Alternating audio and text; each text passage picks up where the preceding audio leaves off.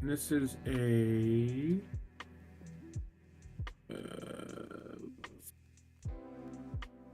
shit boxer creation. That's right.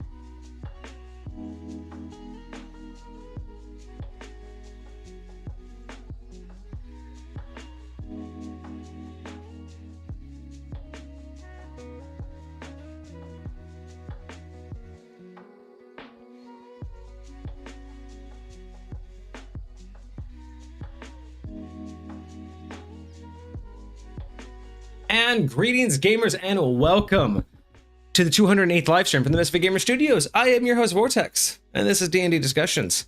On today's episode, we have a very complicated, very complex, and yet very exciting review for you today because we have our first multi-phase boss fight. In fact, it's the 3 phases of this boss fight. This is the accumulation of Super Foxer's multi-series boss battle for their very specific high-powered campaign, and it has been high-powered. Let me tell you, every single review we've done throughout this entire series has been nothing but overpowered nonsense, but all for the purpose of a playing group that wanted the most brutal campaign ever. So join us today as we finish up with Lavos, the final boss fight, the 3-phase boss fight that is, from Super Foxer. Join us as we find out exactly what we have in store. That was a killer fucking intro, if I do say so myself. And why can't I see Kage? Hold on. There we go.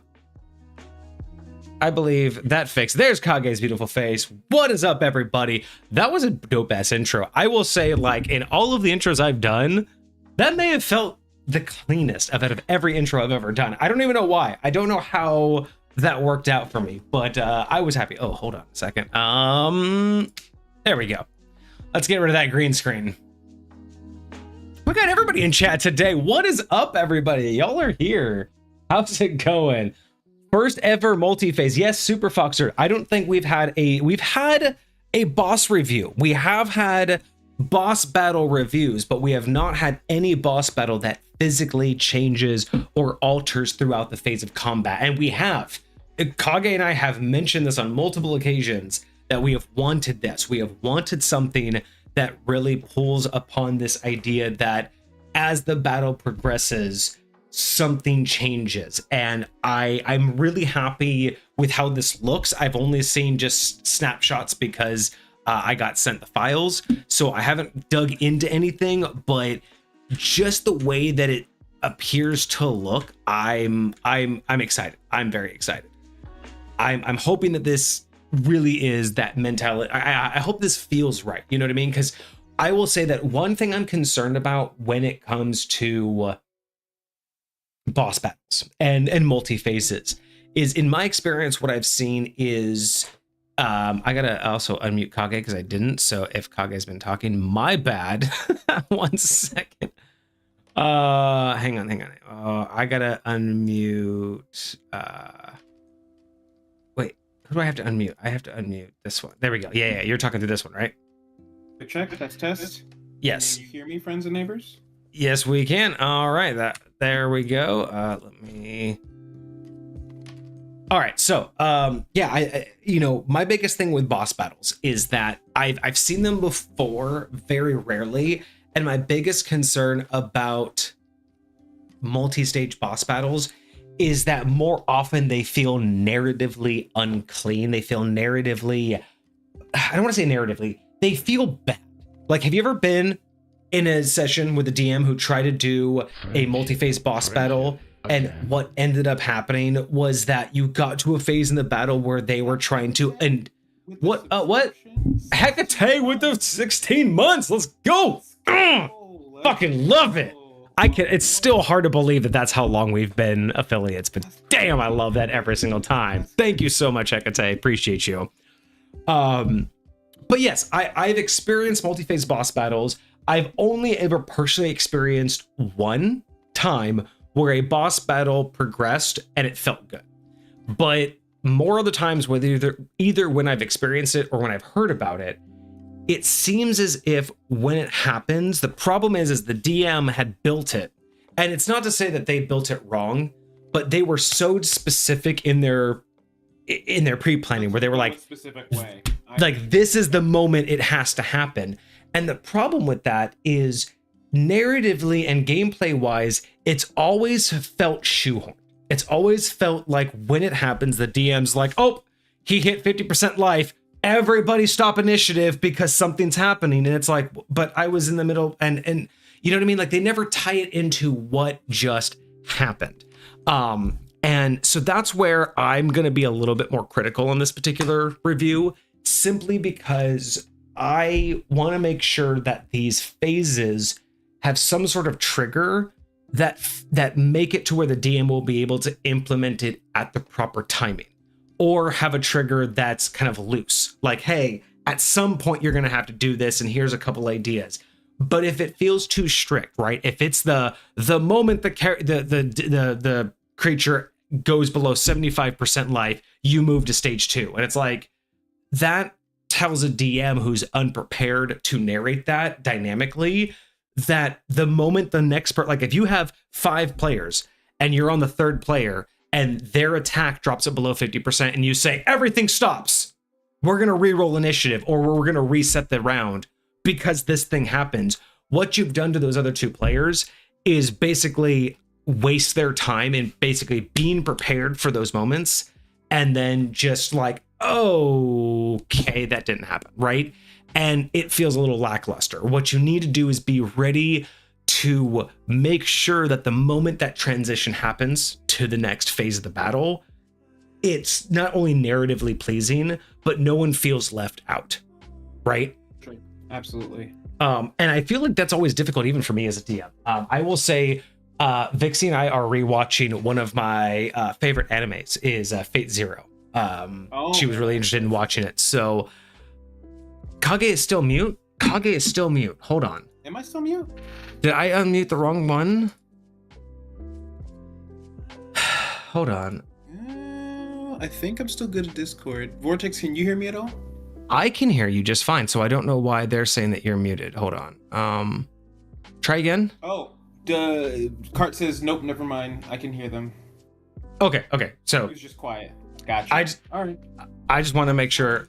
Let me make sure that your volume is all the way up. I can do that. I can just make sure that. All right, talk again. Check. Testing. I can't hear the volume that they can hear you at, so that's just it. Talk one more time. Testing again. Chat, just give me a heads up if I start to feel quiet again, or if you guys can't hear me super well. So, yeah. According to the audio mixer, you are peaking just fine. So hopefully that's everything we need.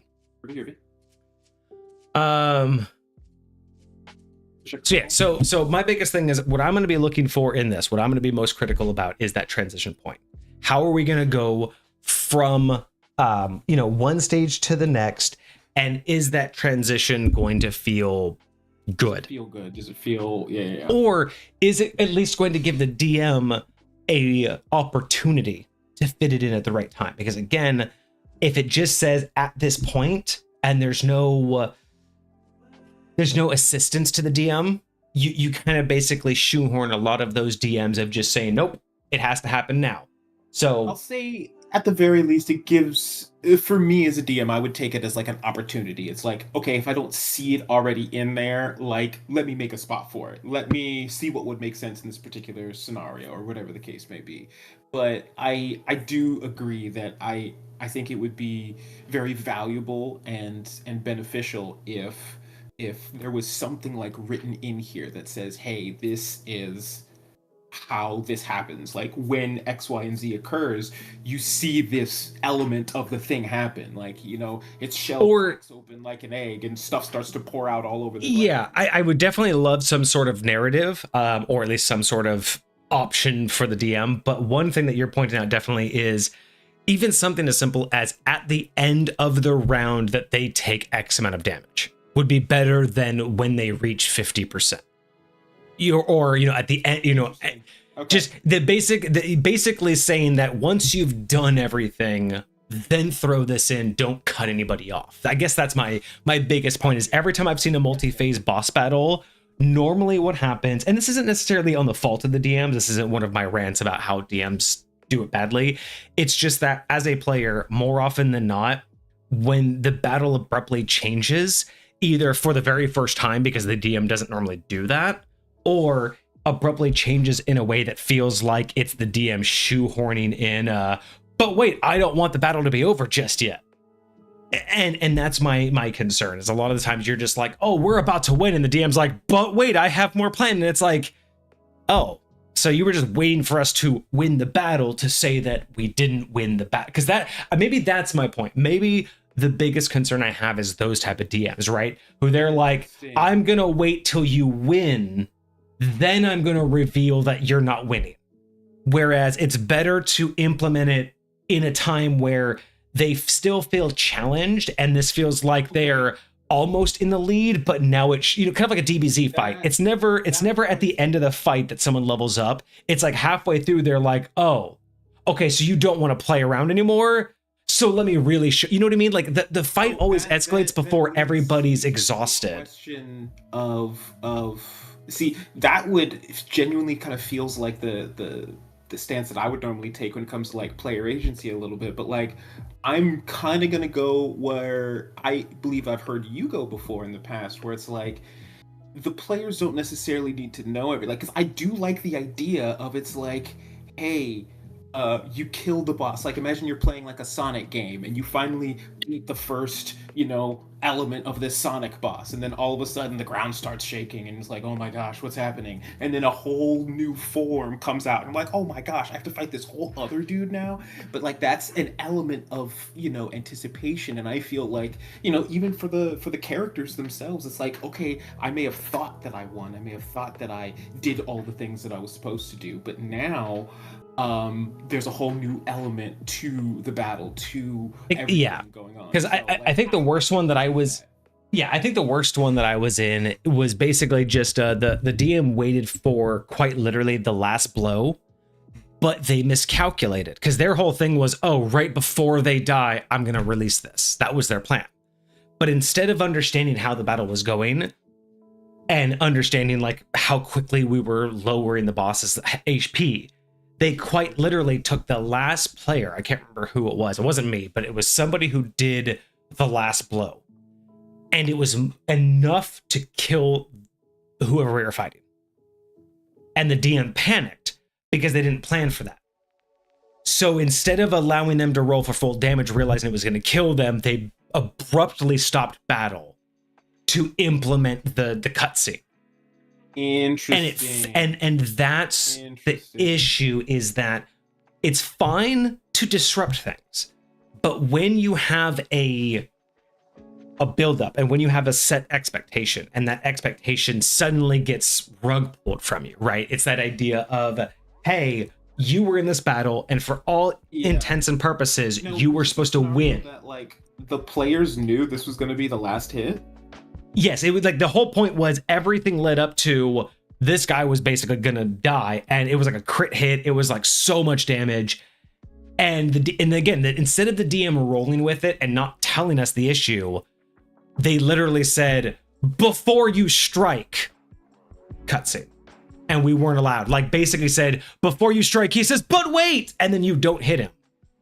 And then he goes on to this monologue, and then of course we don't finish the battle because they surrender. But doing so at the crit, like literally the player was so happy to do so much damage. They were like, yeah, and the DM was like, oh, but wait. He says, no, don't hurt me, and you pause, and then he starts to talk to you, and then we cutscened into the end of the battle, and it was like, wait a minute. That wasn't satisfying. That feels a little different to me. That's not. That's like, what I mean. That more to the battle. This is like, no, we're just ending the battle. And well, that was one of the situations, but the whole point was there was more to it. It just wasn't with this individual. Sure. It was just this individual had information to push us to the next stage. Oh, and you needed him to stay alive, so you weren't really alive. Yeah. The DM, we didn't know this. The DM needed them to stay alive to set us up for the next battle. But it was unfulfilling to just say, oh, wait, nope, you can't do that cool move because I need to make sure he stays alive. Instead of just not telling us, that would have been the killing blow. Like, what I would have done in that DM situation is been like, you smash him. He sits there coughing up blood. He looks like he's about to die. And he says, wait, you must know before you kill me. And then you could have the whole cutscene. Exactly. You could do anything you fucking wanted if you just but it interrupting the course and the flow of things. Like, I don't care if you gave them something they all knew had a set amount of hit points and every one of your players was documenting every hit point, and you know for a fact every player at your table knew that that thing should be 10 points over, and you go, but with its last breath, or he's sitting there choking on his blood, because you can suspend disbelief after you know that you've killed it to let it have its final words, to do the thing it needs to do. But to stop people that satisfaction is the overall issue when you do things. For sure. And the same thing happens. I've been in situations where boss battles have unfolded and they are natural. Like the DM just naturally says, you come down and you hit him and you see your dagger pierce. But instead of blood, the skin peels away. Because I was fighting a human and I stabbed him right in the heart. And I was like, fuck yeah. I was like, it was a long ass battle. It was probably like 8 rounds of just back and forth. I was half health. This thing was finally dead. I get a good shot, and I didn't crit, but I got a good shot enough for the DM to say, you jab it right into his chest and you stab his heart. But as you pierce the skin, instead of blood, you see the skin peel as if it's dried, as if it's decayed. And it peels away and starts to rip and tear as if it was tissue paper. Underneath, thick, gross, disgusting, matted hair begins to protrude as a howl creaks across the battles as your dagger is thrust out of the chest of a now standing werewolf. And I was just like, holy fuck, I'm dead. And that was my response, because I felt justified in every point of that battle, to the point of being like, I got the winning hit. It felt so good for him to say you jab it into his chest.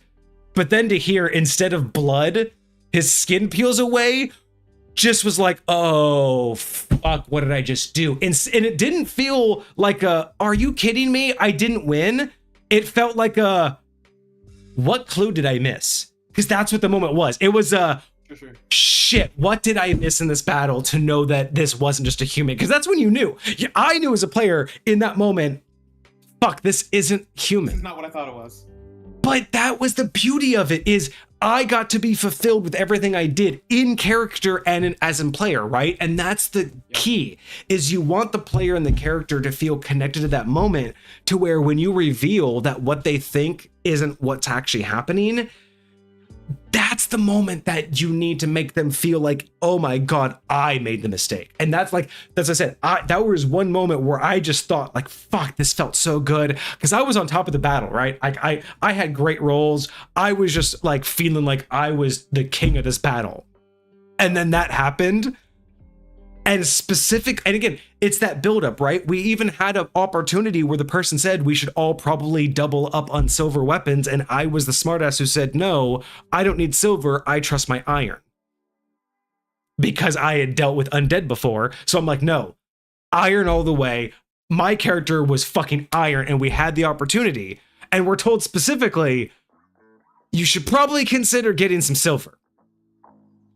And literally in that moment was that like recollection, like that moment of realization for my character of just, oh fuck, I should have silver on me. Yo. But again, it was cool. So again, I'm very gonna be a stickler on that, because giving DMs that opportunity to say, hey, wait till the end of the round, wait till it's dead, give it a moment where it feels good. But when you just say, at this moment, this is what happens, a lot of, I don't even want to say the majority, but a lot of DMs will just go, okay, that's what it says. Once this happens, I don't care what else is happening. Oh, you two are going simultaneously, but so like if you have 2 characters simultaneous and one's going melee and one's going magic, and the melee character triggers the issue, they're going to be like, well, magic, before your thing happened, this happens. And it's like, that doesn't feel good. It doesn't feel good to tell someone, forget what you just did, because it means nothing, right? You have to, as a DM, work on narrating everything into the situation so no one feels like it's from out of nowhere. So something that I do, so my nieces and nephews, my brother's kids, there's a lot of them. There's 6 of them that I'll go over there and I'll play. When I first started playing D&D, I called it ghetto D&D. This is like super ghetto D&D. This is like when I first was introduced to the idea of a game like this, I don't even think I could call it D&D. It's just because there was no dice. Well, there was one dice. There was one D20 for like the entire table, and it was just like me and like 3 or 4 other dudes sitting at a table in a Taco Bell, just playing imagination. We were just talking through I stuff. remember you telling me about that story long ago. Yeah, yeah, yeah. That's all we ever did. Like that was, and that's basically what I'm doing with them right now. And so a lot of the times, whenever there's like combat or anything like that, I'll walk around to each of them and I'll ask each of them, "Hey, what do you want to do in this particular situation?" And they'll tell me what they want to do. Like they don't have a move list, they don't have a character sheet, they don't have anything. They'll just tell me what they want to do, and I'm like, "Okay, that's what you want to do." And they're like, "What happens?" And I'm like, "Well, not yet." So then I ask everybody else, and after everyone's told me, and I think this kind of goes a little bit along the lines of um, what you were talking about when it comes to some of those group initiatives, but like I get everything that all of them want to do, and then I articulate how all of that Yeah. occurs all at the same time. Which is funny because we've talked about this before. That's very much how older editions of D&D and several other TTRPGs do it. It's how Daggerheart basically does it, but it's more of the players doing it. But yeah, no, like that's a very common thing, and it seems like that's actually not just a common thing back in the day.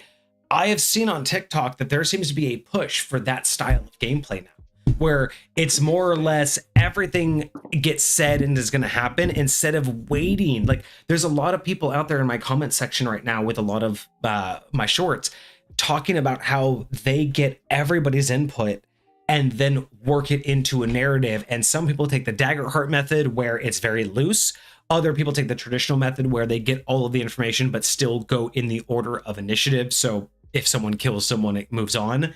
But yeah, no, it seems that nowadays the concept of what did you roll? What do you do? What did you roll? What do you do? What is your role? That's kind of going out the door, which I'm not necessarily against, because I do think that there is, I mean, I've been in those situations where it is literally 30 minutes. When you have a gaming group of 7 people and you're in a combat with 20 enemies, it is very, very common for you to wait 20 plus real-time minutes to get back to you. And yes, it is difficult to pay attention because it's not like constant things are happening. It's just that it took 5 minutes for that one person to do one of their attacks against 5 people.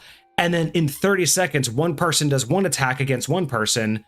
And it's like, wait, like, hold on. So you did 5 attacks against 3. You did 1 attack against 1. You did 1 attack against 4. You did 2 attack against 3. Yeah. Who's still alive? And yeah, I get that. Yeah. In those situations, it's difficult to pay attention and keep up. But at the end of the day, it does take a lot to keep everybody interested and going. And so I don't necessarily disagree with the mindset that the who rolled next talks next. I don't necessarily agree that that's the best way to go about it. I like the idea that everybody wants to say what they did. Now, granted, this is also a weird thing that's happened in the discourse recently. There's a lot of discourse about combat taking too long. And it's so weird to me.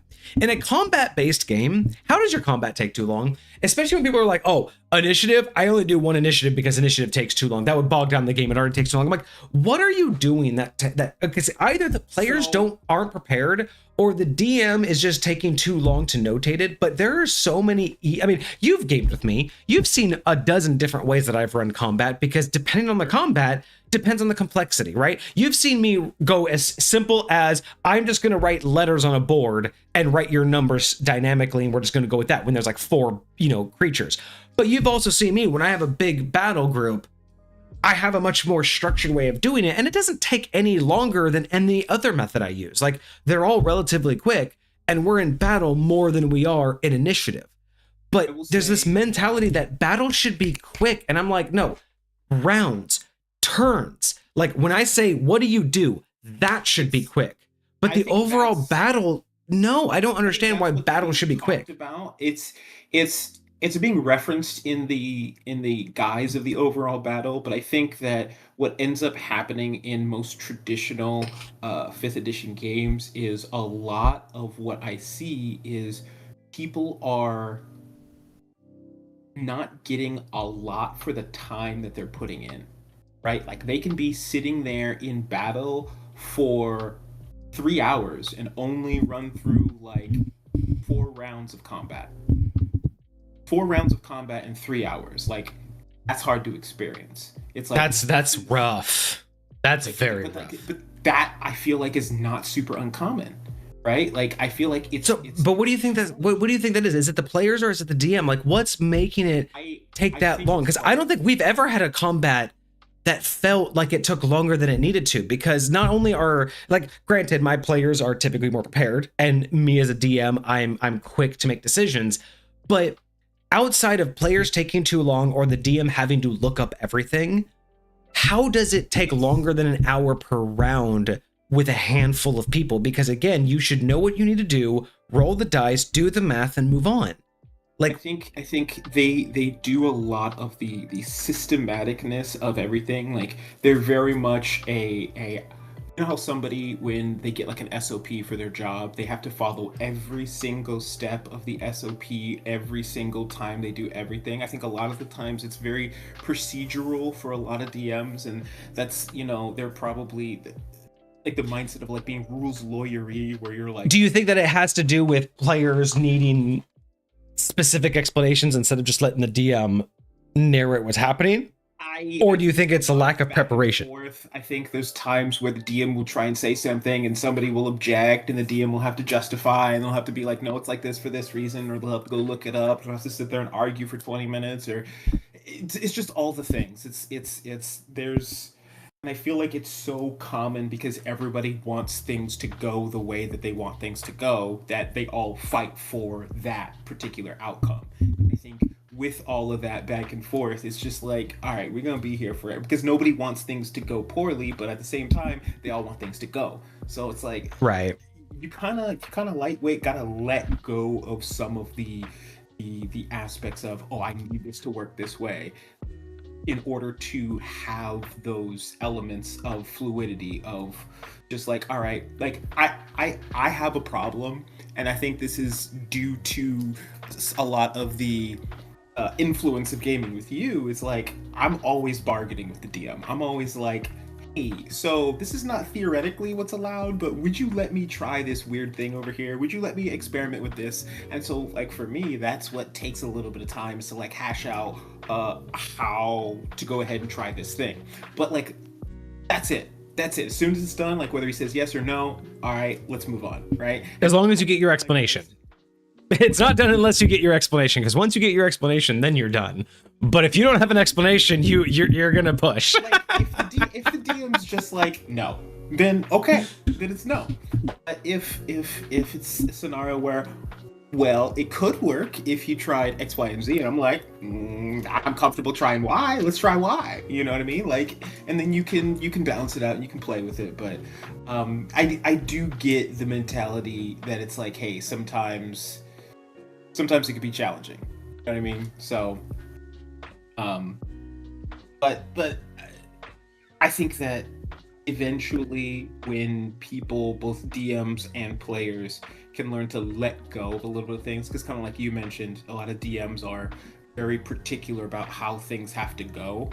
Like, it's like, oh, this fight needs to happen exactly at 50% hit points. If you do too much past that, you might fully bypass one of his phases, and that we can't happen. So, like, because say if you had a phase that started at 50% and then another phase that started at 25%, and say the party did enough damage in one turn to take him from 51% to 20%. You fully bypassed a fit. No, we can't have that. We have to stop right here.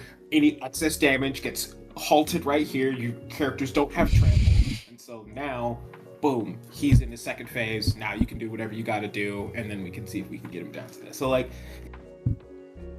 yeah, I definitely think that there's an element of let's just let things be. Yeah, as best we can. You know what I mean? I agree with that. Okay. All right. So before we get to today's review, because we do have one more thing that we have to do before today's review, we have a this or that from Cart. Ooh, let's get it. So I have to step away for a second because I got to go fix myself a drink and use the restroom. So I'm going to leave you with this or that for you to talk about, and then I will be back to give my part. So from Cart, today's this or that. This seems to be a very new thing from Cart, so I'm kind of excited to see a new one each day. If Cart can continue to afford them at 1,000 a piece. But today's this or that. Who would win? Now, it says who will win in a stretching battle of centuries. So I'm assuming what that means is who's going to win in a war that takes centuries. This is not a one-on-one battle, okay? So we have to understand, based on this premise, when I read this, now Cart can correct us, but again, I'm only going to go off of what was put in this or that. It says who will win in a stretching battle of centuries. So I'm assuming this is not a one-on-one fight. This is one established being versus another established being fighting over the course of 200 years. Okay. The two beings are a vampire lord with his own small kingdom. Okay. Versus, this is exactly how it's written, a dragon turtle with his own cult. And the premise of the war, so we are going to say centuries, right? So we're going to say 2 centuries. So we're going to say there has been a 200-year-long war between a vampire lord with a kingdom and a dragon turtle with a cult. The premise that started this whole war is the vampire lord stole the dragon's treasury, aka their hoard. Okay. So it's been 200 years since the dragon lord stole the dragon's treasure. The vampire lord stole the dragon turtle's treasure. After 200 years, let's say it's going to take 200 years because they're not going to fight one-on-one, obviously, right? They're going to use their resources. So the this or that is not a one-to-one battle of a vampire lord and a dragon turtle. It is, will the forces of a vampire lord's kingdom be able to survive the onslaught of a dragon turtle's cult coming back for the treasure? So this is a scenario of the vampire lord defending themselves and how long they can hold. Again, we have to look at the premise, right? The war started because the vampire lord stole the treasure. So it has nothing to do with them individually clashing. The vampire lord stole the treasure. A war ensued. So and it's centuries long. So we're not talking about a very quick, we're going to amass all. Isn't doing the attacking themselves. They're like exactly their cult. But we can remember, because this is centuries long. So we have to imagine it took centuries. So once the dragon knew it happened, this is not a dragon took all of its forces to go get its thing back. We're talking about the ideology that these two established entities work the long game. So the vampire lord probably took a century to steal it, succeeded. And now the dragon has spent 2 centuries slowly picking away, trying to get it back. So we're going to just arbitrarily say after 200 years, would the vampire lord succeed in protecting the stolen treasure, or would the dragon turtle with the cult succeed in getting the treasure back? And honestly, we'll say your range to think about this is 200 to 500, because all we know is centuries. So between 200 and 500 years, I'm going to rephrase it. If a okay, so here's the new this or that. I'm going to rephrase it so we have all of the details, right? So this or that.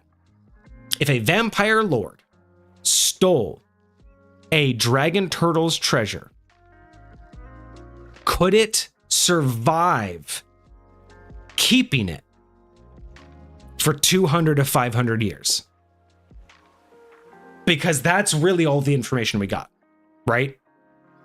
Vampire stole it, and there's going to be a war for centuries.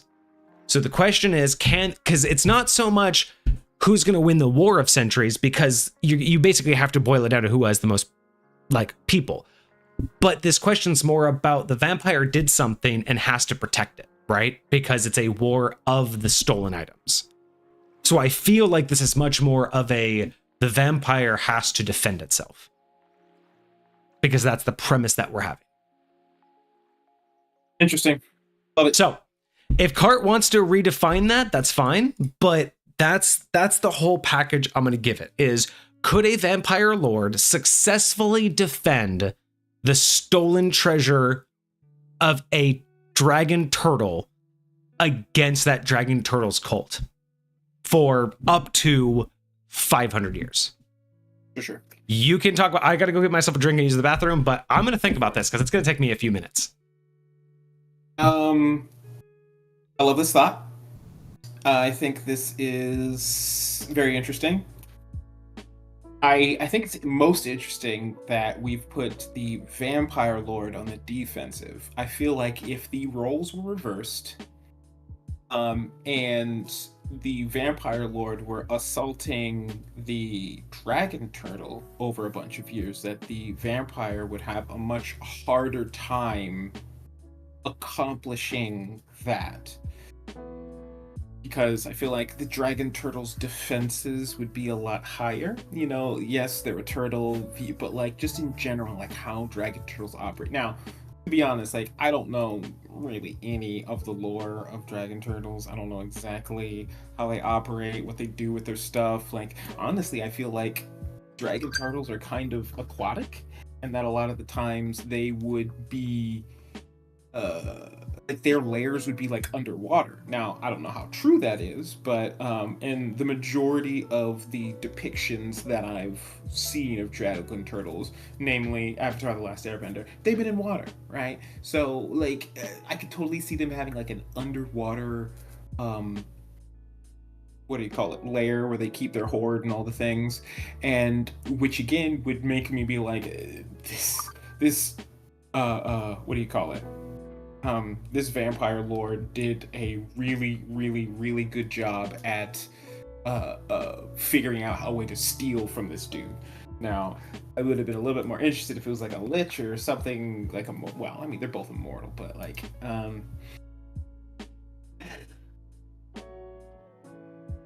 with the premise that the dragon turtle has been trying to get their stuff back for 200 years thus far. They're the majority of the time using their cult to do so. I think the only way this dragon turtle is winning is if they find a way for their cult to prep enough to eliminate enough people for the dragon turtle themselves to come in and take their hoard back. I think if the dragon turtle showed up and there was like some final showdown at the end of this war, that the dragon turtle might be able to finally defeat the dragon lord and this town for good and get his hoard back. But if the way this premise has been set up, it feels like it's a lot more geared towards just having one person, or having like their entire what do you call it, armies, so to speak. I think the vampire lord's going to have to do a really good job of what do you call it, not feeding on all of their people, because like they have to ration out their people throughout the generations, right? So I can't just turn everybody into a vampire in my town, because then I've lost my reproduction capabilities, right? They have to be able to breed as humans, and then I take those new humans that come as my new army that I raise up. So I think that that's likely how the Vampire Lord has sustained thus far.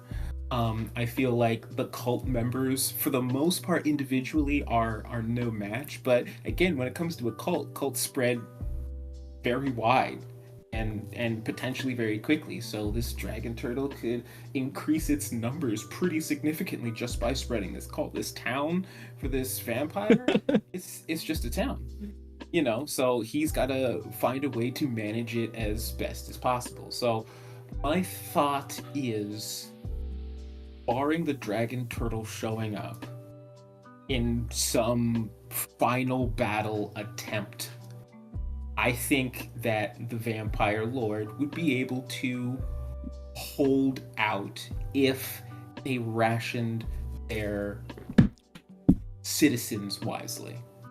Let's put it that way. Good point. All good points. I'm going to agree with you on most of the points, but I'm going to agree with you mostly on the vampire is going to take it. for a couple reasons. One, the vampire's in the defensive. That is the best place for a vampire to be. Okay. So the fact that the vampire is already succeeding in his goal, at that point, he could just make the entire thing, futile. He could just move the treasure infinitely. He could just keep moving the treasure and be like, you can destroy any town you want. It's gone. So that in of itself is a sneaky way of saying the vampire has already won. But here's the other thing. When it comes down to an all-out war, regardless of the premise, a vampire with a kingdom. Think about that word. We are not talking about a castle surrounded by a town. We are talking about that castle surrounded by a town, surrounded by farmland, surrounded by villages, towns, cities, everything under its control. We are talking about nearly basically the level of a continent, or at least the majority of a continent controlled by a kingdom. So if you were to relate it to like our geography here, like what size do you think it'd be? Like, you'd be thinking like the size of. Well, okay, so let's just look at realistic history. We're not talking about the state of California. We're not talking about the any capital of any state here. We're talking about a kingdom. At one point, the Roman Empire, which was another way of saying kingdom, spread through a third of the world. There are some kingdoms who owned a third of the planet in terms of population. So we're just talking about smallest. I mean, think about, yeah. But even think about Europe. Like, again, think about compare size-wise. If you're talking about like size, I mean, you could say Europe was a kingdom much smaller than America is a country, but that's also landmass. If you talk about people, China is a kingdom, right? Compared to America. Like, so it really just depends on even small. The point is a kingdom. So here's my thing, is a kingdom is a large spread out area. This is not a single town. It's not like you could just attack one place. So a kingdom means already so many different locations that if you can't cut the head off, if you can't go after the vampire itself, attacking the vampire means attacking not randomly, but think about like the war in Ukraine. Think about Russia going after Ukraine. You can't just kill Zelensky, but you also can't just invade Ukraine. Like, you can invade Ukraine, but you have to take Kyiv, and you have to take this, and you have to take that. Like, you can't just take the country. You have to take pieces one by one that they all control, and each one's going to fight back. So not only does the vampire have the mass on his side, right? Like the dragon has no one place to attack. The dragon has one location, his horde, and wherever his cult goes. The kingdom could be miles. It could be the entire continent, right? The kingdom is going to be more than one place. So that's just one aspect. Second aspect, the vampire gets to take whatever he wants for the purpose of his army. If the vampire lost 100 people, he could have 200 by tonight. The dragon relies on volunteers. A cult relies on people being converted, whereas a vampire just says, I want you, bite, your mind. Or hypnosis, your mind, like whatever vampire lore you go after. The vampire can continuously spread. The vampire can make more vampires. The vampire can make those vampires have, what are they called? The thing that vampires get? What's that? Thralls. Thralls, thank you. Like, so the idea of the vampire can make vampires, the vampire can make thralls, and the vampire can make vampires that can make thralls. The vampire just has a more vast army. A cult, no matter how big, is subject to people wanting to be in it. So the cult, while more dedicated, now I will say this, the cult is more dedicated because they are individually dedicated, but you will never get, but the simple fact that an entire kingdom, like you said, yes, you have to worry about the food shortages, but put it into perspective. So does the dragon has to feed his people. The vampire can't overfeed. But let's say in a pinch, if it became an all-out war, this cult versus this kingdom, the worst case scenario for the vampire is he literally turns every last living piece of food into a thrall or a vampire for his army, and goes from 3-1 to 100-1 overnight. So I'm going to give it to the vampire simply because no matter what, the vampire can replenish their. And now think about this: even if a skirmish happens and the vampire loses half their numbers, each vampire can bite 2 people a night. Losing half their numbers is recouped double the next day. But if you kill 100 cultists, how long is it going to take to convert, convince, and brainwash 100 people? But a vampire can just send out 100 vampires and get 300 thralls like that. I'll say this. Again, for the purposes of this argument, I do agree and understand that kingdoms are large and are not just like one physical location. But I will say that for the purposes of this, I would define a small kingdom as not spanning much wider than maybe something like the size of Texas. So it's like, okay, that's still fine. Even if we lower that, we're still talking about tens, if not hundreds of thousands of individuals that could, not necessarily are, but could be fodder for the army. Whereas a cult, hundreds at best. For the vampire, if the vampire was on the attack side, because I feel like I don't think a dragon turtle would use these type of tactics from lore purposes. Again, I don't know a whole lot of lore, but it just doesn't feel like fitting their MO of being very strategic and sabotagey, like, you know, either storing some discourse, maybe going and like spreading the cult inside the town. Oh, and that's the other thing too. Imagine the cult trying to infiltrate the vampires and the vampires trying to infiltrate the cult. What do you call it? Terrorism, like inside the vampire's place. Well, and, like, okay, but destroying. But here's another thing. They have for their thralls and stuff. I can easily say that why the vampire rules that too. Why the vampire would benefit in that. If vampires were turned by the cult, the vampire lords would know, because if you turn vampires in D&D, no, but that we're not yet. No, I know, but like the thing is with vampires, a lot of them have telekinetic powers. So the simple fact of them having thralls and them having, because a vampire can be in touch with a human without having it be a thrall. So the idea that the vampires wouldn't be able to suss out, like the vampires I feel would be able to suss out the cultists quicker than if a vampire turned a cultist. How long would it take the cultist to realize it's a vampire? There are many different types of vampires. Vampires can hide in many different ways. So if you took a cultist, turned it into a vampire and said, "You're my thrall, continue to be the best cultist that they want, but report back to me," how would they know? If your order was to be the best cultist, but only talk to me, how would they know? How would they know? But that's my point, right? Is I think that the vampire has all of the benefits because A, they're on the defensive. They have more. They can replenish quicker because, again, they can replenish by choice. They could just say, "You were my thrall." Whereas the dragon in a cult, it can't just say, "You're a cultist now," right? You have to grab him. So the dragon's going to run out more. The dragon's going to have to be the one on the front line. And so quicker, it's going to be easier to take over the dragon. I think the vampire can infiltrate the dragon more. And since the vampire's on defense, it's so much easier, right? And again, let's just push it all the way. Let's just say the dragon could overpower the vampire. Because we're talking about a war, the vampire has so much space that the vampire could also run away and hide. So much easier than the dragon, because the dragon only has one location, right? It has its horde. And if it flees that horde, it's going to be easy to track because it has nowhere to hide.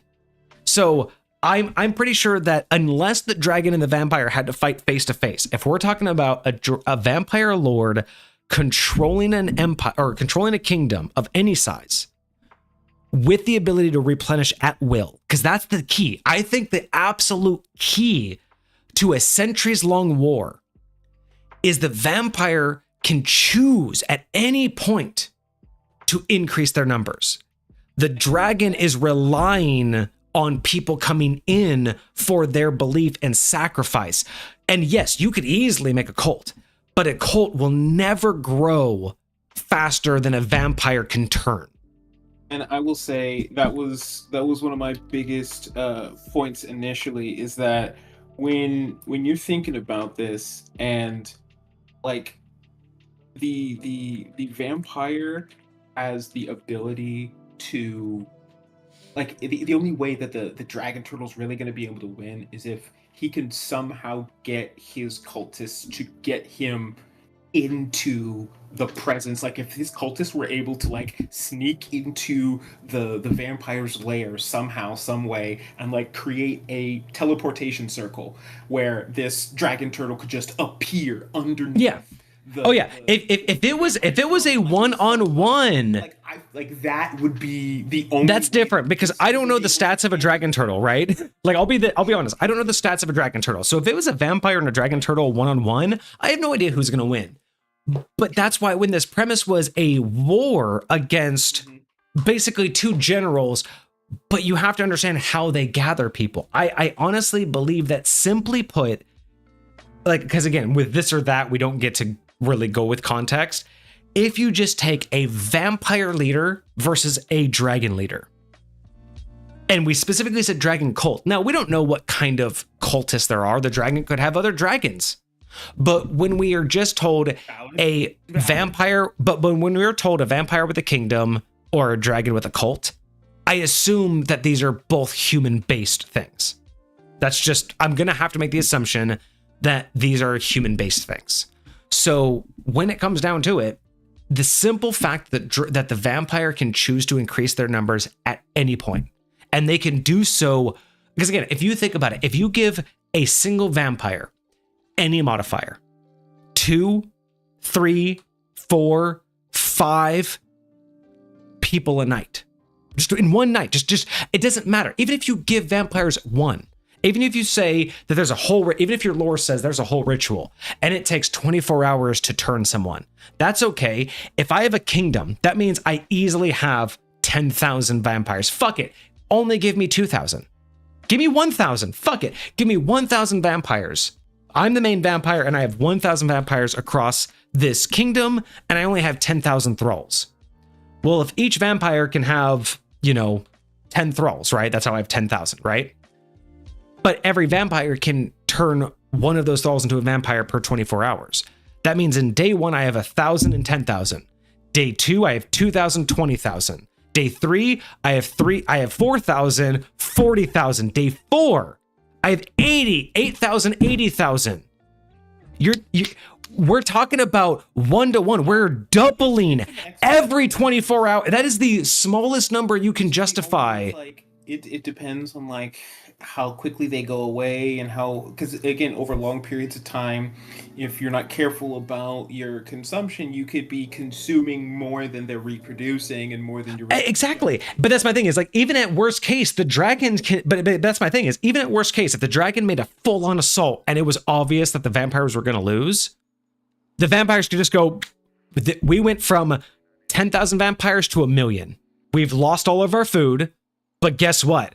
There's 1,000,000 of us immortals that will starve to death.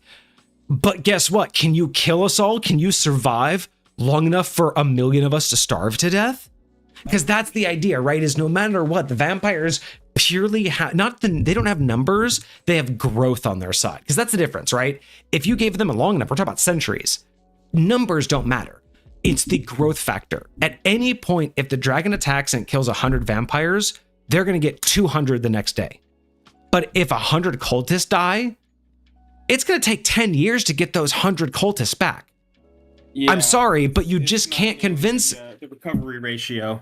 And that's my point, is the dragon would have to have the highest level of tactics and the best cultists. But again, the vampire can choose. The vampire can say, hey, that's a powerful mage. I want it. That's a powerful barbarian. I want it. That's the best monk in the world. I want it. But the dragon has to convince these things. Hey, you're a barbarian, but I want you to fight for me. But you have to go out of your way to convince that barbarian to follow you. You have to convince that ranger to follow you. You have to convince that mage to fight for you. But a vampire can just say, go bite that motherfucker because I want him as a thrall. I want him on my side. Go bite him. Send 100 vampires after him. The first person that bites him gets a bonus. And guess what? Out of 100 vampires, one of them bitches is going to bite that wizard to make it a thrall and go, I get the boat. That's my point, is like, it's not about power, because this isn't about a one-on-one. It's not about a vampire versus a dragon. It's about a cult versus an unending kingdom, because that's the whole point. If a vampire has a kingdom, they have an unending army. Because you know what the thing is too? We're talking about centuries, right? Let's say it's 200 years into this 500-year war. You know what that vampire kingdom can do if they start to lose? They can invade another kingdom and suddenly become 2 kingdoms worth of vampires.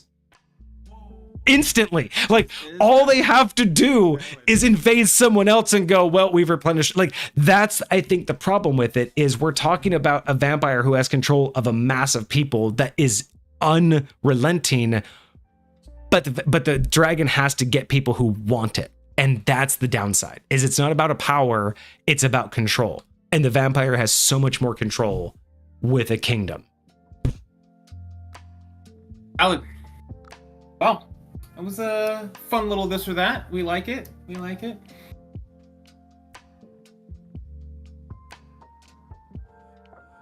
Again, Cart, you can't keep changing the this or that criteria. If a vampire goes savage, that's fine. You can say that a vampire without blood goes savage. That is a very normal thing in D&D lore. But that wasn't the premise. You can't say that, because the premise was, if they have a control of a kingdom versus a cult will never be the size of a kingdom. Like, even if you said the cult was the size of a kingdom, it still comes down to the replenish factor. Because if both armies went full out and both lost a quarter of their men, the vampires would be back the next day with double the losses, and you would be back with none of them the next day. It would take you... If they both had the same amount of men, the likelihood that the vampires are going to lose an equal number to the cultists is very low. And then think about how many conversion of the cultists will become vampires. Going to go down than there are vampires. Yeah, but also think about that. Even if it was a 1-to-1, the amount of cultists that the vampires would turn in the process of the battle would also sway. It's very valid. It's never going to be a 1-to-1, right? There's going to be a slight variance. The vampire, or does a cultist getting turned into a vampire immediately change their allegiance? Because a lot. No, it doesn't. Vampires that get changed they could be now a vampire on the side of the dragon turtles. Exactly. But here's the problem, though. In D&D lore, if you get turned, you can't kill your master. So there are implications that but your master is the one that turned you, and there's a lot of other vampires for me to kill over there. And there's a lot of lore that says that there's also just you have to have so much ability to overcome, because kind of like a thrall, right? A thrall can't overcome their master. So the simple fact of, if you have someone in your head saying, obey me, you have to be able to overcome that, but you also can't kill them individually. So you have to overcome their constant voice in your head, but you also have to deal with the fact that you can't kill that one. So yeah, I don't know. I give it to the Vampire Lord simply because of what they own, right? It's not about the power of a vampire versus a dragon. It's because of the premise of how they're fighting. And the vampire will always have the bigger army. They'll always be able to replenish. And when it comes, I mean, the dragon's smarter, the dragon's more powerful, but we're talking about a cult versus a kingdom.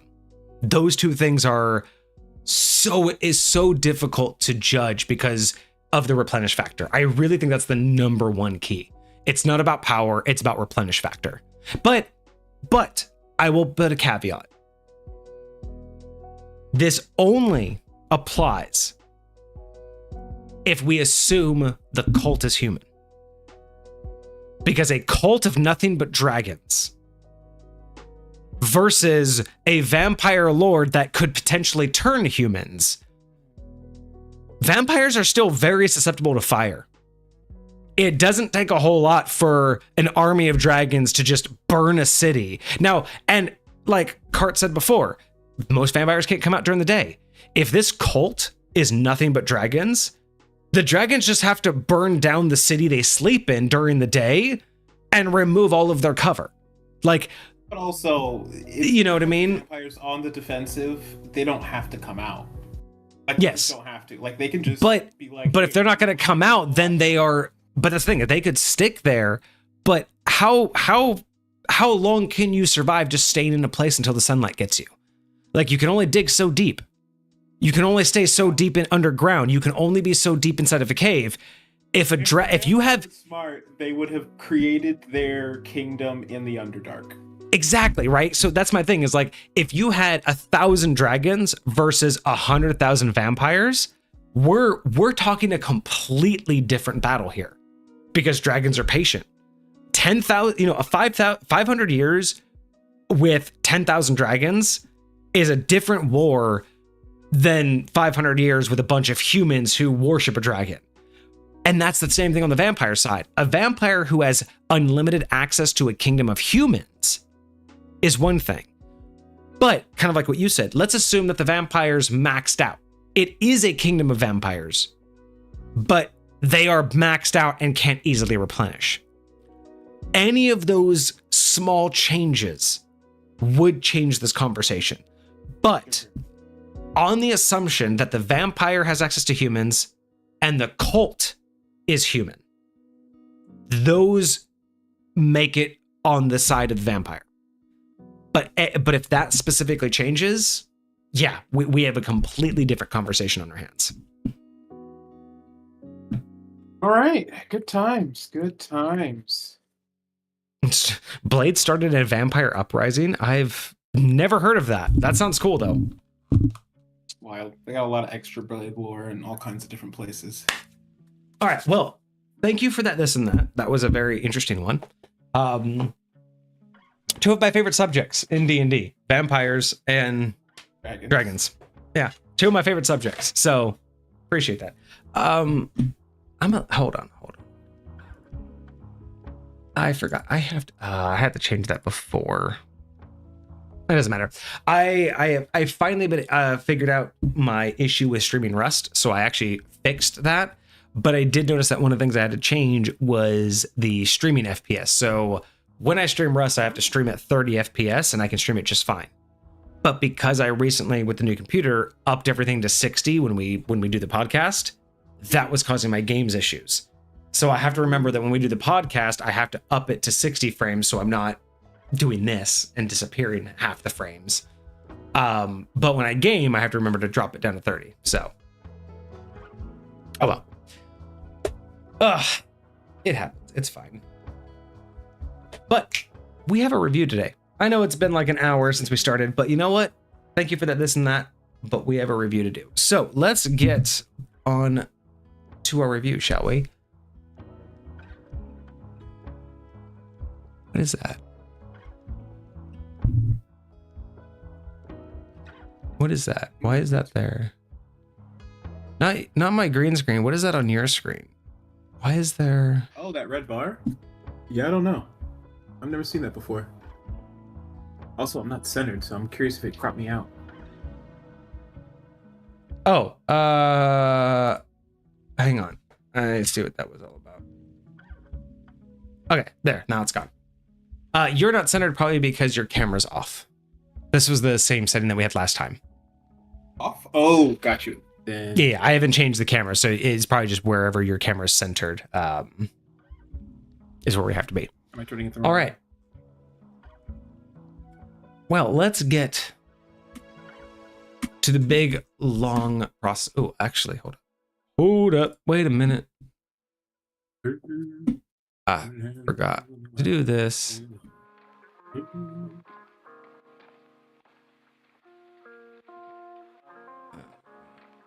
So there are some links in the submission, but I have not connected the links yet, so they don't actually go anywhere. But all the information should already be in. Okay, I think the only links were for the previous classes, right, that we reviewed. No, I mean like in the thing that I sent you. Some of the actual PDFs have like will say something like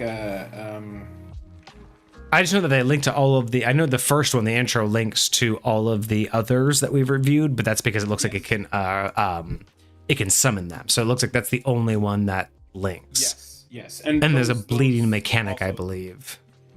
Don't function. So breaking, bleeding, breaking point. These are all other abilities that I see. Okay, so we'll get to those. And those are all going to be on the first document that we're going to go through. Oh, okay, cool. Yeah.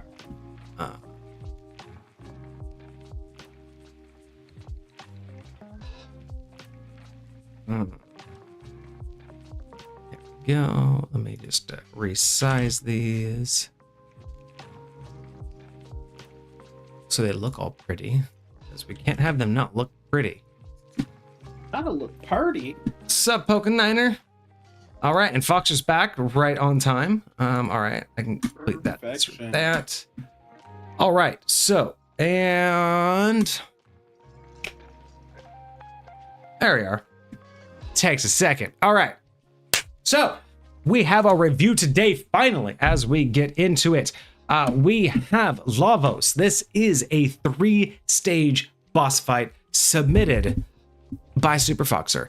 This is the final boss in their overpowered, I want to hurt you in every possible way campaign that their players asked for. So they aren't rude. They're just, they're doing exactly what their players asked for. Yes, they're accommodating their players because their players said, I want to be abused. And that's what they did.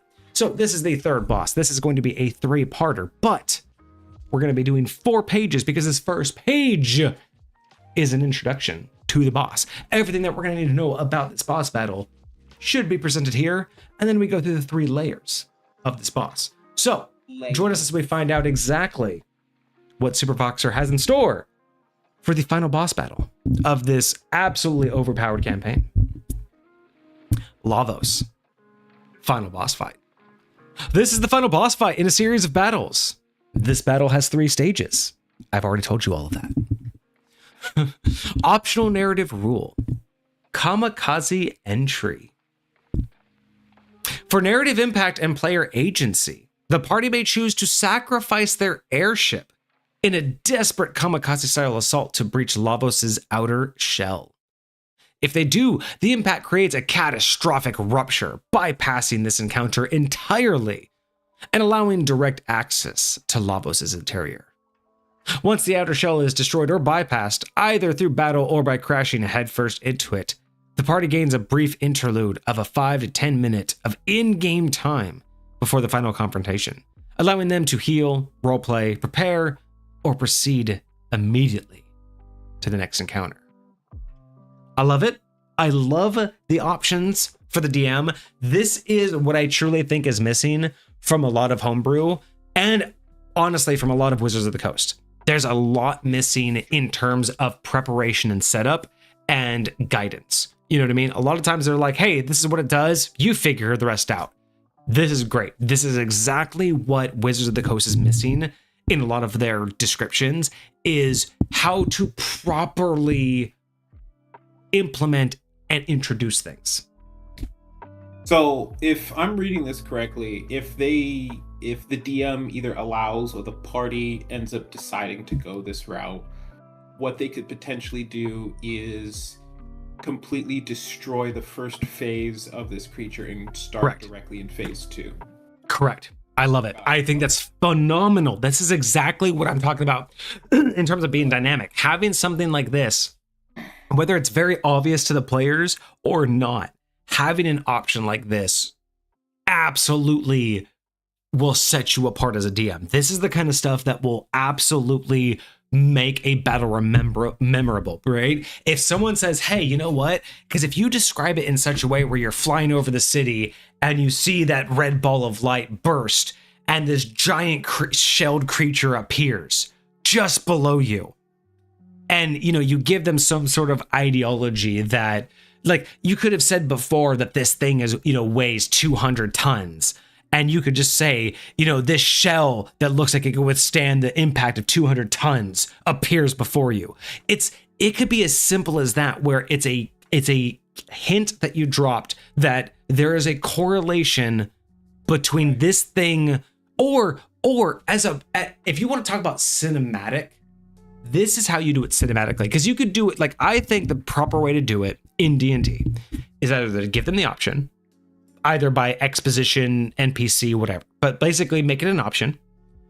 Give them what I think is an obvious clue, right? Say that this is a 2-ton warship, and this thing could handle this thing looks like it, could handle a 2-ton collision, right?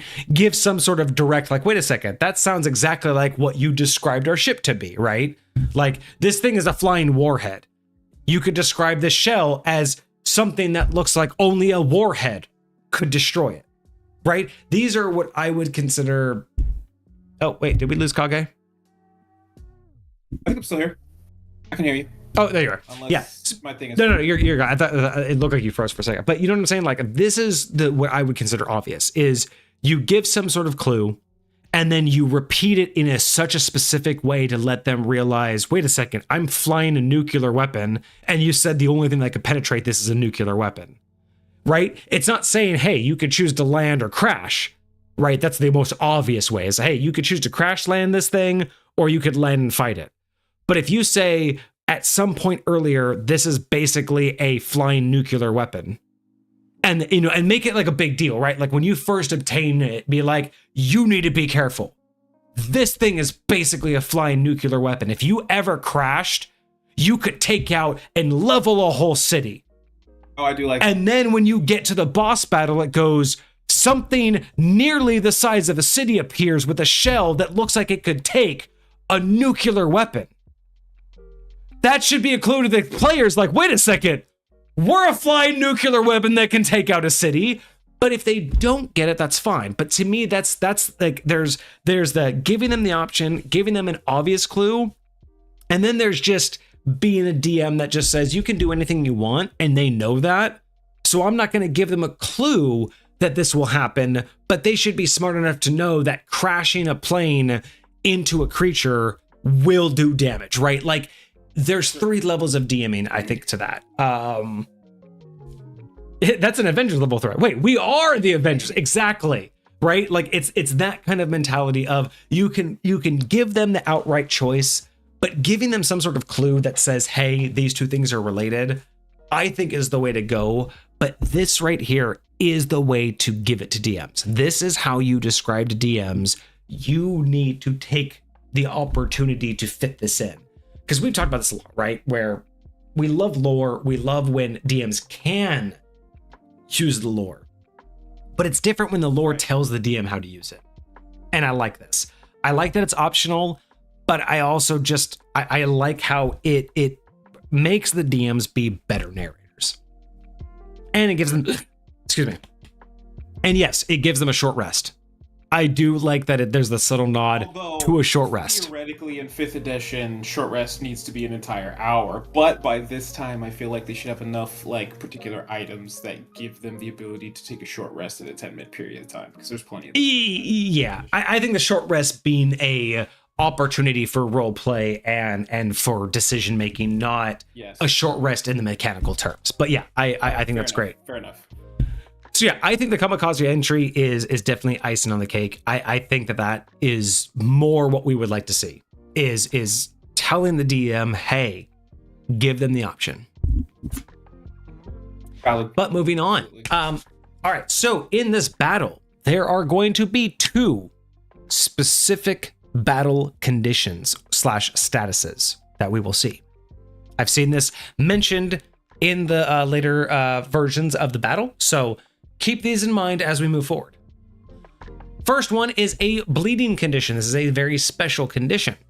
A bleeding target loses 20 HP at the start of their turn until the wound is closed. Devastating. The wound can be closed in 2 ways.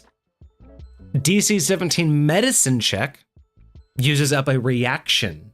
I love that it has. I mean, a reaction's kind of wimpy. I'd say at least a bonus action, but hey, you know, it's just me. But use a reaction, DC 17 medicine check.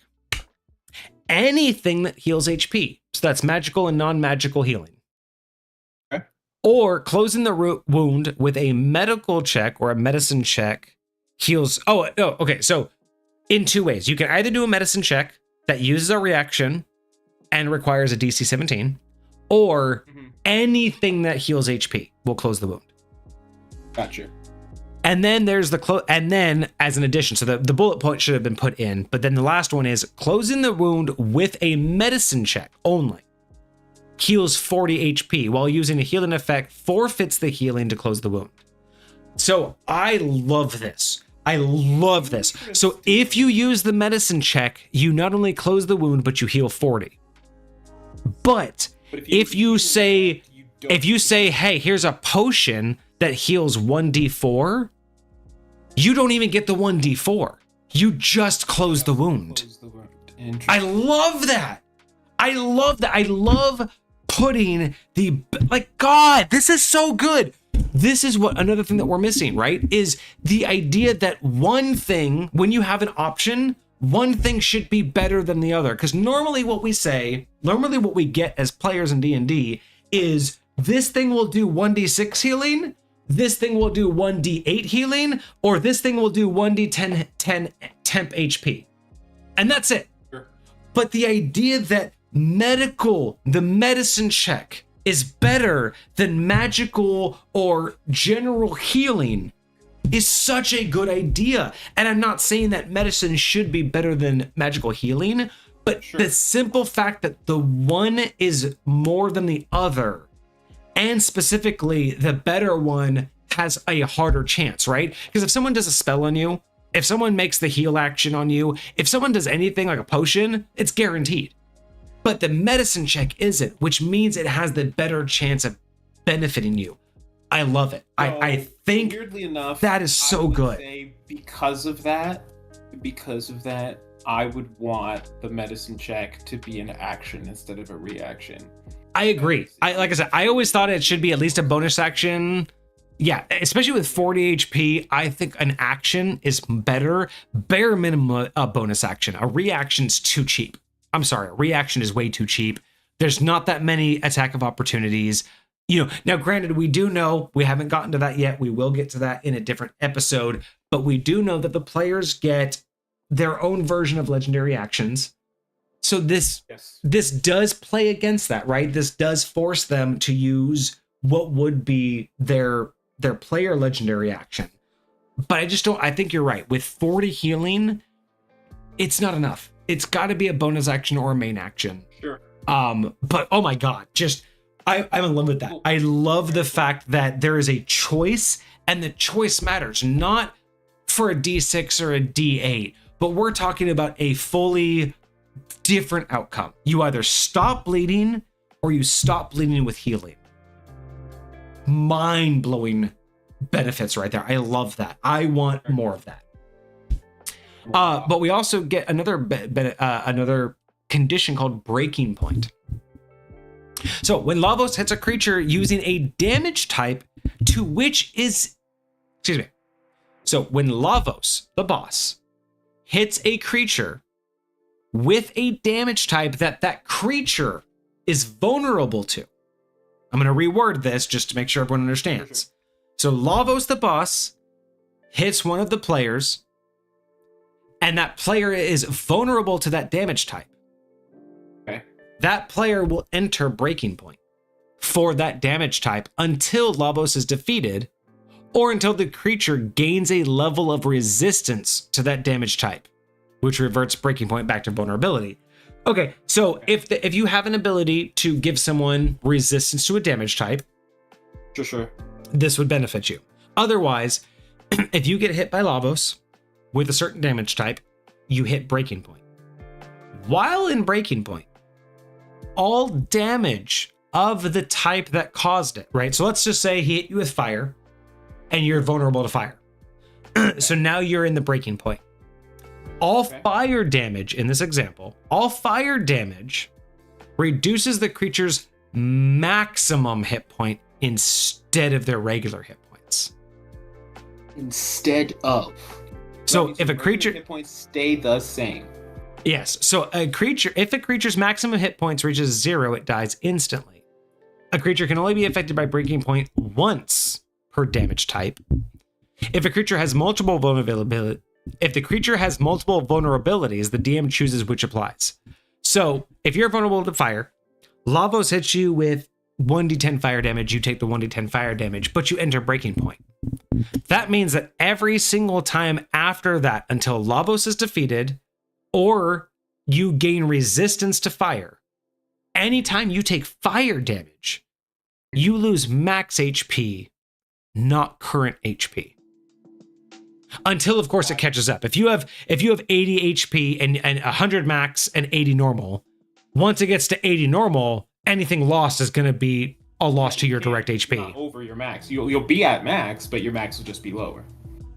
This is super interesting. This is very, very interesting. I'm not entirely convinced this is the way to go about it. Like the idea of I have to damage you with a thing, and then every time I damage you with it, it's going to keep peeling away at you. I'm not convinced that's the way to go about it. But damn, is that a good mechanic? Like, I love the idea that something will go after their max HP. Okay, so I think here's my problem. I think I love this mechanic. I love breaking point. I think it works beautifully. I think it needs to be its own damage type. I don't think it should be tied to a damage, kind of like how we've seen before with other builds where when the creature attacks you, you get like a stack of something and then it's like you're vulnerable to it, or you're just like weakened. I kind of like that a little bit better. Yeah. I think that's what I would prefer. I think this breaking point should be more like if Lavos hits you with a certain attack or a certain ability. I feel like it shouldn't necessarily be tied to a specific type of damage. I love the idea that once they hit you with this special attack, if every subsequent attack goes after your primary hit points.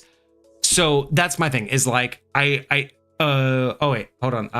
Foxer says I think the breaking point only applies to phase 3. Okay, so breaking point will only apply. So is phase 3 the first phase, or you talk about the last phase? Confirm that for us, Super Foxer. Last phase. Okay, so phase 3 beating the last phase. Gotcha. Okay, so that's not too bad. If breaking point is only going to be in the last phase, so the third phase, the last phase, I don't mind that, because early on, yes, I could understand it. It would be more devastating. I still feel it's a weird. I can't explain it. I can't put it into words why I feel like this feels clunky. Okay, here's why. It's because it's too specific. We don't know what type of damage Lavos can do, but we also don't know what type of damages the players are vulnerable to. So in my opinion, unless Lavos can willfully do any type of damage, it's almost as if this needs to be an attack that doesn't do a lot of damage up front and isn't easy to perform, but if done successfully and consecutively, it does this. You know what I mean? Like this is tied to a specific ability in his final form. Okay. Okay, that's different. That's totally different. Yeah, so like I don't think this is gonna come up other than that ability in the final form. So like we'll totally fine. See its relationship at that point, but that is absolutely fine. My only thing was like, if this is just something that he can do where it's like, I'm gonna attack you with fire, I'm gonna attack you with lightning, and if you're vulnerable to that, this happens. That's why it feels clunky, because it really relies on the player being vulnerable to something and Lavos happening to do that damage. Be able to hit them. But if there was more of he has an ability that doesn't do a whole lot of damage, but once you're hit with it, like let's say he does something that's only like 1d10 damage, right? No big deal. I could take 1d10. But every consecutive hit does double to your max. That would be different, right? Like, and that's where I feel like I'm just losing it, is I feel like there needs to be a spot where it's not specific to what they're vulnerable to. It's more of a, does he want to use this attack against this one person over and over and over and over to get to this point? That's, I think where I would have taken it. For sure. But otherwise, I still like it. The concept of breaking point. It's very cool. It's very beautiful. Beautiful. All right. Also, during this battle, we get some player boons. First one is compensation rule. As a bonus action, spellcasters may combine their spell slots to create a higher level slot. The combined slot level must equal the new slots level. For example, 1 4th level slot plus 2 first level slots plus 1 3rd level slot creates a 9th level slot. All right, we're gonna pause on that. Let's go for the other one. Let's talk about the other one first, because I have words for that one. Echoes of the Chosen, once per round. In the darkest moment, the heroes can call upon the strength of those who stood against fate before them. Activation. Any character can use their action. Love it. Love that it requires a full action. They can use their action to invoke this ability once per round. Applies to the whole party during the final battle against the Lavos core. So this is also the 3rd stage, similar to the last ability we just talked about. So at the last stage, anyone can burn their action to do this.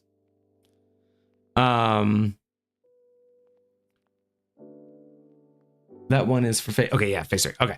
Effect. Roll a d8. A temporal rift opens. One of the legendary warriors from across time answers the call. Or not. Interesting. Or not. So roll a 1d8. So in the darkest moments, the heroes call upon the strength of those who have stood against fate before them. So when they're on the final boss, they can choose to spend an action and roll a d8. If they roll a 1, no one answers. The timeline wavers, but the echo fades, nothing happens. If they roll a 2, Meryl appears, casting Cure 2 immediately. Glenn appears on a roll of a 3, leaping into battle and immediately taunting Lavos, forcing the next attack on him. If you roll a 4, Isla appears, inflicting Lavos with bleeding. On a 5, Kronos appears, surging forward with a burst of Luminaire and raising any fallen allies. That's huge. Number 6, Robo appears, using heal spin immediately. If you roll a 7, Luca appears, launching Flare instantly against Lavos. Allies in range auto pass the saving throw. And if you roll an 8, Magus appears, lowering all of Lavos' levels of resistance by 1. So let me go through the additional rules real quick. Additional rules. The summoned ally have 25% of their total health. The ally remains until reduced to 0. The ally can only use 1 point of legendary actions. The ally takes its turn right after being summoned, appearing at the side of the summoner. Only 1 ally can be present at a time. If you defeat every single enemy on the timeline gauntlet, you're guaranteed to have a successful summon every time. AKA, if you roll a 1, you re-roll. You defeated every single enemy. Okay, because these are all the different bosses. So basically, by the time you get to Lavos, you can summon any of the bosses that you've already fought, because these are all the previous submissions that we've actually reviewed from Foxer. So you can basically call a boss to your side. Okay, so let's talk about this. Let's go back to compensation rule first. Bonus action, spellcasters can combine spell slots to create higher level spells. I'll say I already like this just because I use spell points, and you basically, it's just cannibalizing spell slots into points, and you can just combine them as you wish. Yeah, so I will say this. As someone who prefers second edition, this calls to my heart a bit, because second edition has the opposite, right? You can always cannibalize spells downward. A 5th level spell, if you have a 5th level, like if you can cast a 5th level spell, you can also cast 5 first level spells, or 2 second level spells and a first level, or a 3rd and a 2nd, or a 3rd and 2. Like, I love the idea of down playing or down casting a spell to get more out of it, right? If you can memorize a 5th level spell, that means you can memorize 2 2nd level spells and a 1st level spell equivalent. That's how I prefer Magic to work.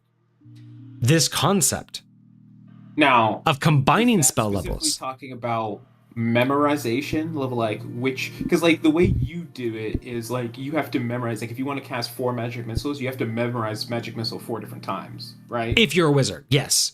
And so for a wizard, if you can memorize a 5th level spell, instead of taking a 5th level spell and memorizing it for that day, you can choose to memorize 5 1st level spells.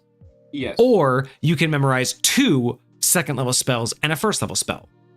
Or a 3rd level and a second. Like, you can choose. Basically, the idea of memorization in High Point is that if you can memorize because loosely, very loosely, magic level equates to how many pages you have to memorize. So if you can memorize a 5th level spell, which is 5 pages long, that means you have the capacity to memorize 5 pages of 1st level spells, which are all 1 page long. That's the loose translation of why that works. So I love that. I love the idea that if you can take a higher level spell and break it into smaller level spells, great. I love this. I love the idea that I can merge my spell slots to create a higher level spell. However, I think it should be limited to 2 spell slots. 2 spell slots, period. So if you have a 5th level spell slot and a 2nd level spell slot, you can have a 7th level spell. If you have a 5th and a 4th, you can have a 9th. But if you only have a 5th and 3 1st level spells, you only get a 6th level spell because you can only combine 2, or you can have a 2nd level spell. That would be my limitation.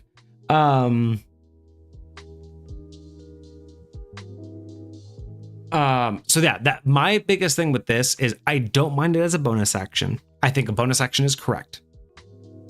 I would say that you can only combine 2 spell slots. That's my limitation, because I don't think a 4th, 2 firsts, and a 3rd, I'm sorry, that's too much. That's, especially for a bonus action, I don't care what level you are, that's asking too much. I mean, being able to say I can always cast a 9th level spell is too much.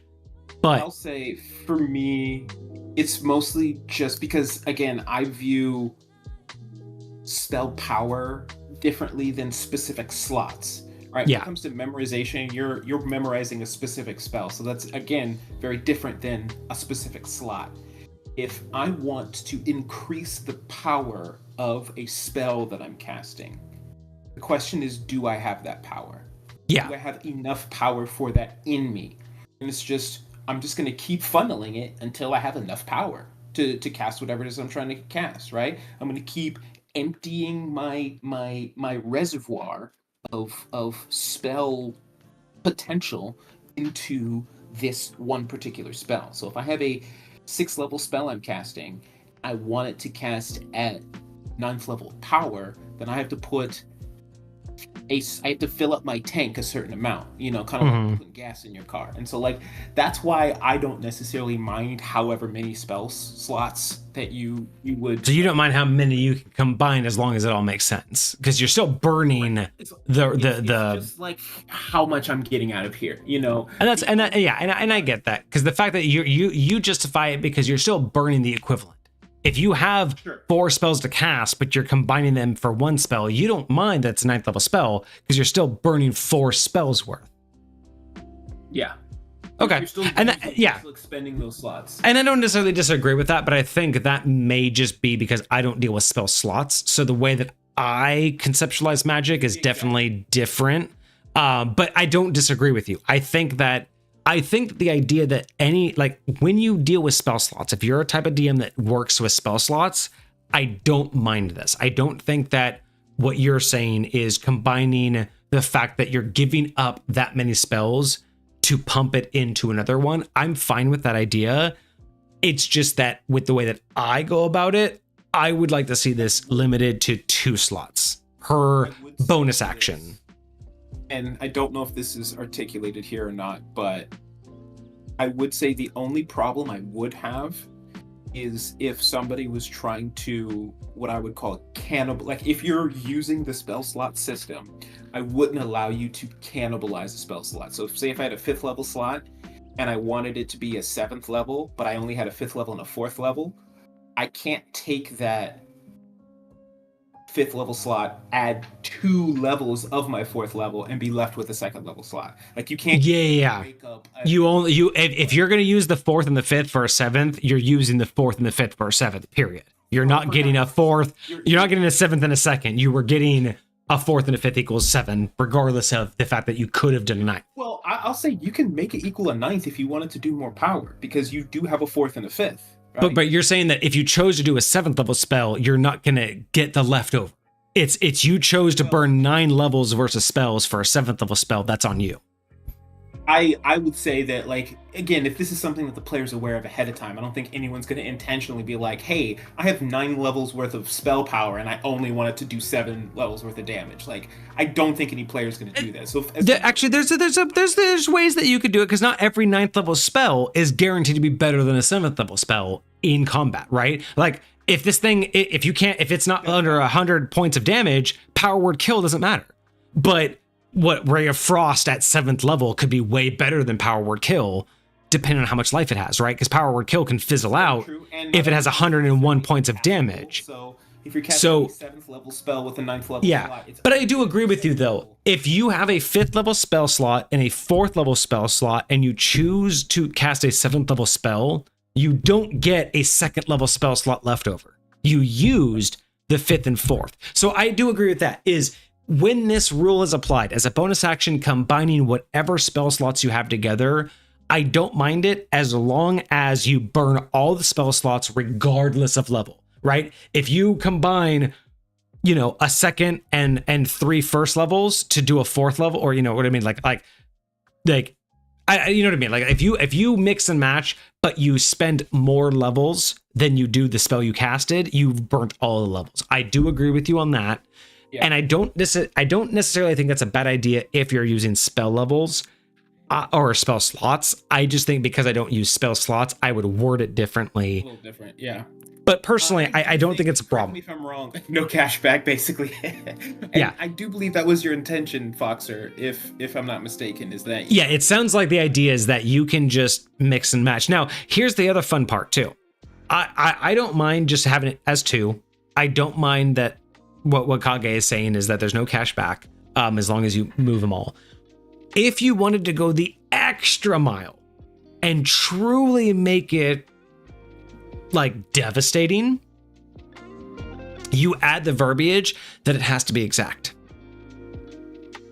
So if you want to cast that 7th level spell, you have to have a 5th level spell slot and a 2nd level spell slot. Because if you have a 5th level spell slot and a 3rd level spell slot, you either have a 5th level and a 3rd level spell, or you have an 8th level spell, period. That could be more devastating, is if you can't downgrade, meaning I'm going to upgrade this 5th to an 8th to a 7 using a 3.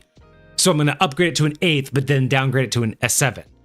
Like, you know what I mean? Like at the base level of 5th edition, if I only had a 9th level spell slot left to my disposal, I can cast anything 9th level and lower with that 9th. Yeah, that should be normal rules. Anything should be cannibalized downward. I do agree with that as a D&D concept. Is if you have the ability to cast a 9th level spell, you should be able to turn that into something lesser.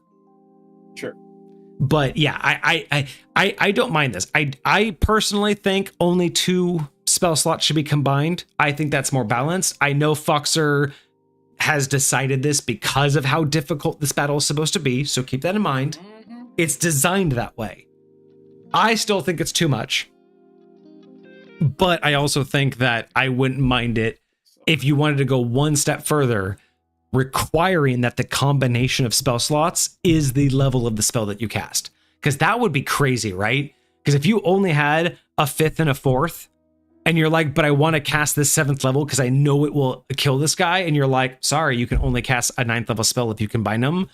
That's so fucked in the head. Like, making sure that the combination is exact that would, I think, be harder than what Foxer is trying to do. So yeah, but yeah, I love it. I still think it's cool. My personal opinion is it should only be 2, but that has nothing to do with it. I still think it's a cool ability.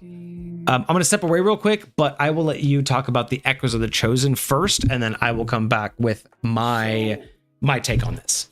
You get 21 spell slots as a 20th level, what do you call it? Spellcaster. 21 spell slots. Now that's just spell slots total. That's not counting on what level they are.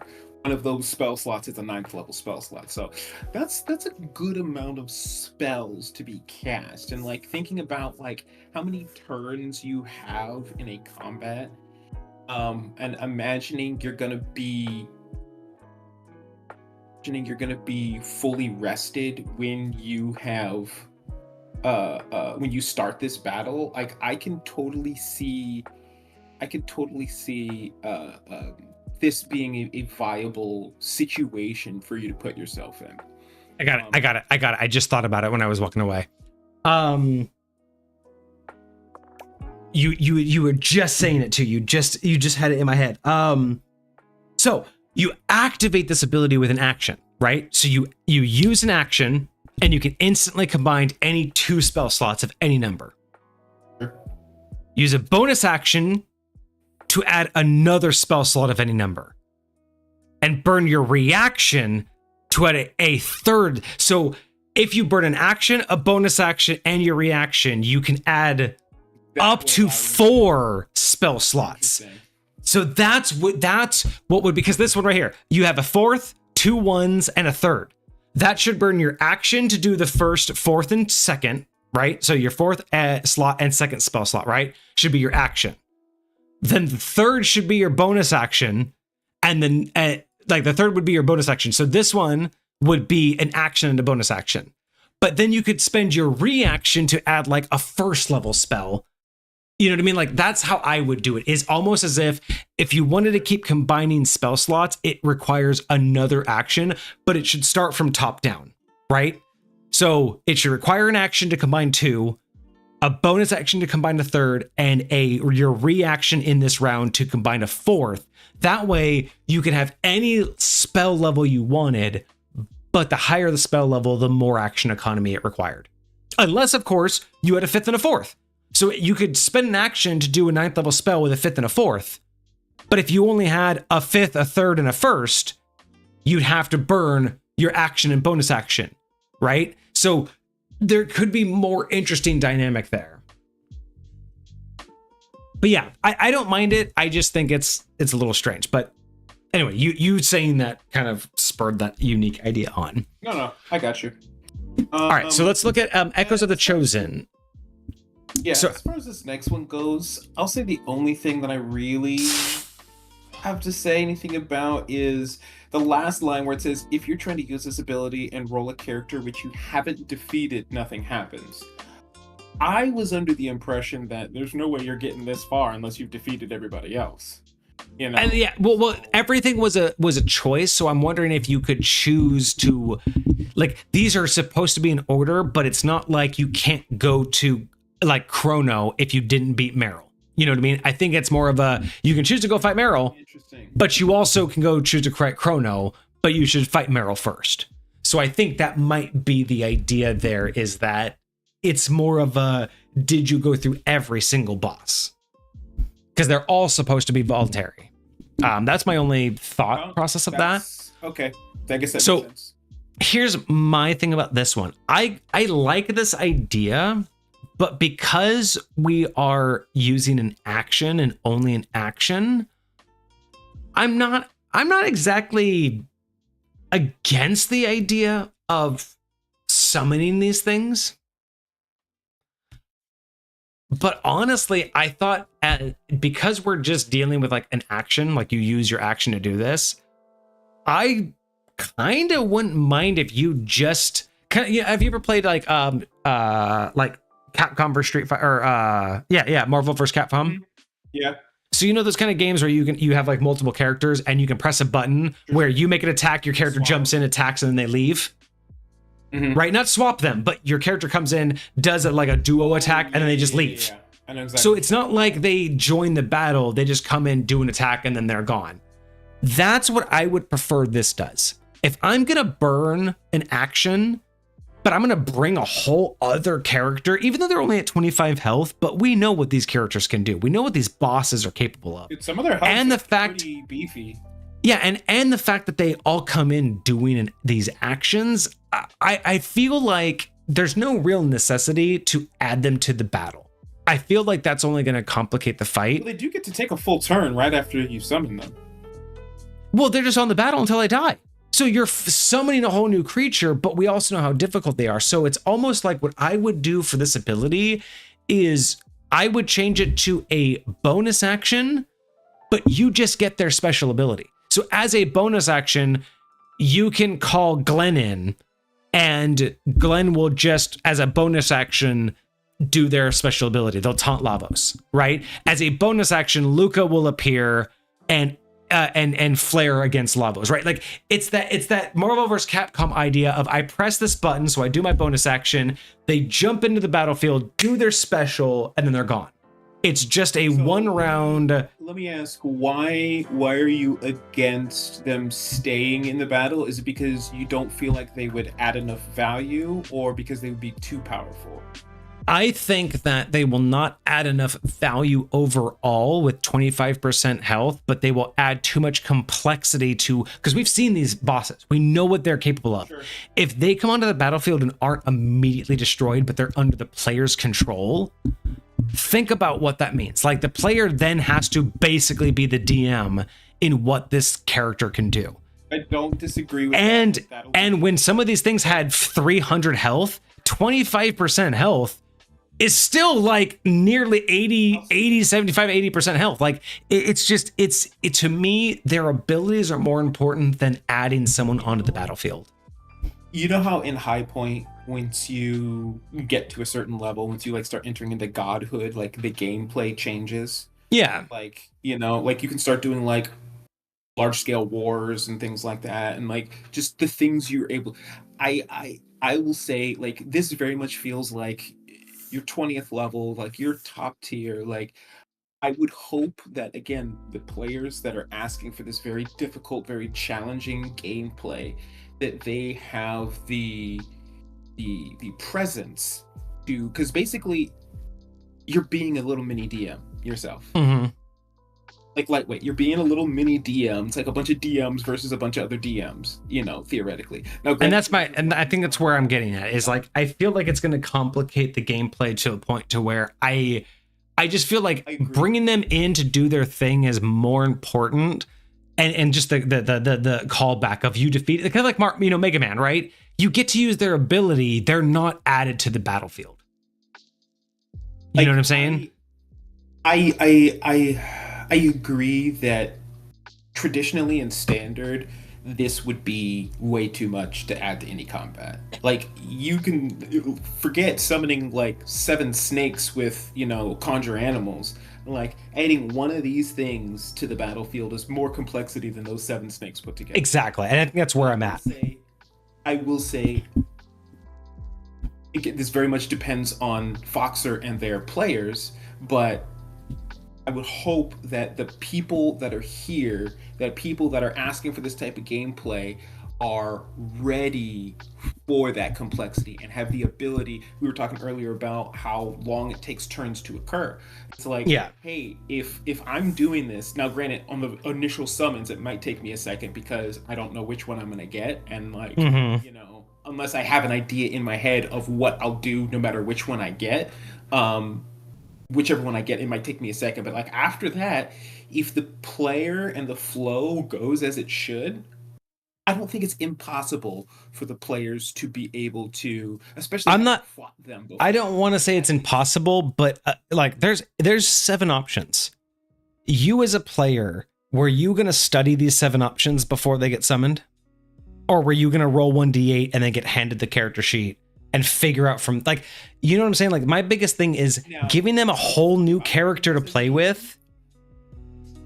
If I were running this as a DM, after every one of them defeated the things, I would give over their stat blocks for the players to look at, for the players to be able to see. Okay. So by the time they get here, now granted, they're not doing anything with it yet. We just have the ability. Right, but you would have had them prepped for it. So, and yeah, so my biggest thing is I think adding a whole other. I just think that basically it's like adding a whole other player character to the battlefield.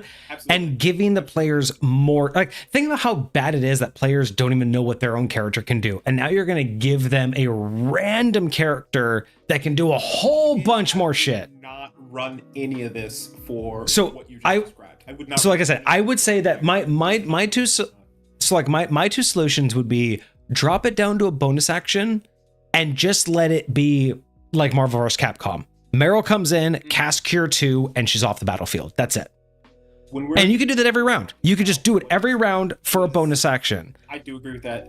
Or even an action. Even if you wanted to, instead of do your ability, you want to do one of these. Because that's like the Mega Man thing, right? I do an action and I steal their ability. But if you're going to have them, here's my other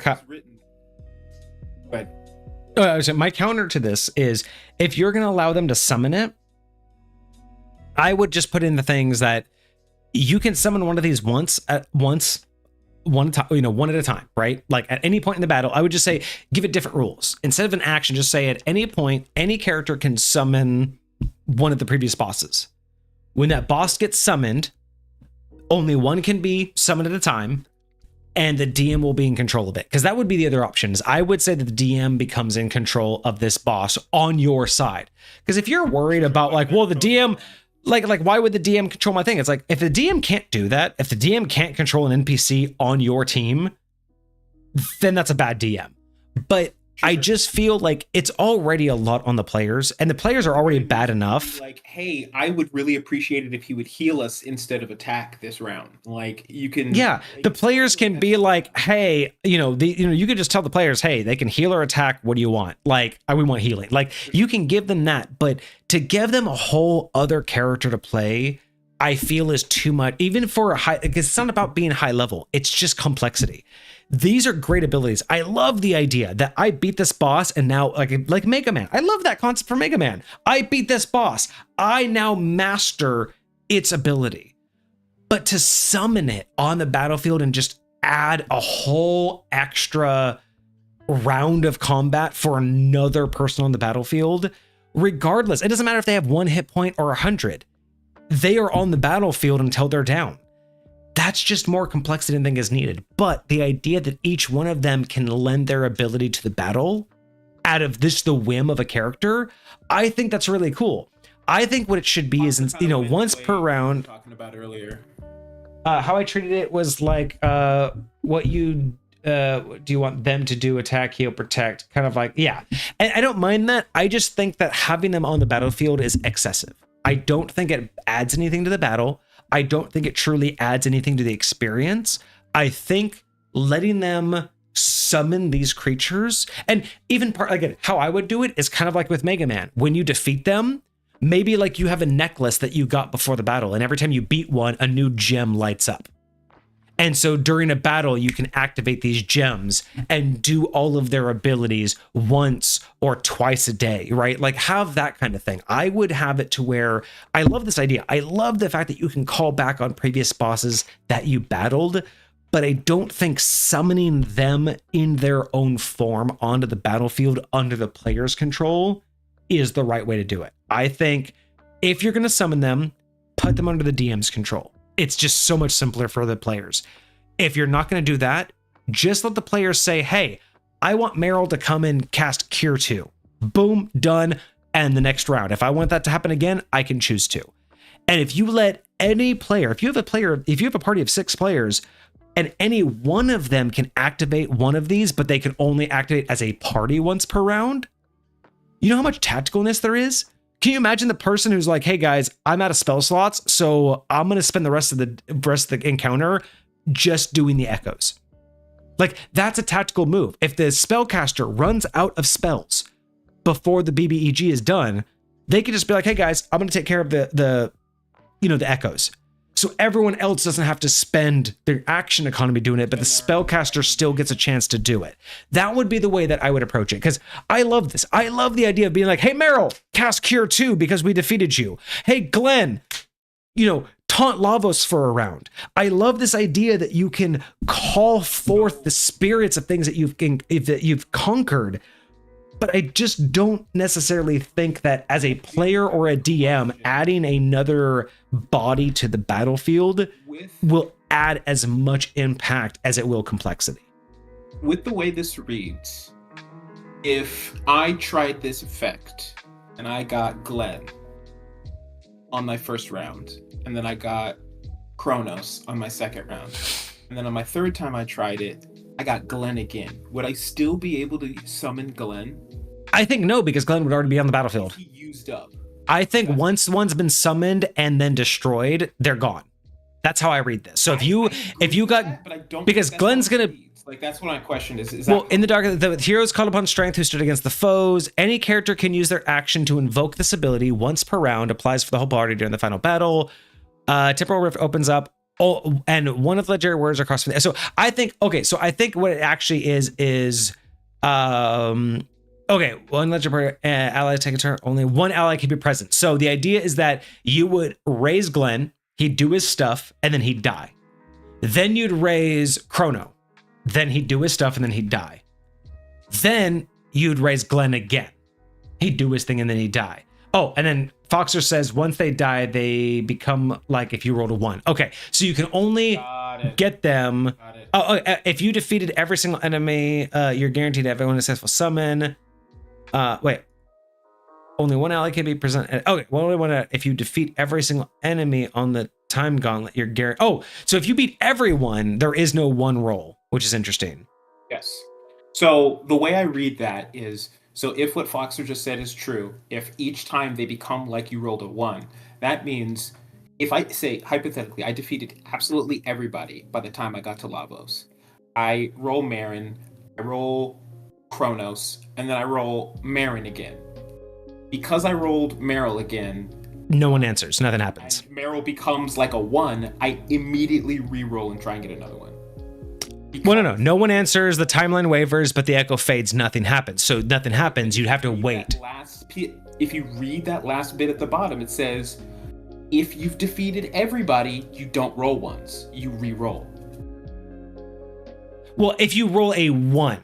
So if you roll a 1, no one answers. But if you roll a 2 and you've already cast Meryl, it's not as if you rolled a run and re-roll. You're guaranteed a successful summon every time. You're guaranteed a successful summon every time. So Foxer, what do you think? So do you think so it's no matter what you're see, I don't like that either. I'm never a fan of guarantees. Like as a DM, I don't like guarantees. I don't like anything that says, like, I don't mind that if you beat every single one, your first roll will guarantee, but I don't like the idea that no matter, because why even add this then? Why even add the chance that you can't roll out of a D8? Because because think about this. If I didn't defeat Magnus, why am I rolling a D8? I wouldn't be rolling a D8 if I didn't defeat Magnus. If I didn't defeat Luca and Magnus, I'd be rolling a D6. Magnus, you're just increasing the possibility that nothing happens. But defeat Magnus. But that's my I don't know. That just sounds like it's more complicated than it needs to be. I don't like the idea of guaranteeing anything. I don't mind it guaranteeing on the first roll, but always guaranteeing a summon. It's like, then why even say that there's a chance to not get them? Like, it just doesn't make sense that there's no one that answers unless you defeated all of them. It's like, but that doesn't make any sense. Like, I either get them or I don't. I just don't necessarily agree with the idea that you should guarantee. I mean, to me, again, it's one of those things where it's like, if you want to, you can make it make sense. And I can make sense of that occurring, but it's just... So why make it random? Maybe that's my point. Then why make it random? Why not just say, if for every boss you defeated, you can choose to summon them once per battle. And that's it. All you have to say is you could just do it once per battle. Specifically, if you defeat all of them, you don't have to roll anymore, you just choose. Yes, and you can only choose once per battle. That would be the way. If you defeat all of them, and you can choose each of them once. Yes, I'm 100% okay with that. If you're gonna roll, that is what would, to me, feel like it makes more sense. It's honestly, and that would be more of a reason, right? That would actually give the players more of a reason to go through every single one, right? Because if you Now- beat all of them, you get to choose. If you don't beat all of them, it's random. Do you feel like you should let the players know while they're trying to choose whether they defeat all of them that this is going to be the case? Because this is only going to occur during the Lavos battle. So like, I wouldn't, but that's me as a DM. I'm not going to tell you. You have to go through. You have to decide based upon So, the information you in have high- right now whether it's going to be valuable to you or not. In High Point, no, I wouldn't tell them. But I think that most DMs would benefit from telling their players this is how it's going to roll. You have a set number of bosses that you can voluntarily do. The more you defeat, the better chances you have of beating the best boss. But if you don't beat all of them, you'll be able to. I think most DMs would benefit of telling the players how it works. I wouldn't, but that's just because of how I roll High Point. Sure. Yeah, but I don't know. I think it's overly complicated to have a chance to not roll them, but then guarantee roll them. It's again, it's that same thing with the hang of there's too much if then, right? Make it more clear cut. Make the rule, because the DM should be the one to decide how they want to manipulate it. But when you cause too many if then statements, it stops becoming a rule and becomes more of its own game than a mechanic, if that makes more sense, right? Mechanics to a game should be straightforward, and the DM should be able to manipulate them. If they're too wishy-washy and if then this, but that, I feel like you take more power away from the DM and you're basically just telling them, here's how to play your game. You know what I mean? Like it's much more feels like it's written like a module than it is a mechanic. And that's, I think that's where a lot of these get misconstrued, is a lot of the times DMs want to make it make sense themselves. Kind of like what Kage was saying. Like Kage was saying, he'll make it make sense the best way it does to him. But if you try to do too many if-then statements and try to do this, here's exactly all the ways it'll work, you not only do you take away a lot of the opportunities from the DMs to make it fit, but you also take away the freedom from the DMs to make it fit in their world. And I think that can cause more issues than most people realize when it comes to universal homebrew. Like no homebrew is bad, because most homebrew will fit in the game that it was made for. But if you want your homebrew to be accepted, you have to realize that the more choices and the more complicated you make it for the DM, the less likely they're going to be able to make it fit into their world.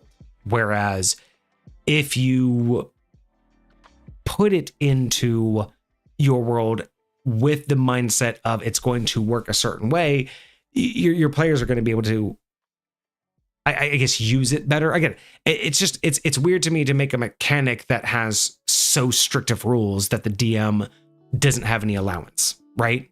Because then it just tells the DM this is how you're playing your game. And I feel like that's where it becomes difficult to make homebrew that's acceptable to everybody else. So that's me. But otherwise, I still love the idea. I love the idea that they can summon the previous bosses. I just think that they should just summon them for their ability, not necessarily as a full-on summons onto the battlefield. Valid. All right, but that's all of the rules that we have. So we have the kamikaze entry, where you can bypass the first battle if you crash your airship. We have the bleeding condition, which can only be healed by a medicine check of a DC 17 or a healing spell, but you get more healing if you do medicine checks. We have the breaking point, which means if you get a certain amount of damage that you're vulnerable to, you start to lose maximum HP instead of regular HP when you get that type of damage. And then, of course, we have the player boons, the compensation rule, as being able to combine all of your spell slots in any manner that you want, and the Echoes of the Chosen, which is being able to summon a previous boss from this battle. But all of these, the summoning of the Echoes, as well as the compensation rule, only apply to the third battle. Absolutely. So only when they're on the final battle, which is another weird, I won't say it's a bad rule, it's a weird rule.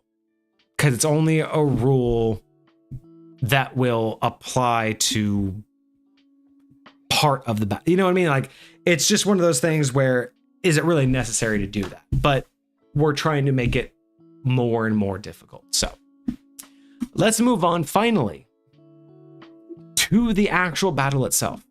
Round 1 of Lavos, the outer shell. This is the option to bypass. So you can bypass this if you crash your ship into it, whether or not the party knows that they can do that. That's up to you as a DM on whether or not you tell your party about it. And But let's real look at quick, it. this is something I wanted to confirm with Foxer, and I totally forgot to do it before stream. But I don't think in the original submissions that you sent me, you specified the what do you call it? The creature type, size, or alignment. So I put some in there as just like a filler, but let me know if you would agree that these are accurate for the actual creature that we're looking at here. All right. Actually, I will show this one real quick. I'm gonna go refix my drink. My drink's broken. As you can see, there's a hole in my cup somewhere. I think it's at the top. Yeah, there's definitely a hole at the top of my cup, so there's a problem with it. So let me go fix my glass.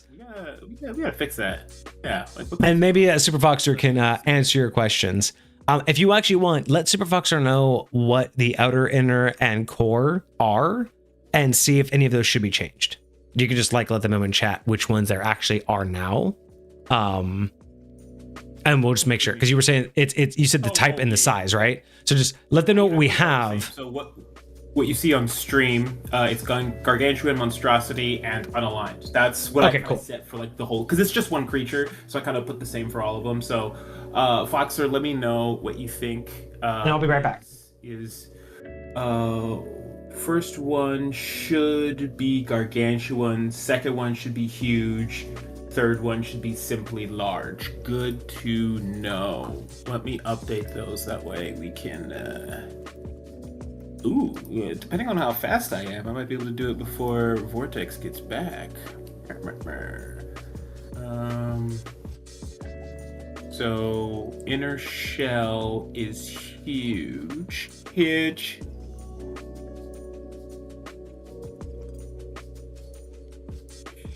And check.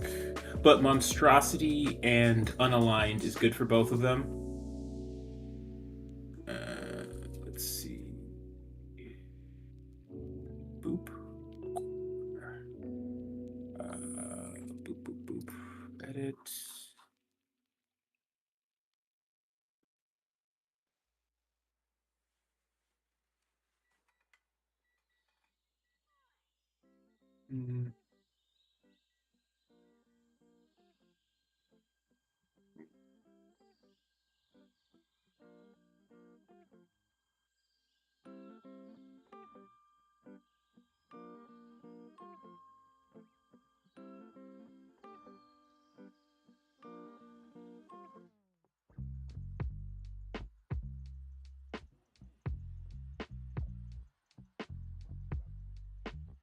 Breaking point.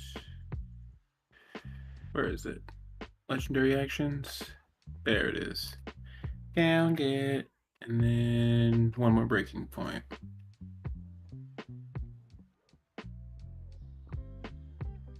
Cool. Save.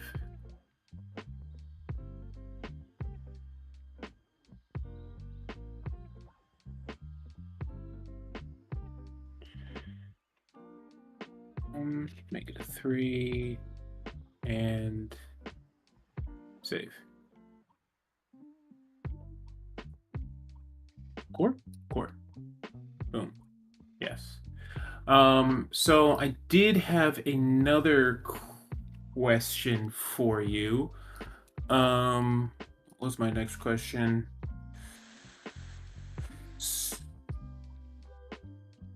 You know what? That one's not as relevant. Annihilation, hierarchy. Yeah, both of those I'll worry about doing when we get to them in the build. But I had a quick question about the spell save DC and the to hit bonus that you see in the Lavos core fight. I wanted to make sure I knew what those were associated with, because there was a lot of stuff that I saw that had different save DCs and different attacks. Actually, I think most of the save DCs were all the same, but still. So yeah, we'll address those at those points, and I can just make those quick edits.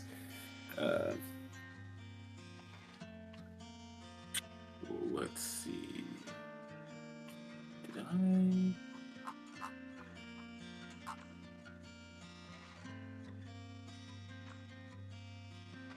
What the heck? Boop. Boop.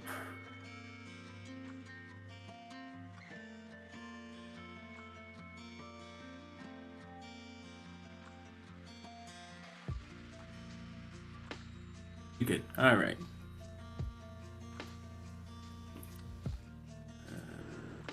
Did I do it? I think I did do it. Let's see. Let's go back to this one. Let's go up to this one. Inner shell, huge. Oh, Jesus. My cat hadn't tripped me way in here and spilled my whole drink. So rude. Hi, this one, yes, you. You are the terror.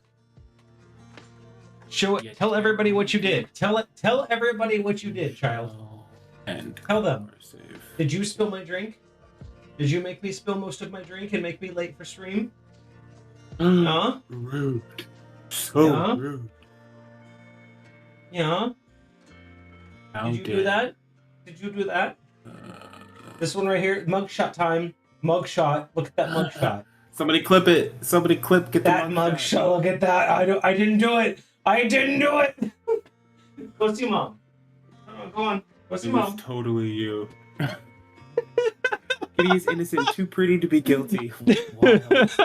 Too pretty to be guilty. Pretty privilege out here. Pretty privilege out here, y'all. That's crazy. All right. All right, well, let's get into this. All right, so the Lavos outer shell. Did you get all the information you wanted? We got, what is it? It's gargantuan, huge, and then large? I heard. Did, and if you want to reload the other 2 pages, I did update them real quick so you can actually display them on stream correctly.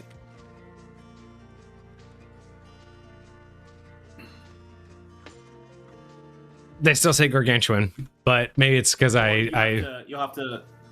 Oh, re-download. Okay. Re-download them. But it's up to you. You don't have to if you don't want to. I don't think it's that big of a deal. Yeah.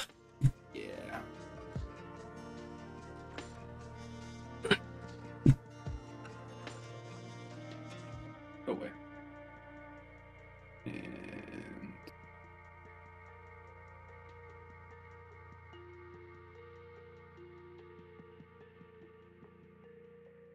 All right, so let's begin with Lavos' outer shell.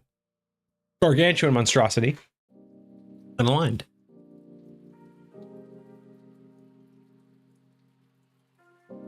Let's see. So we have an armor class of 20 with a chitinous plate. HP 310, 23d12 plus 138, with a speed of 20 and a burrow speed of 30. Thing's fucking slow for as big as it is. Like, massively slow. Why it's so slow? We have a strength of 28, dexterity of 8, constitution of 22, intelligence of 1, wisdom of 12, and a charisma of 6. I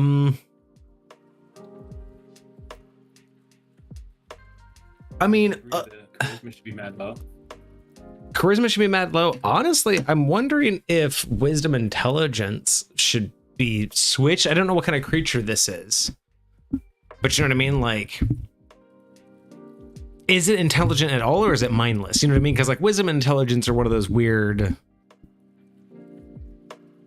So it's interesting to me, and I will be curious to see how this goes. Like, this is all one creature, theoretically. It's just different stages of the same creature. So right. If intelligence changes dependent upon which form it's in, that'll be very, like, any of the mental stats, to be honest, change depending on what. Yeah, and that's why I'm kind of wondering if that's why, like, for a final boss, I feel like those should be 2 different things, because a mindless boss, I feel like it's just a different approach altogether. You know what I mean? Sea star. What's a sea star? Is this like an actual sea star? Never heard of it, at least in D&D terms. All right, so let's see what else it can do. So saving throws, strength and constitution, damage resistances, fire, lightning, cold, thunder, and force. It's actually a lot. That's a lot of resistances. Immunities, poison and necrotic. Okay. Interesting. So poison and necrotic damage, it's immune to. Condition immunities, charmed, frightened, paralyzed, stunned, blinded. Senses, tremor sense of 120 feet, dark vision of 60 feet, and a passive perception of 11. Interesting. Passive perception. That's a lot of damage resistances. Passive perception is fine. Dark vision and tremor sense are fine. Charmed, frightened, paralyzed, stunned, blinded. I'm actually okay with that combination of immunities. For the conditions, I agree. And I'm kind of okay with the damage immunities too. I'm fine with the damage immunities. But the resistances. Like lightning and thunder together, I get. I think it's the fire and cold combined. Like force is normal. You know, we're not. It's not abnormal to have a boss that has the force resistance, right? We've talked about that before. Honestly, I wouldn't even mind if it had force immunity, because that would really up this to that really weird state of this boss is fucked. But I don't know. Fire and cold, I think, is what's throwing me off. Thunder and lightning, I get those two combined. Force is fine. I don't know. Fire and cold together, I feel like it's just a weird dichotomy of it just not the opposites. Yeah. Yeah, and just the fact that it can deal with basically fire, lightning, cold, thunder, like it basically just deal with anything of the prime material plane. So it definitely makes it sound it makes it sound like formidable, but it basically doesn't have any weaknesses. Like radiant damage. You know what I mean? And psychic. And maybe this is more of a comment, not to Foxer, but maybe this is more of a comment on D&D and Wizards of the Coast in general, is the idea that we constantly see resistances and immunities on creatures to make them more difficult, which I love. But what we don't see is the opposite of that, of the players having an opportunity to plan for something, right? And here's the reason why. We see resistance and immunities, but very rarely, and we've talked about this, that we see vulnerabilities. And I think the reason is because it's assumed that people will min-max or metagame. And therefore, if you go up against a creature that you've read about and you know it's vulnerable to a certain ability, you will critique the gameplay to make sure that you focus on that, right? If you said that this thing was vulnerable to radiant damage, the party is more likely to read that and go, well, then we're just going to pile on radiant damage spells. Whereas this limits how much is useful without giving one thing too powerful. But that's where I feel the lore is actually wrong in 5th edition, because I don't think 5th edition leans into the fact that things have vulnerabilities, right? Like the idea that everything should have a vulnerability. There are certain things that should be vulnerable to cold that aren't to fire. There should be things that are vulnerable to radiant that aren't to necrotic. But they're so worried about making the fight hard that they're afraid to make the fight easy in any way, right? Like if I want this creature to be a certain difficulty, it's almost as if Wizards of the Coast is saying that this creature needs to be that difficulty for everyone. And for these select people, it's even more difficult, right? Like this creature. Wizard of the Coast would say, hey, this creature is going to be difficult for everyone. It's going to be more difficult for poison and necrotic damage dealers. But it doesn't tell me who it's going to be easy against. And that, I feel, is a detriment to the overall lore of D&D, which is if something is more powerful against certain things, why isn't it less powerful? Exactly. But why can you say that something is bare minimum a certain power level and then more powerful to certain things? But never is that thing less powerful. And part of that is Wizards of the Coast has made players too powerful, right? The whole game is about being way too overpowered, so nothing feels like a challenge. I totally understand that. which is why High Point doesn't go that route. But when you talk about like balancing things, D&D doesn't really encourage this idea that bosses should have a vulnerability. Like BBEGs shouldn't be weak. Like that's what 5th edition and D&D in general says. Bosses should have all of the perks, none of the downsides. So it's the absolute prime challenge for players. But the problem is that's assuming that players are meta-knowledged enough to know what they're up against. But when a DM allows that what you read isn't what's guaranteed, that's, I don't know. I'm kind of going into more of a philosophical D&D conversation here, but I feel like the problem is most people just assume that if there's a vulnerability, the players will exploit it. But that's the problem is you can't just get rid of vulnerabilities just because they'll be exploited. That's the idea. No, I hear you. So I think one of the things is the balance between making things too easy versus making things too hard, right? Making somebody so scary it's like, oh, nothing can defeat it, versus or it's going to take you forever to defeat it, versus, oh, just do this one thing and it'll die in an instant. Yeah. I think very similar to how we talk about how sometimes there are different objectives in a battle rather than just killing the thing. I think that like you can add other like elements, like, okay, like you see it all the time in like video games and stuff like that, where it's like, hey, the boss is invulnerable until you destroy these 4 pillars. Once you destroy these 4 pillars, then you can do damage to it, right? So like, okay, yes, it may have a lot of resistances to these other things, but I do think adding in vulnerabilities that they can succumb to are very valuable. But if you don't want it to feel too easy, make those vulnerabilities harder to access, right? Like a trigger. Like you have to destroy the crystal before it's resistant to this, and destroy that pillar before it's resistant. Red thing that you have to blow. Yes. Up. Once you blow that red thing up, it opens up this thing, and you can do like it has it's obviously guarding a book or a crystal. It's obviously guarding something that protects it, but once you destroy it, it's no longer protected. Yes. Pieces like that in there. So yes. Like, because like I said, I don't mind the resistances. I don't mind the resistances being there. I don't mind it being hard. But when there's no balance to it, when there's no opposite, you're just basically saying that this creature just says, fuck, I don't care. Just prolonging. You're just saying, you now need more hits. And just like with like what Super Foxer is saying, like this is supposed to be like a big mountain, right? It barely moves. It's a concrete building. It withstands heat, cold, storms. It just sits there and weathers the storm. That's fine.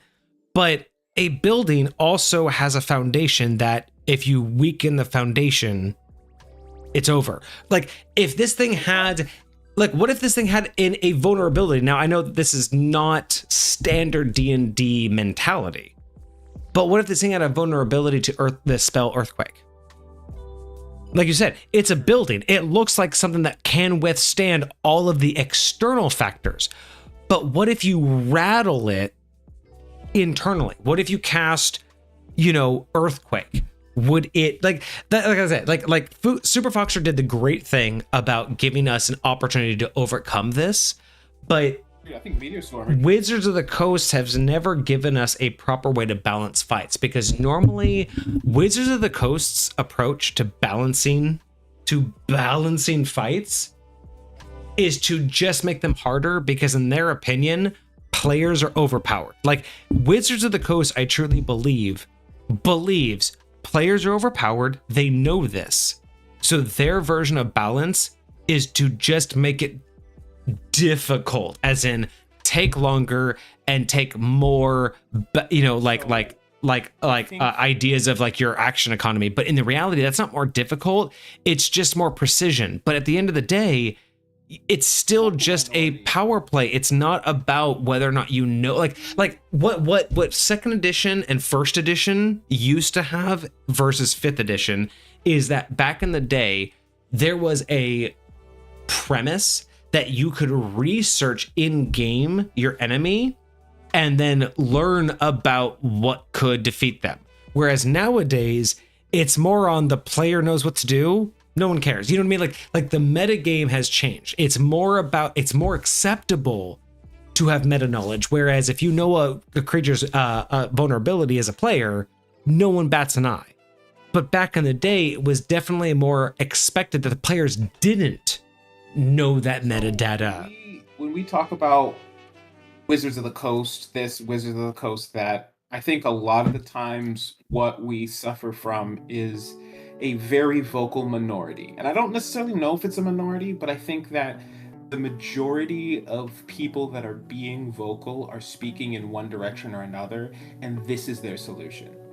More hit points, more hits, more, like, this is the types of solutions that Wizards of the Coast is implementing to stuff like this is based upon what these people is, what I would call, and this is no disrespect, but a very simple-minded solution to. I agree with you. I think that's why they're going that way, because you see a lot of video game companies, they will hear reviews about their video games. No, you just hit it.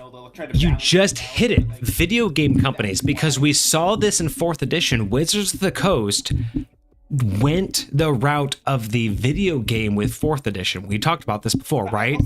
And when 5th edition came out, they kind of went traditional, but they're still using the video game logic. Like, it's not like what I'm talking about specifically. Like, you might be accurate in what you're saying, but like what I'm talking about specifically is not the idea of, oh, Wizards of the Coast is trying to go the route of video games, but it's more of Wizards of the Coast is going the route of I don't want to most accessibility, like catering to the people that are complaining, right?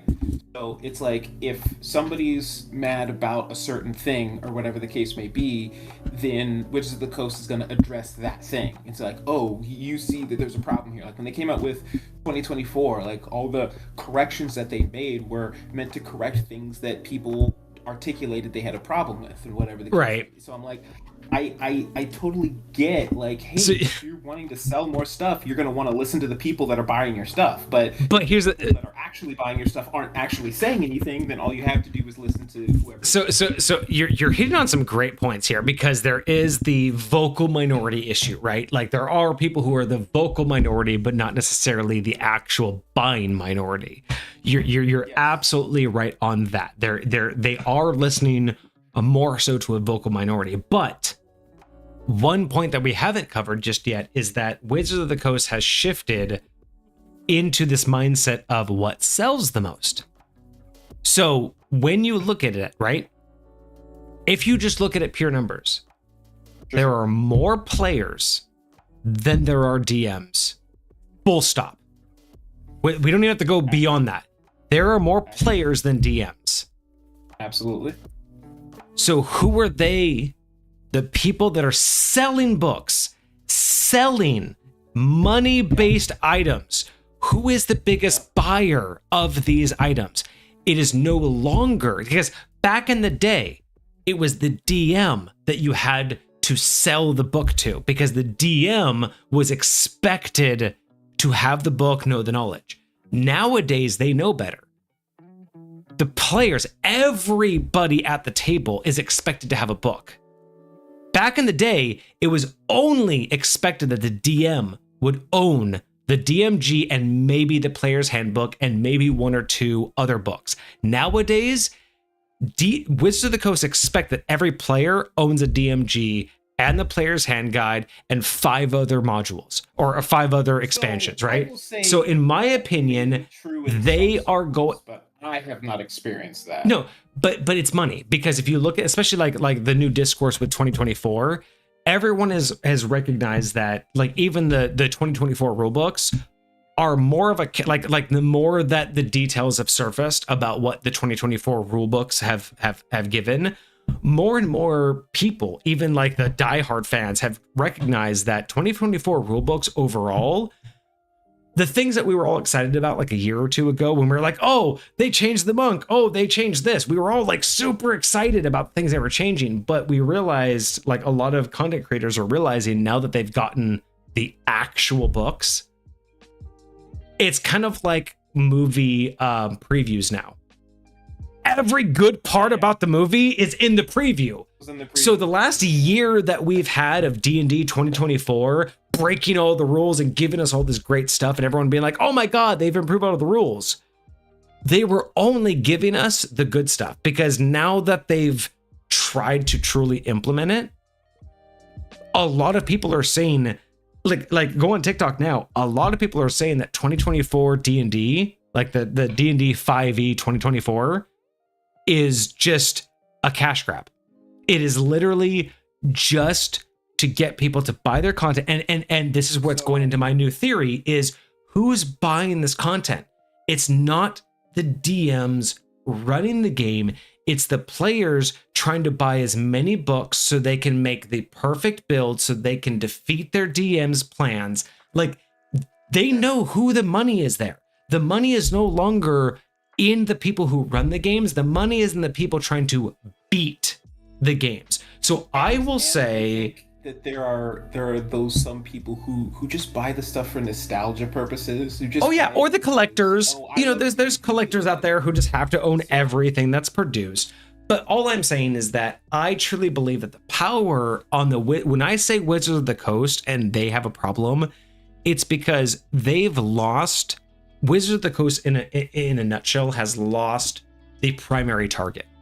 They believe now that everybody who plays should be as knowledgeable as possible, because that's how many people, that's if they target that, right? If they target every player in DM and they encourage knowledge, everybody wants to buy their product.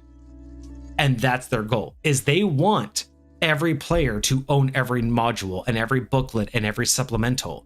So they're trying to encourage the player to be as knowledgeable as the DM. So it's not about proper gameplay and fluidity of a story. It's about, did you buy the book to say, I know the ruling? And that's why I constantly blame Wizards of the Coast. I don't think Wizards of the Coast is ever going to take this, but I think they need to give up on D&D. And what I mean by that is, you started this thing, you got it moving. It is now in the hands of the people. Well, also don't remember this. Wizards of the Coast is like Elon Musk. Remember, Wizards of the Coast is like Elon Musk with Tesla. They did not start it.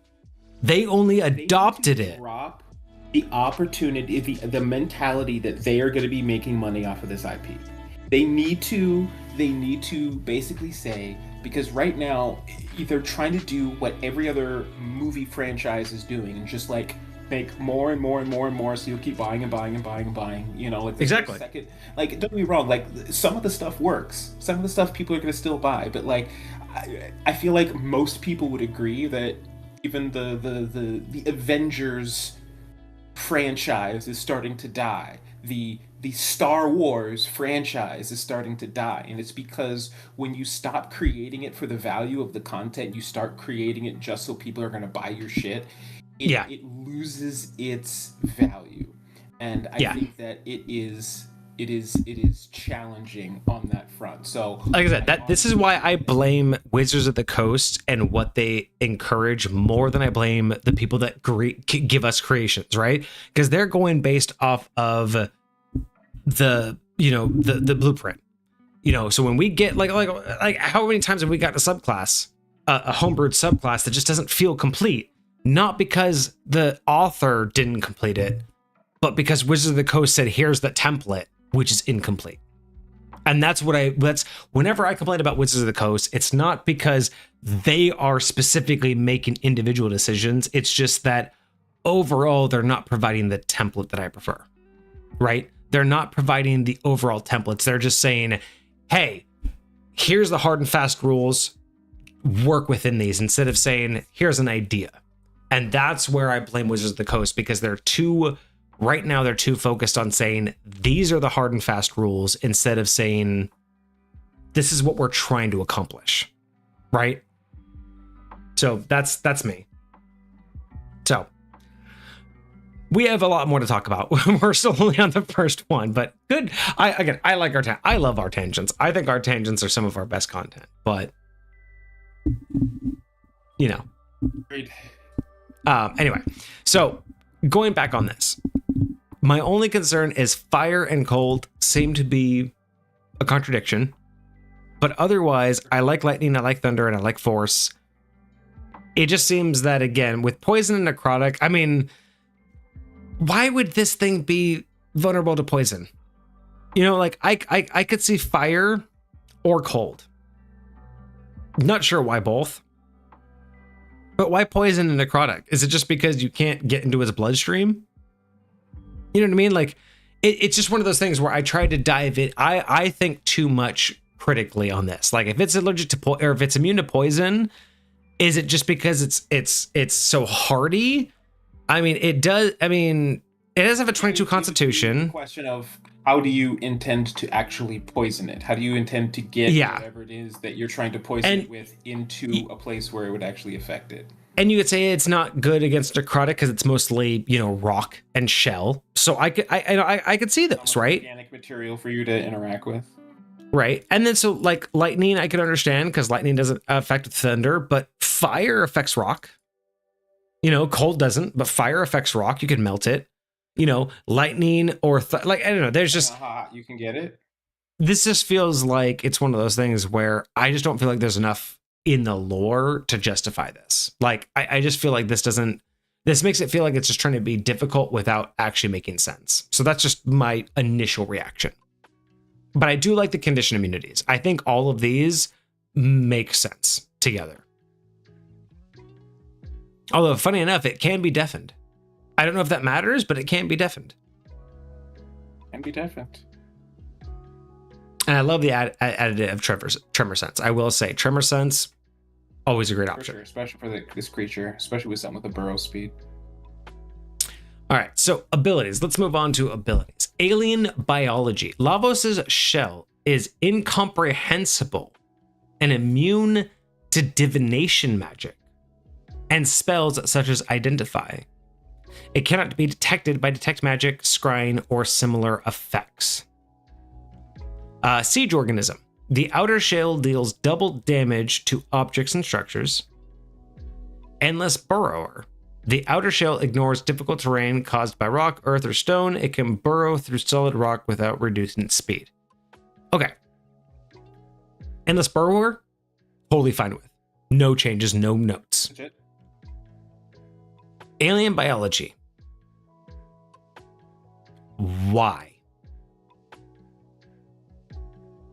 I think it very much depends on, like, this goes into more lore rather than actual abilities, and that's my point is I don't necessarily think that what we've been given in terms of this battle and the choice of these things, I have yet to be given any reason to believe that these make sense. Like, what do you mean I can't detect it with magic or scrying or similar? Like, are you trying to make this boss not attainable, or is it just a, like, again, the explanation as to why it hasn't been found up until now, why people haven't messed with it until now, why it's been so secretive up until now, I can see something to that effect.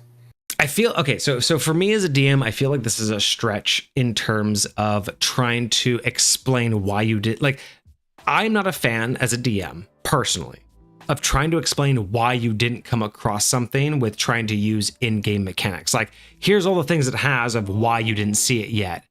And it's like, that's interesting. Superfox says, if it goes underground, so you need to use your senses instead of using magic, but never got to try that since they crashed the ship. Okay, so your playtest, they crashed the ship, they didn't even get to this stage.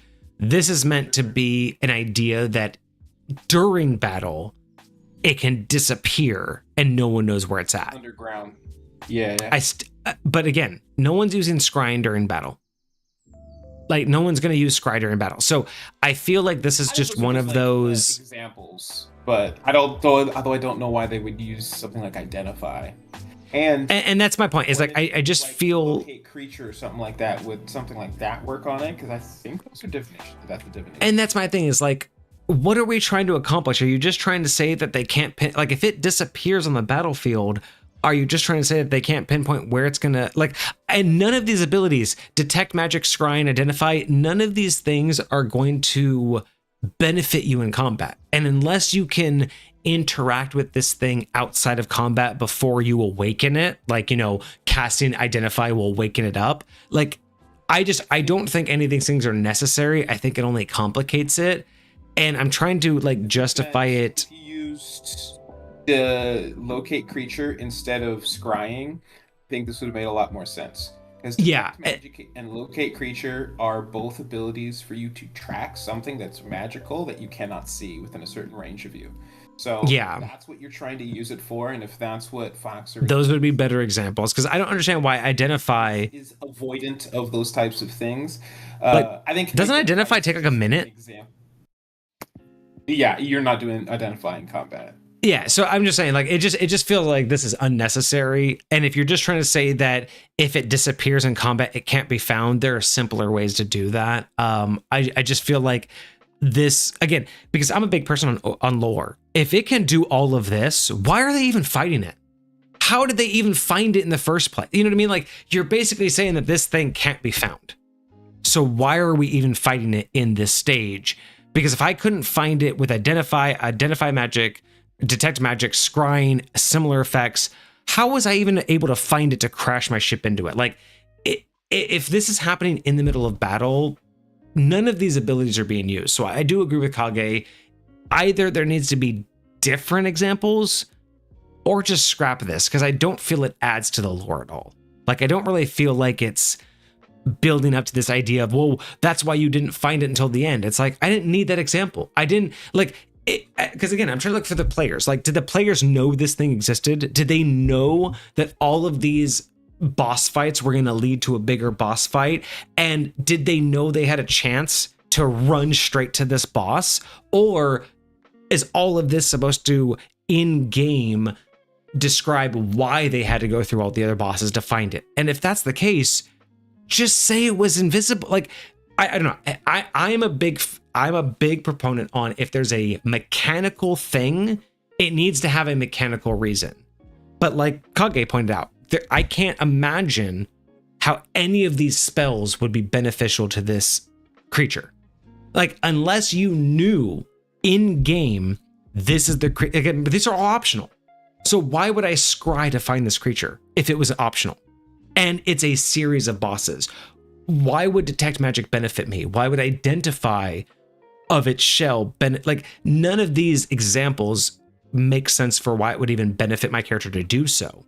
So I feel like it's not like it's a problem. It's just, why did we even add this in here? It's more confusing than anything else. So I would just get rid of the alien biology, because I don't know why characters in your game, Foxer, would use spells to find this thing if it's meant to only be battled after so many bosses. You know what I mean? Like, there's just not a narrative that makes sense why I'd be able to find it before I can find it. It was just something that they were going to come to regardless. Like, you don't have to find it. Like, it's. And I thought all of these were examples. You know what I mean? I thought all of these were optional. Like, the players had the choice to do these before the main boss, like the actual boss. I thought it was they had the choice to go through this gauntlet or not. I didn't think each individual boss was optional. Interesting. Okay, so maybe we both got it. So Foxer, please figure out which one of us had it right, because that's a big deal, right? We've been doing a couple of these, and maybe we both had it wrong. One of us had it wrong. So let us know who had it right. Are all of these battles optional, or is it once you start the gauntlet, you have to go through each layer? Because that's also a good point, Kage. If any of these are optional, then how do we get to the point to where the in here, remember the echoes? If every battle is optional, then how do we get to a point of these, right? Like, yes. Like, I think that your premise of every battle being optional would make more sense to the possibility that one of those people isn't there, or you chose not to defeat. So Foxer says the gauntlet was optional, but you could quit after or before each battle, right? But that means that so Foxer though I think but that's, so let's say, okay, so Foxer, you say each of these battles is optional. But let's say I beat Meryl, I beat Glenn, I beat Isla, and I beat Chrono. But when I started, I chose to start the Battle of Robo, but I just decided not to continue after Robo. So how do I battle Lavos if I chose not to battle Luca and Magus? You know what I mean? Like, I think that's where we're confused, is how do I get through any of these and get to Lavos if I choose only to stop at Isla? Like, and is that the case? Can I battle Meryl, Glenn, Isla and be done? Can I just go straight to Lavos? Like, if you okay, so no, I get that, Foxer, but like when going through the gauntlet in the first place, any of the battles I choose to quit, do I get to continue going to the next battle after them? So right, like Meryl and Glenn were the first battle, right? I think Chronos. But if like, would I be able to go to Robo or Luca after? Right, like if I fought Meryl and Glenn, but I chose not to fight Isla and Chrono, can I still get to Lavos if I chose not to fight these two? Right, the gauntlet was optional, but you could quit at any point. But this suggests right here that if you didn't beat one of them, it would be a reroll. But it's like, how do I beat one of them if I got to Lavos? Like, how can I get to Lavos without fighting a previous boss? And if I lost to a previous boss, I'm pretty sure I'm not alive. So some of these things don't make sense, where it's like, well, if you didn't beat all of them, it's like, but how am I fighting? If a loss didn't mean death, I think that would be interesting. That would be great. The loss. But we didn't have any specific rule sets that said that would be a point. I think that's our confusion, is we don't know. That could be in the additional rules that we haven't gotten to yet. That is true. We have a whole bunch of different rules that we won't get to today. So yeah, I would just say that that's why it's a little bit confusing.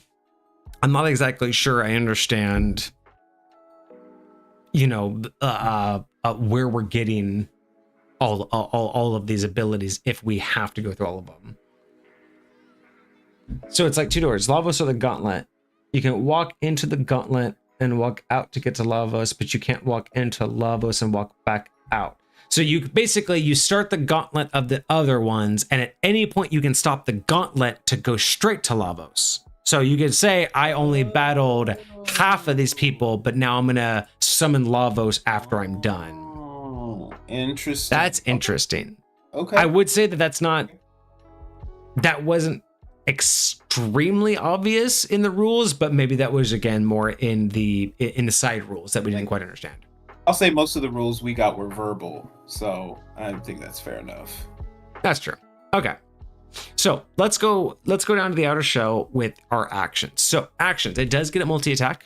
The outer shell makes 2 slam attacks and uses eruption and spine shot barrage if available. So it gets all of its abilities. It's or eruption or. Okay, so it makes 2 slams and one of the other attacks. Okay, so a slam is a melee weapon attack plus 15 to hit, reach of 20 feet on one target.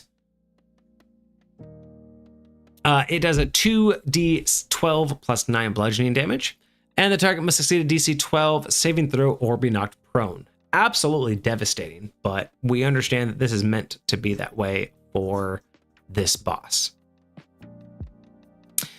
Eruption. Recharge a 5 or 6. The outer shell causes the ground in a 6-foot radius around it to erupt violently. Each creature on the ground must make a DC 20 dexterity saving throw, taking 6d10 fire damage and being pushed 20 feet away from the outer shell on a failed save, or half as much damage and no push on a successful. I have 2 comments about this. Just 2. I love the ability. I like the recharge. I think the radius should be bigger. And the damage shouldn't be force, not fire. What do you think? You think a 60-foot radius is too small? Yes. For this giant thing, it feels too small. I would say personally 100 minutes. That is more than 120-foot diameter, because you have to take into account the size of the creature itself. The creature itself takes up 4 squares across, plus the 6.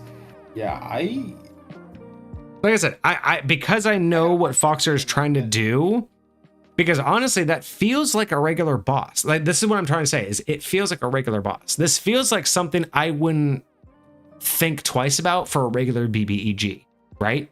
Like, if a BBEG had a 60-foot radius something, I'd be like, yeah, that makes sense. I think that this being one of 3 forms is meant to be the weakest of all the forms. True. So, True. like, having its abilities not be like crazy is totally valid. And I think 120 feet across is plenty to get the majority of the people in the party that are potentially fighting this thing pretty much every time it uses it. Yeah, I mean, I get you. I still think that because I'm looking at this of, if this was a regular BBEG, I wouldn't think twice about this ability. Because this BBEG is meant to regular BBEG with 3 forms.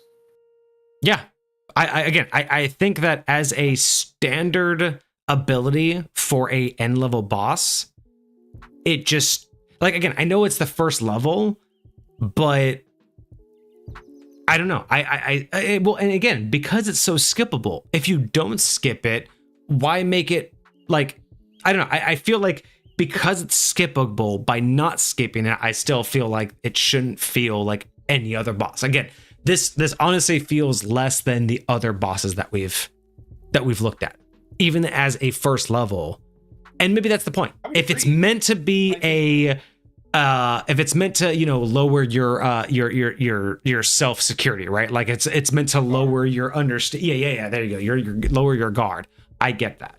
But if it's meant to be a challenge like every other boss, I don't feel it. I don't feel like this feels right. It's just something that you're supposed to waste your resources on. And that's fair. And if that's the case, that's fine. You're supposed to lose some HP. You're supposed to take some health potions. You're supposed to spend some spell slots, and then that's totally fine. And that's totally fine. But my second point still stands. Fire damage doesn't make any sense. I still think it should be force damage or bludgeoning.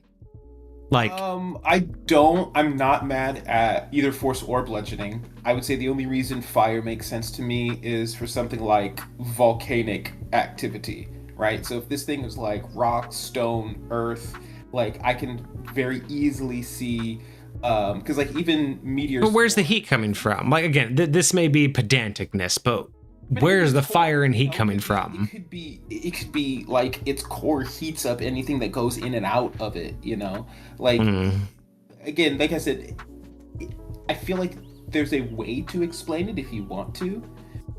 There's always a way to explain it, but right. So it's like if it's just how much of that was articulated prior to, right? So if I'm using this in my game, this is what I'm articulating is the reason for the fire. Right, or I'll just change it to whatever I want it to, and then I articulate the reason for the thing I changed it to. So, but that's my mentality. It's like I don't necessarily mind fire, but I don't know if it makes sense for everything that we've seen. You know what I mean? Like, it's just that whole, like, does it make sense that this does a fire attack? I think that bludgeoning makes the most sense. Force next, and then fire as well. Yeah. I think bludgeoning or force. I think bludgeoning or force would make more sense, especially if you're trying to make it a simpler fight. Something that's a little bit more simplistic. A more direct type of damage, I think, would be easier to overcome. Force would make the most sense if you're leaning into its alien nature. Yeah, because force makes me feel like it is some not ethereal, but like some alien, some magical, some mystical thing that's actually affecting you, and that would, but like, especially if it's like an earthquake or an eruption and it's actually messing with the ground. It doesn't necessarily say it's creating difficult terrain, but I feel like this would create some difficulty. Right, and that would be another option. Yeah, that would definitely be another option, is to like create a level of it, because the ground's now fucked at that point. Like, the ground's no longer solid and flat. Okay. And then the last ability, Spine Shot Barrage, recharge on a 4 to a 6. The outer shell launches bone-like spines in a 60-foot cone. Each creature in the area must make a DC 18 dexterity saving throw, taking 5d8 piercing damage on a failed save. A creature that fails the save also begins bleeding, taking 1d6 damage at the start of each of its turns for 1 minute. The bleeding ends early if the creature receives any healing. So this is not the same bleeding effect that we saw earlier. This is just a standard bleeding effect of 1d6. Oh, it might be. Let me double check the original. I'm gonna make sure I didn't add that in there incorrectly. Bleeding target loses 20 HP at the start of their turn until the wound is closed. This is only 1d6. So this is a different bleeding mechanic. I wanna make sure that I didn't take this from the wrong spot, is all I'm saying. Super Foxer agrees. This is a smaller bleeding mechanic. It's not supposed to be as punishing. Got you. Okay. And is temporary, so this one only lasts for 1 minute, whereas the other one's permanent. Yes. Okay, cool. Okay, so I like Spine Shot. I think that's great. To be completely honest, here's one of the other things that I have an issue with.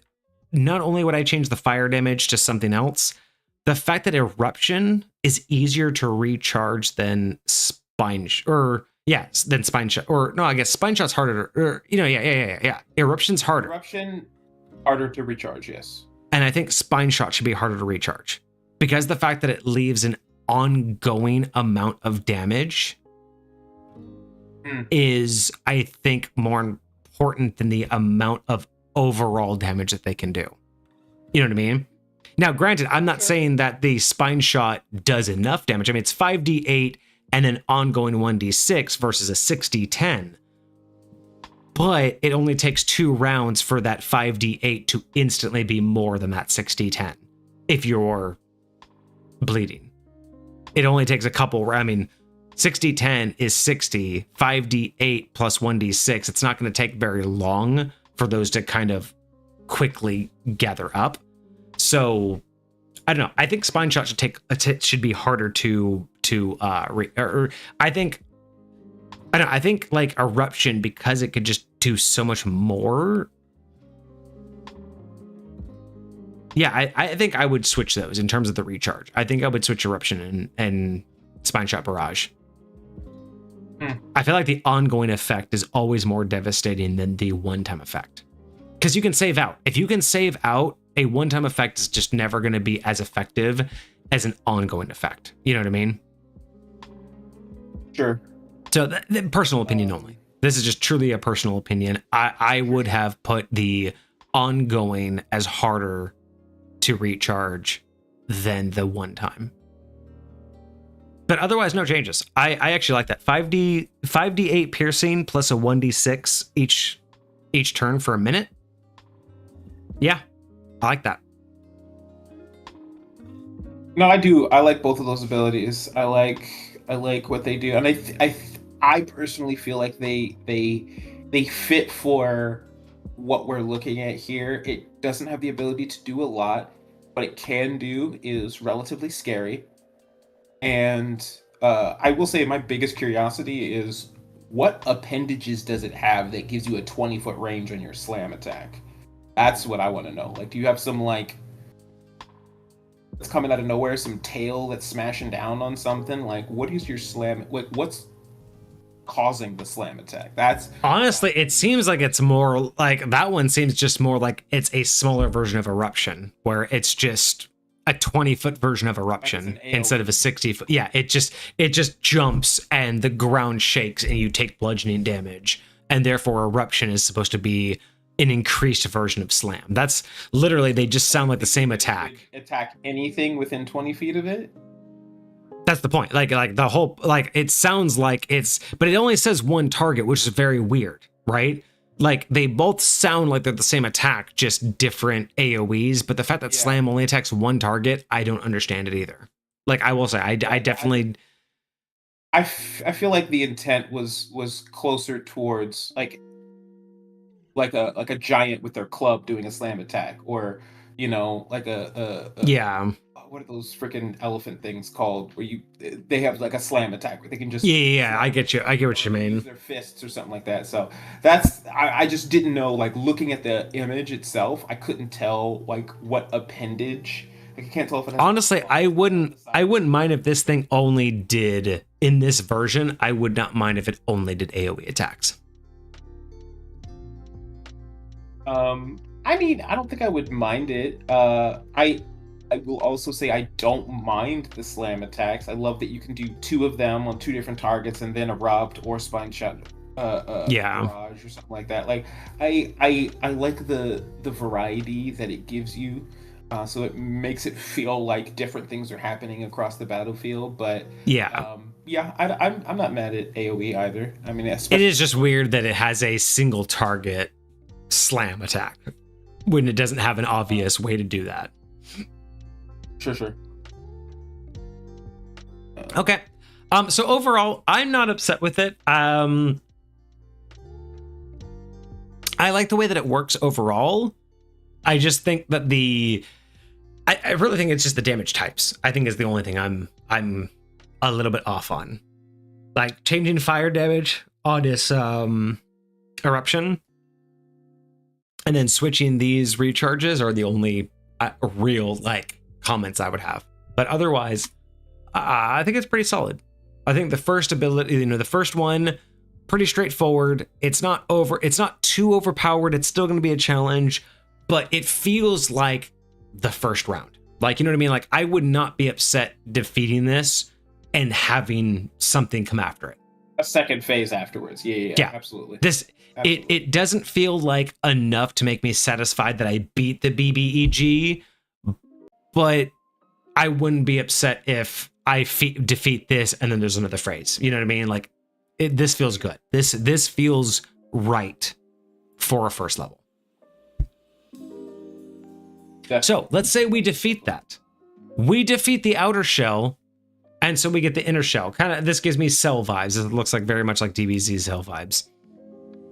Right. I don't know who influenced who, but this is totally Cell. Like this is Cell in every way.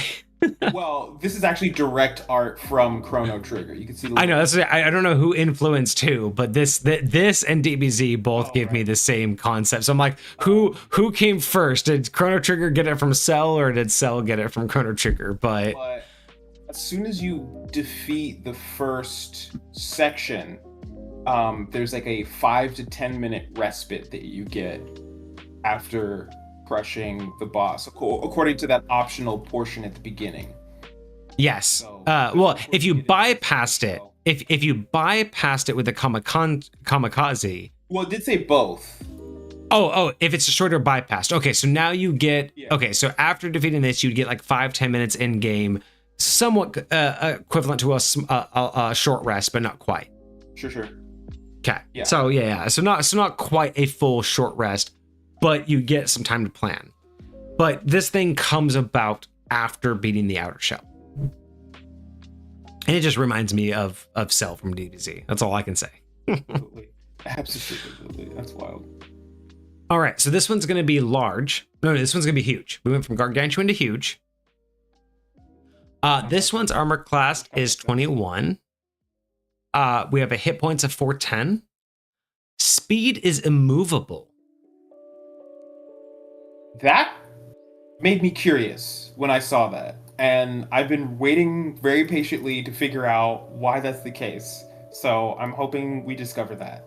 So I'm assuming that means that it doesn't move at all. It just is. It blossoms out of the egg shell, and it is now here. Yeah, so immovable means it does not move. It just is wherever it spawned, and that's where it's going to stay. Okay. Yep. So we have a strength of 26, a dexterity of 12, constitution of 22, intelligence of 18, wisdom of 16, and a charisma of 10. This is quite a difference. Strength has reduced by 2, dexterity has increased by 4, constitution is the same, intelligence has increased by 17, wisdom has decreased by 4, and charisma has increased by 4. Didn't wisdom go up by 4? Yes, wisdom increased by 4, intelligence increased by 17, charisma increased by 4. Gotcha. Okay. Wow. So everything but strength. So strength is the only thing that didn't go up. Constitution stayed the same. I feel like the outer shell was kind of like a bear in hibernation, where it has minimal cognitive abilities, and it's just kind of, its outside is just operating off of instinct. Exactly. Like you aren't fighting the creature that's inside, you're fighting its defense. And once its defense is destroyed, then the creature becomes awake. And the creature is now different creatures. Yeah, I like that concept. I like the idea that the shell was its own entity, and now that it's destroyed, you've awakened what it was protecting. Okay, I like that. Saving throws, we have Constitution, Wisdom, and Intelligence. Skills are Perception and Arcana. Damage resistance, we have Fire, Lightning, Cold, and Radiant. Damage immunities, Necrotic, Poison, and Psychic. So it now has gained Psychic Poison or Psychic immunity and has dropped Thunder resistance. And Force. Thunder and Force, but it gained Radiant resistance. And it gained Radiant. And immunities, Charmed, Frightened, Blinded, Paralyzed, Charmed, Frightened, Paralyzed, Blinded. So it lost the ability to be stunned. It lost its immunity to stun. Lost its immunity stunned. Okay. Which kind of makes sense because it doesn't have the shell anymore. Right. It kept its 120 tremor sense. It increased its passive perception by 8. And instead of dark vision of 60 feet, it gains true sight of 60 feet. Wild. And languages, alien roars and telepathic pulses. So no known language. It basically doesn't speak any known language. Sure. Okay. Interesting. So if we assume that the shell was an autonomous thing protecting the inner pieces, this all makes sense. It's not the same creature. The shell was something different. I can get behind that. I can get the shell being its own thing. You agree? Absolutely. No, I think, kind of like we were talking about, like if the shell has its own sort of defense mechanism, its own we're back. Keep ability to function, and protect this thing, then it would make total sense that once that thing's destroyed, number one, it would make sense that it would take a second for this inner thing to emerge, right? Because something else died and now this is coming out of, like I said before, hibernation or whatever the heck you want to call it. But now it is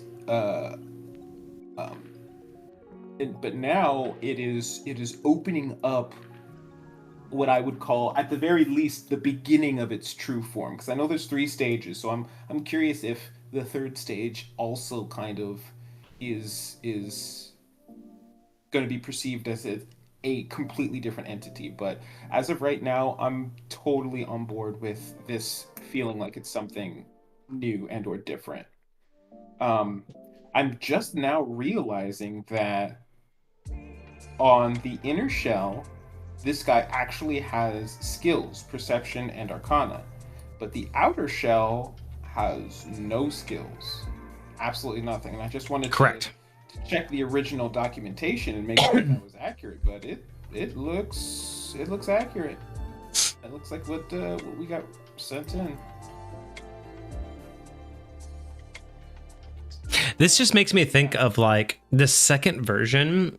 I just imagine a type of creature that the second phase has a minimum threshold of, let's say, number of attacks or minimum damage, but there's a minimum threshold, or maybe like this thing will last 7 rounds or 5 rounds or 10 attacks, right?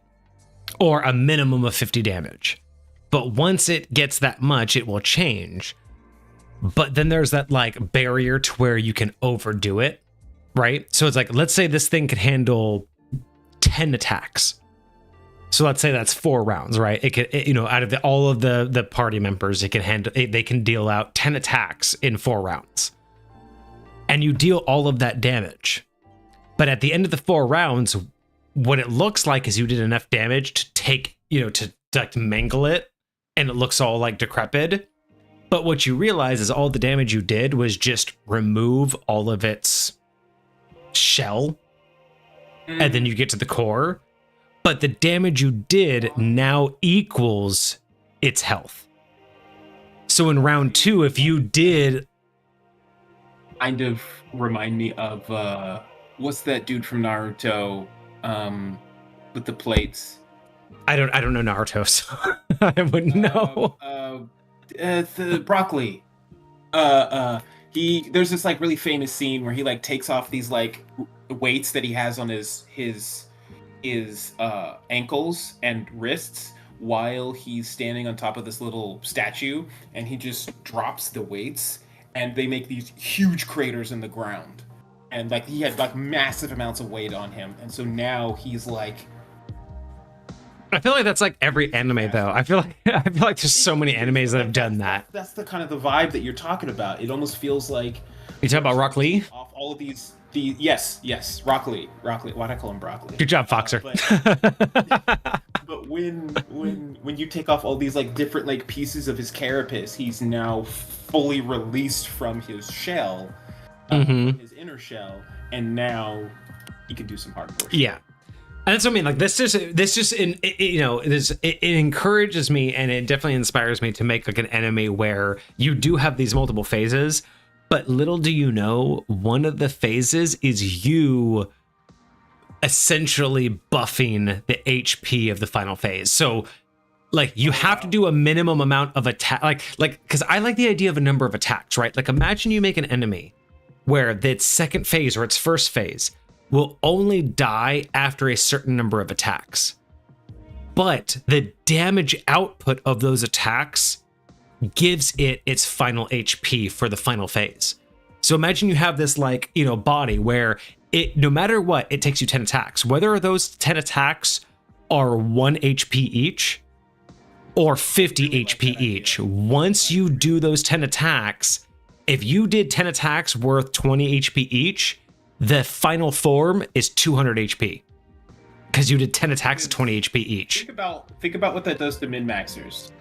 Yes, exactly. It throws the entire mentality on its head. The most amount of damage as freaking possible. I want to be able to blow you out of the water in 2 freaking rounds. And I'll be like, listen, I don't care how many rounds you're attacking me. It's gonna take you at least 4 rounds. All right. Yeah. In those 4 rounds, how much damage can you do? Oh, we can do exactly that 4 rounds. Guess what? You're gonna have to do tons more damage. So the beautiful part about that is what it tells them is however many rounds it took you to get from the first stage to the second stage is the minimum amount of rounds it will take you in the final stage. Because again, it's an average, right? You're gonna have some good rounds, you're gonna have some bad rounds.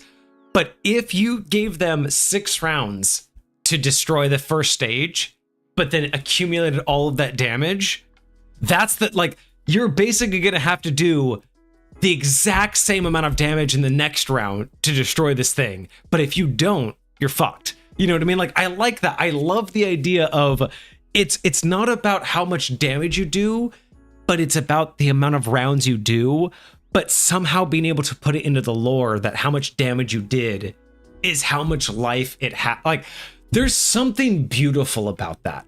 There is something really beautiful about that idea of having a round with an enemy where it's not about how much damage you do, but it's about how many rounds you survive.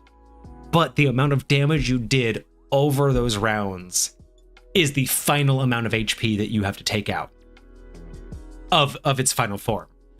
There's something really poetic about that in a narrative sense. I don't think the players would really truly appreciate it. Like I don't think they'd really understand it, but there's something poetic about putting that into the narrative. They don't have to know. All they have to know is we did some attacks. Y'all add another phase, and now we have to do a lot more attacks. How do you have that much health? It would really be down to that one player who takes those type of notes, where it's like, it's that player who's like, wait a minute. We did 400 points of damage last round, and you said it changed. We've done 200, and now you're telling me it's bloody? So we gave it the amount of damage that it, like, you know what I mean? Like, there's a point at which the right player would recognize what's happening if you gave them the right clues. But yeah, I think that would be kind of a better way to do it. I think that's kind of a cool concept of making one round decide the next round's HP based on how much damage you did. Because then you could truly like that would be a tool for DMs to be able to make a battle that's like, because you don't even have to do it as in like, you don't have to do it in the same battle. You know what I mean? If you truly want to make a formidable BBEG, right? You could just put it into the lore, like not the lore, but you could just use this as a calculation. You could say, out of the last 5 fights my players had, what is the average amount of damage they did per round, right? So let's say you take the last several battles that your players did, and this would take some documentation, but you document all of their attacks and how much damage they output over, say, 5 rounds, or the last 5 encounters, right? And average that out to how much damage per round. So you say, out of the last... track all of that every single encounter that I do with my players. So you could do this. You could throw all those numbers into an analysis and say, per round, what is the average amount of damage my players do? Out of the last 5 encounters, how much damage did the entire party do per round? And let's say it's 30. Let's say you do the calculations, and out of the last 5 encounters per round, the entire party averages 30 points of damage. You could say, I want this BBEG battle to last a minimum of 8 rounds. So what do? You take their average damage output per round and you times it by 8. And then you say, that's the BBEG's life. And then you go with that. And you say, I want this battle to last at least 8 rounds. So if you say that you can average 30 points of damage per round, and then you multiply that by 8, you could say I have a BBEG that's 8 rounds long. So I'll say for me, I will need to adjust that calculation just a little bit because my players act very, very differently when they're fighting something scary versus something mundane. So like if my players are like, air quotes, blowing their load, like, and like using all their big spells and all their stuff, like that's probably the state of being they're going to be in here. So the average damage is going to go up significantly in scenarios like that. So it's like, okay, True. I want it to last at least this long, and the average was 30, but whenever they fight BBEGs, that almost doubles. So it's like 60 when they're fighting something really scary. So now when they fight this boss, their average is going to go up from 30 to 60 because they are using their resources. Now, if I really want to be evil, I will make sure they've used the majority, if not all, of their resources before this fight. And then I can average that out. And that's really a difference. But as a general rule, I think that's a cool concept, though. Like, you know what I mean? Like, if you could truly track your player's damage output, that would be the way to do a BBEG battle, is give your BBEG the amount of health it would take for the average amount of rounds you want the battle to last. Because I think that's something that DMs don't think about, is when they plan the BBEG battles, I don't think DMs think about how long the battle is going to last. I think what they imagine is how little damage the players will do and how much damage the enemy will do. But I don't think they think about how that equates to how many attacks. Like, because think about this, how many BBEG, because this is the trope, right? For DMs, the trope is you never make a BBEG powerful enough. You always make a BBEG that's basically stomped on, right? That's the trope, right? You make this grand BBEG and then the players destroy it in one round, right? Or you do all this other stuff and the players just roll it. But that's actually maybe something that we need to put in the DMG, right? The ADMG. Is when you're planning escalated encounters, not just encounters, but escalated encounters that are meant to be harder than a previous encounter. Maybe that chapter needs to discuss how DMs can take the data from a previous encounter and use that information to make future encounters more difficult. Because when your players at level 5 do an average of 10 damage across all players per round, and then at level 8 they're doing 25, and then at level 10 they're doing 35, knowing that progression should help you understand, well, what should I start planning at level 12? What should I start planning at level 15? But I don't think there's enough encouragement in the D&D space to tell DMs, look at what you're like. That's just a lesson that all DMs have to learn, right? Is look what you threw at them and upgrade it.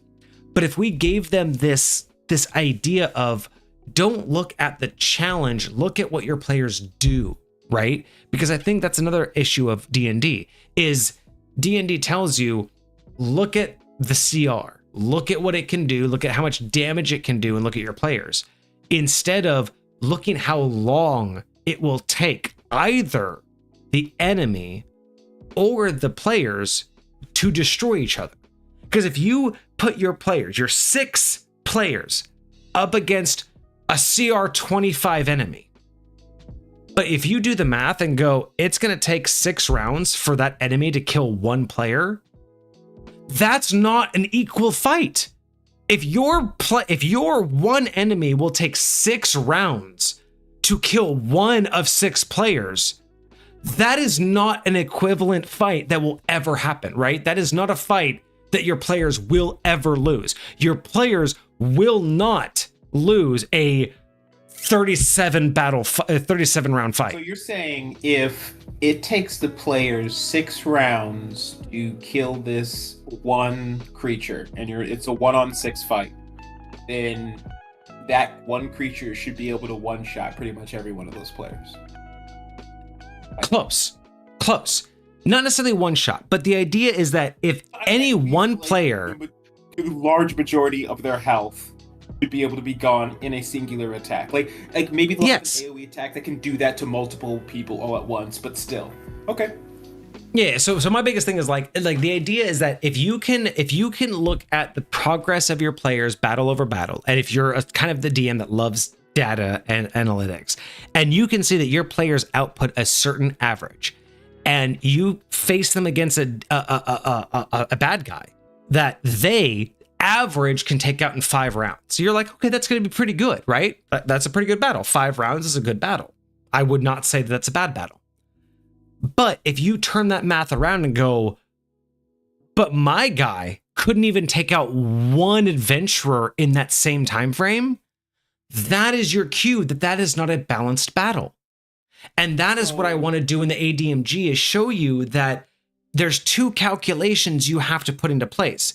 Because if your enemy couldn't even possibly mathematically take out 1 character of 5, when any one of those characters can take you out, like if any one character can take you out in 3 rounds, and mathematically you couldn't take 1 character out of 5 in 5 rounds, that is not, I don't care what CR it is, that's not a balanced battle. Because no matter what, the math says the players cannot lose. And that is what I believe D&D has a fault with, is too many times the CR does not truly equate to what one of the characters can truly face off against. Because CR is usually based around a party, but rarely does that party idea really represent what a single character can do. Because by level 5, you can have multi-attack. So by level 5, it's just way out of proportion. Answer your question, it's not exactly what we're talking about, but I do love that that's a unique implementation of what we were talking about. Our concept was for a fight such as this, like we're at the inner shell, every attack would, like, you would have to do a specific number of attacks, and then the conclusion of that number of attacks, however much damage was done, equals the maximum health for their last form. And Yeah, that was the thing that we were talking about before. that was our initial mindset, but I do kind of like the idea of what you're talking about, giving them a legendary action to basically it reverses damage for them, not like wholly, like not like all damage heals you, but like whatever damage you took, like say I activate my legendary action, next time I take damage, half of that damage heals me and I don't take any damage, right? So it's literally just helping me instead, you know. So I like that idea for a different mechanic when it comes to boss fights. I get, like you said, especially against overpowered players. So it's like, yeah, you thought you were gonna do some craziness to me, but not so much. Like imagine, Yeah. What is it? Disintegrate. Disintegrate does some stupid damage, but if you cast, Yes, that, it does. but if you use this right before somebody uses disintegrate, dude, that would be wild. That would be absolutely wild. Yeah. So yeah, just I think our concept was we were just going off on a tangent of like how you could do secondary battles, whether or not you know, however you want to introduce the second phase. I think we were just kind of going off on a tangent of different ways that you could implement that second phase to make it feel more justifiable and more in line with the story instead of just now you're against something that's completely different just because. Sure. But yeah, I don't think it had anything to do with Boxer's actual submission. I think that was just more of an inspiration conversation. Doing, but yeah. Yeah. So outside of this, we know that it dropped Thunder as a damage resistance. It gained Psychic, but lost Stunned as an immunity. Mm-hmm. It gained True Sight, but lost Dark Vision. Other than that, no real major changes. This one feels a little bit more concise, a little bit more understandable. Still, there's the Fire Cold. I think that should have changed. Like when it was protected by a rock, I made more sense to be protected by fire and cold. But now that that protection's gone, I would have liked one of those to be a vulnerability. Sure. But otherwise, no other changes here. Ooh, Cart has a DM question for us. Do you think it's wrong to make a legendary action that your players have? Okay, so do you think this is wrong? Making a legendary action that your players have to make a knowledge or history check, whichever you would choose for them to figure out what it does or will enable. Because like the idea of homemade legendary reactions for them, not just to know what it does right away. Okay. To figure out what does their legendary action.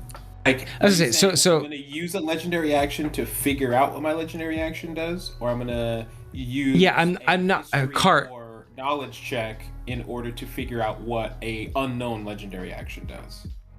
Yeah, I'm just trying to really understand this. Cart, please help us, give us some more detail. So the question is, do you think it's wrong to make a legendary action that your players have to make a knowledge or history check, whichever you choose, for them to figure out what it does? So it sounds like the players can, like when the enemy makes a legendary action, the players are allowed to make a knowledge or history check to see what it's going to do.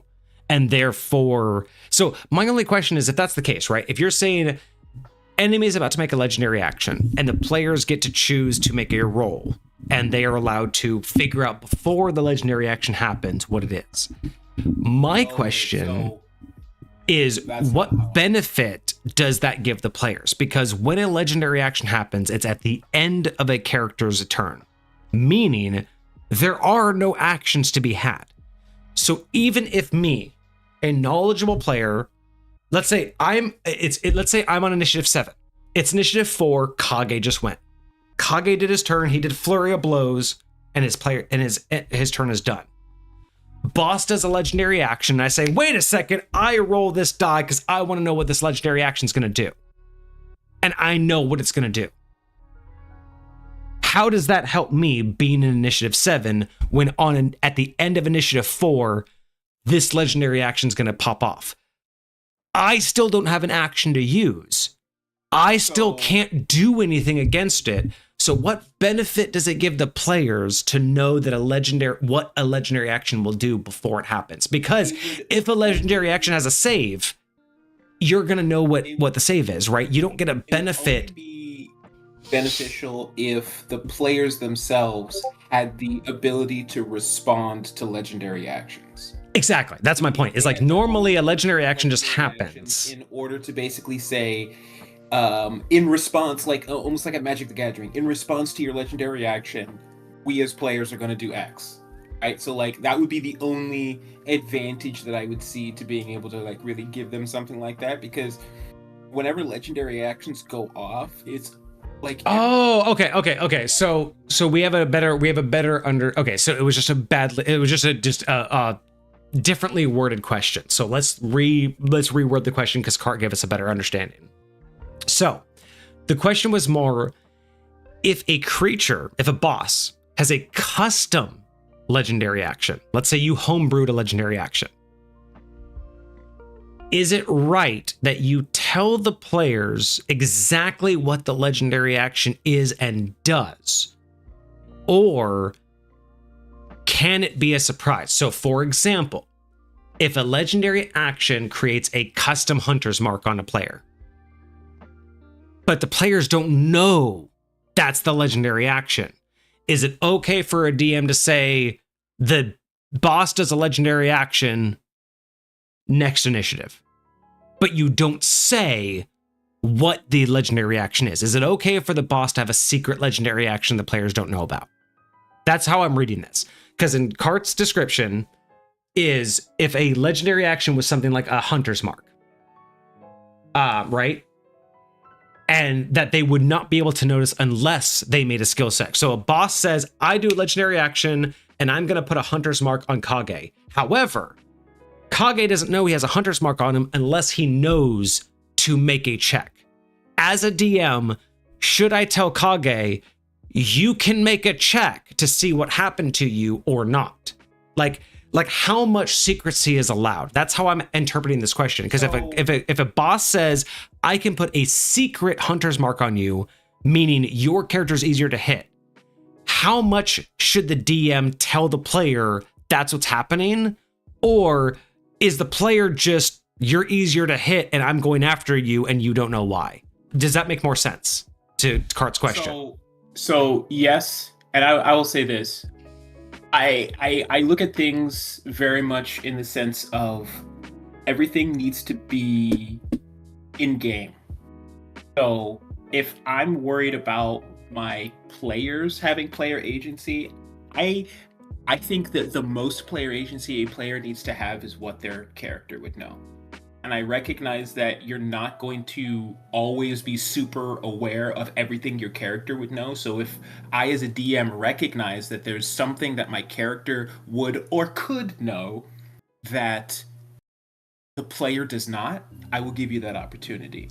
But if you have a custom homebrew legendary action, unless this creature is a creature that's been around and has the possibility for lore, why would they know about it? How would they know about it? There would be absolutely no reason for them to be aware of that. So the only way that you would figure it out is by experience. So what I would say is once they do have that legendary action used upon them, you have an opportunity to let them to have some perception checks, some insight checks to figure out what that legendary action did. And now you can be in the place where you're like, okay, now I know. Okay, now I get what's happening. Okay, now I connected the dots, if that makes sense. All right, Vortex is dying. Oh my god, that might be my favorite fucking meme ever. Oh my god, you need to look at what Foxer posted something in the memes channel. And it might be my favorite fucking meme ever. Oh my fucking god. All All right. I can't stop watching this. Holy fucking shit. I'm literally just keep pressing play, watching this.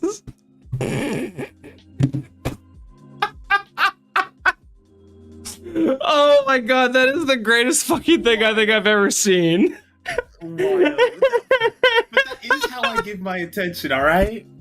Hold on. No, it's dude, it is seriously so much of our experience to each other of just like, I need to go off on this tangent. You're like, sure, Vortex, whatever you say. Sure, okay. You know how some people have resting bitch face? Okay, this is my resting listening. Okay, all right. This is what's happening. Like I don't have control over that. All right, but. Yo, if you aren't part of the Discord, I'm gonna drop a link in the Discord. Join the Discord and go look at the memes channel as soon as you can, because this shit is fucking the best ever. You know, we have waited 2.5. I didn't hear any music. Hold on. I didn't hear any music, but I'm just gonna say I have waited 2.5 years for a truly proper meme of us. And this, I truly believe, is the first like proper meme of us, and I love every fucking second of it. I am gonna be downloading this, and I am gonna post. Can I download this? Okay, save. I am gonna post this. Like TikTok or something. Yes, I am absolutely gonna post this and let Superfoxer get all the credit for it, because that is my favorite fucking thing ever. Like 2.5 years and we finally got it. Turn the volume up. I didn't get any volume from it. I have my volume all the way up. Is there supposed to be volume? Because I don't have any volume, but yeah, the card says the music is great, but so well, I'll have to look on it. Maybe it's because I'm looking at it on my phone. But thank you, Boxer. Thank you so much for that. Oh my gosh, my volume was way too loud. Okay, hold on. Let me see. Yeah, let me look at. The music is top tier. The music. Okay, let me look at it through a video player. Evanescence and I don't know what the other one is. No, I'm not getting anything. I'm gonna have to play it through my computer later, because I don't want to like play it right now because you're through Discord. I will play the music later. I don't know what the music is, but that's fucking. I just love the visual. The visual fucking got me so fucking hard. It's so fucking stupid. It's top tier. I appreciate you, Foxer. Truly. That's straight fire. Thank you. So that is 100% top 10. If we had like a top 10 memes, that would be right now number 1. Shit, we're starting it now. Top 10 memes. I'm literally crying how much I'm laughing over that. And I didn't even get to hear it. That's fucking great. Okay, we got more to discuss. Let's get to these abilities, my guy. All right. Let's talk about the inner shell.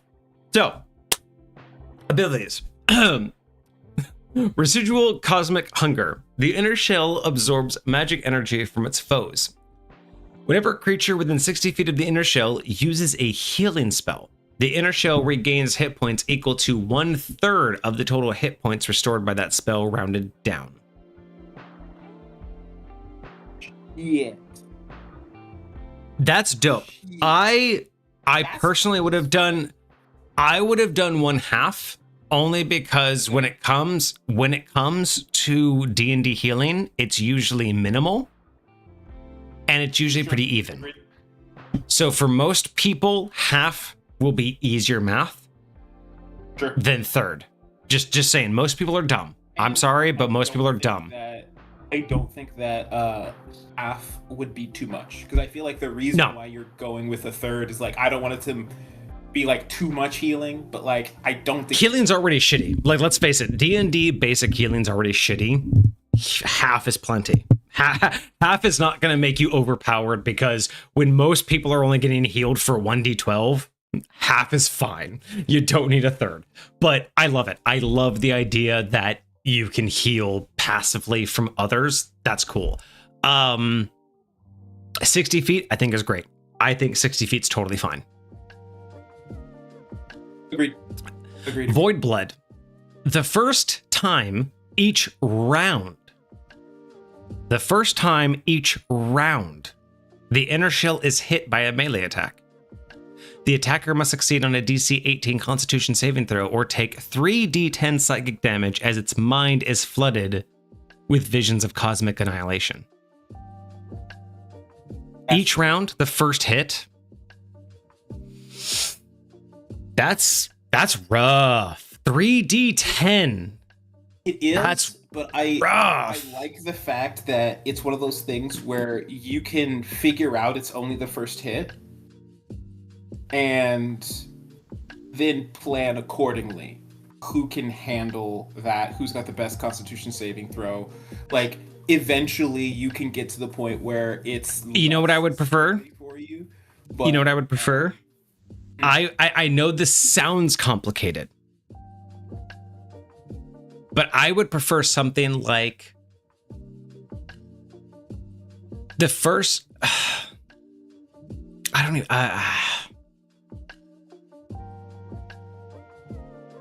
there's so many different ways that I would do this in High Point, and I'm trying to find out what would just be the best... What would be the best way to make this like make sense across it all?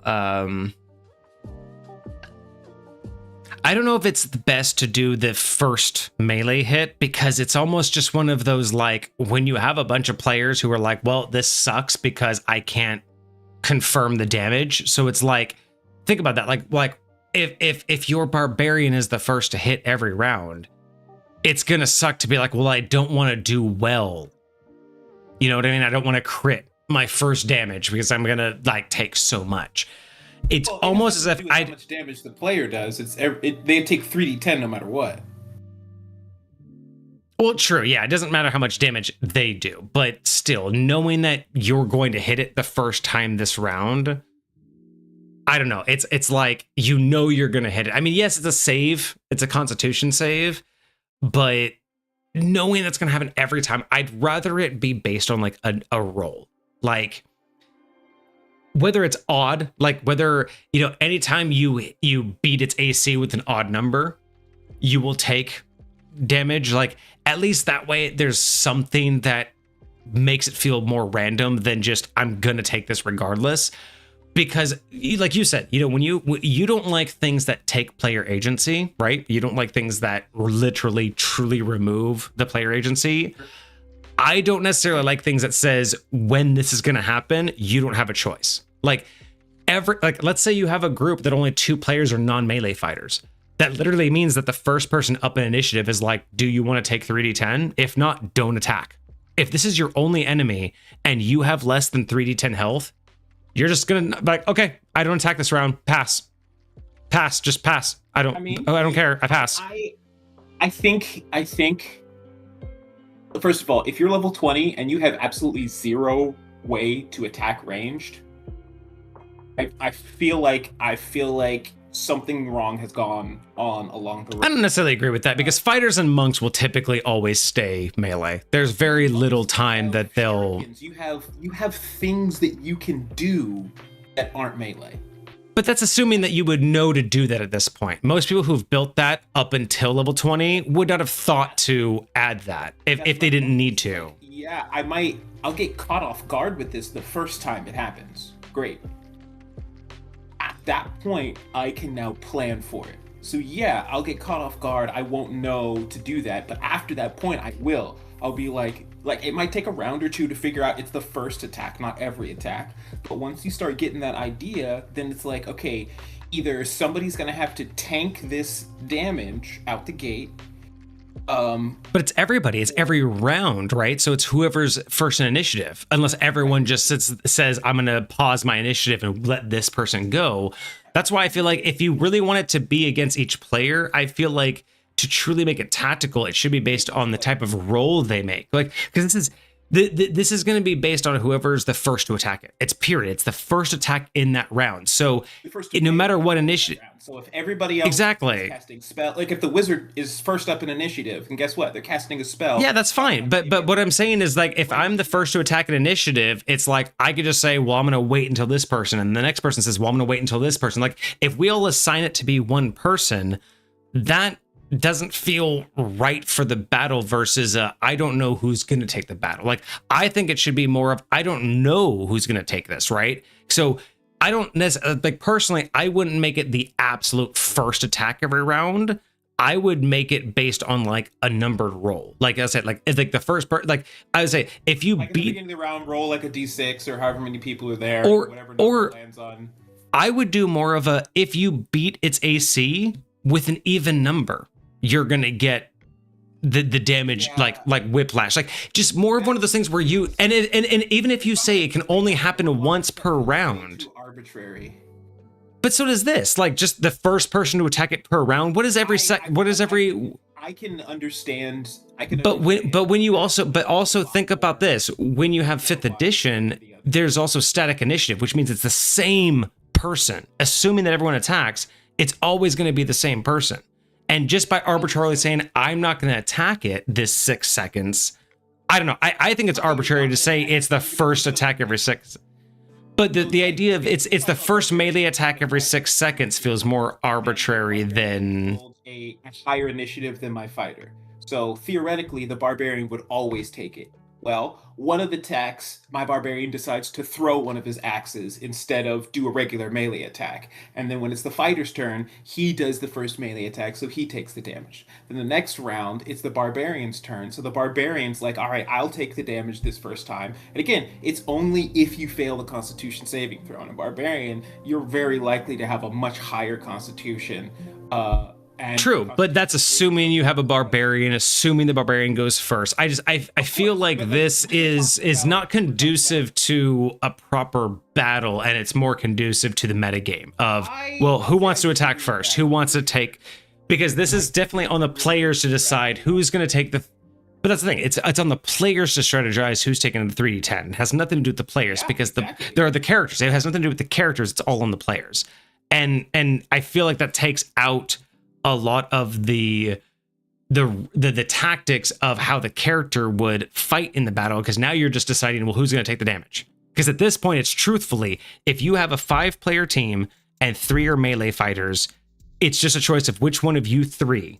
Every round, it's the players deciding which one of the 3 melee fighters will take this damage, period. It's not if. It's you should assume you're going to do it, because you should never worry that it is a save out, but you should never guarantee that you're going to save. So it's who is going to take the risk. Just in general, who is going to be the one who gets in the face of the enemy? Who's going to be the one that's going to be absorbing the majority of the attacks? I feel like that is a role that you play. But that has more to do with where you're placed on the battlefield and not your actions, because it's not based on when you attack. It's based on where you are in the battlefield. You're protecting, you're preventing a zone of attack, but you're not saying that my attack will result in damage. Like in damage to myself. It's almost like a taunt, I would say. You're drawing this attack. I'm choosing to take this attack. I'm choosing to whatever the case may be. You know what I mean?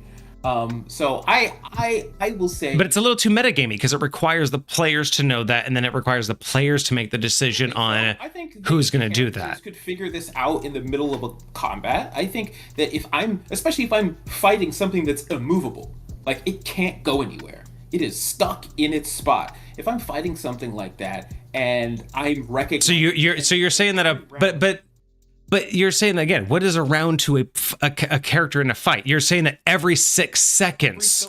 Every so often on a regular... But every so often. But there's no irregular interval in that, though, because it's a melee attack within a 6-second period. There's no regularity in that, especially if you choose... Okay, and this is the difference of like how we approach the game as DMs, right? Like this is definitely an understanding of how we think of the unfolding of combat. But I don't know. I don't think that the first melee attack should be the trigger. That's my thing, is like the first melee attack seems to be too metadata-y because it just tells the players, well, who's going to be the one who wants to do it. But I don't think this is a bad execution of that at all. I think this is a cool opportunity. I in fact like the idea of something like this. And I think it gives it way too much on the players. I think this gives the players way too much metadata, and it just doesn't do anything for the combat, to be completely honest. Because with a static, it goes back to the DM question that Cart asked a second ago about a legendary action that your players don't, like a unique legendary action that your players don't know about. This is the very exact same thing of my mentality. It's like, when they experiencing it happening to them, do you have the ability to assess what's going on in here and figure out what's going on? Like, can your character... And that's why I say that this... this is... Yeah, but again, what your characters are experiencing and what the players are experiencing are two different things, and I feel like this is like bleeding that gap between again, metadata, right? What your players and your characters understand. The idea that every 6 seconds the first melee attack within every 6 second period gets a backlash doesn't make sense in combat. You're not calculating every single individual, because remember, the amount of attacks you have in a round isn't the amount of attacks you do. It's just the amount of attacks that could do damage, right? So that's why I'm just like thinking, when I interpret a battle, something that happens this regularly, but without intention, right? There's no intention in this. This is just something that magically happens, not on the enemy's decision. It's just automatic. I don't know if I think that the type and the position of the attack per round should be the identifier. That's my concern, is like, to me, I can't justify why the first melee attack of a specific round, whether it's at the top of the 6 seconds, 2 seconds in, 5 seconds in, how does it know? How does that trigger knowing it's the first melee attack of this 6 second interval every 6 seconds? It's like, you have the ability, it has the ability to have this energy within it to flood out into somebody else. And when you hit it melee, that is what allows it to flow into somebody. But what if there's only one melee attack every 3 rounds? And then that energy... So how does it understand that that's... If there's only one every 3 rounds, then the energy's still in there and it's still ready to... But what if there's one every 3 rounds and then suddenly there's 5 in a round? Like, it just... How does it know that it's the first... They can recognize that, hey, okay, it's... But there's no logic to say that 1 attack in a round versus 5 attacks in a round will recharge it any differently. To figure out, sure. Again, yeah, I feel like I just don't see how there's any logic to that. Like, there's no... I'm not gonna verbally tell my players, but again, if they... But once they realize it, I mean, it won't take... But that's my point, is it won't take long for the players to realize it's the 1 melee attack per round. Like, it's only on the first... Like, that's a meta game. I feel like the characters can realize it. But again, the players and the characters don't have the same experience. Like the players have a very... This is the order it went, but the without any actual knowledge of what is happening, if I just tell you, hey, you did this attack, now you're taking this damage, like... Right, but if everything's happening simultaneous, the characters could not possibly understand that it's every so many attacks or the first attack, because everything's happening simultaneous for the characters. So lore-wise, there would be nothing... For people to pay attention, especially at this high level. Especially at this high level. I don't... The way that the D&D rules portray itself, the characters wouldn't know the difference between their attack versus another person's attack of who's taking damage. They're all attacking at the same time. Say about that? It's all happening simultaneous. The 6 second, the initiative rule is just for organization, but everyone attacks simultaneously. So if you have 3 melee attackers attacking simultaneous in game. Simultaneously, do you mean everybody that hits in a single 6 second period is hitting the target at the exact same time? It's all within the same seconds, but there's no technical order of it. There's no, you attacked first and then time passed and then this person attacked. Everyone is swinging and everyone's hitting all in the same 6 seconds. So the idea that in 6 seconds you could see 5 people swing a sword and recognize that person specifically took damage, and therefore I can calculate every time which one of us will take damage. I don't personally think in lore wise, that's what makes sense, is that if me and 5 other people swing at this enemy and one of us takes damage, all of us are going to be able to instantly go, I know why that person took damage. Now we're all akin to why and how this is going to work. It just, to me, everything's happening so simultaneously in a 6-second period. One person taking damage is not going to be enough for everyone to magically go, oh, we totally get what's happening here. Let's all adjust and account for it. Whereas that's why I feel like with this, it's just leading into that player mentality of, well, now I know what's going to happen. Now it's just a choice of the players of, well, who has the most life? Well, I don't have the most life, so I'm going to just pause my turn. I'm just not going to attack this round because you have more life than me, so you should take the 3d10. And knowing that every single round personally just puts, like you said, the players shouldn't know this. So having something that isn't consistent and isn't available for players to manipulate and benefit from, I think is the way to go, because especially if this is supposed to be challenging. The moment you know the first person to do melee damage is going to take this damage, and like you said, right? If we've built to the point of level 20 and everybody has built a way around melee damage, the moment the first player recognizes this, no one does melee damage anymore. And that's smart. If it's that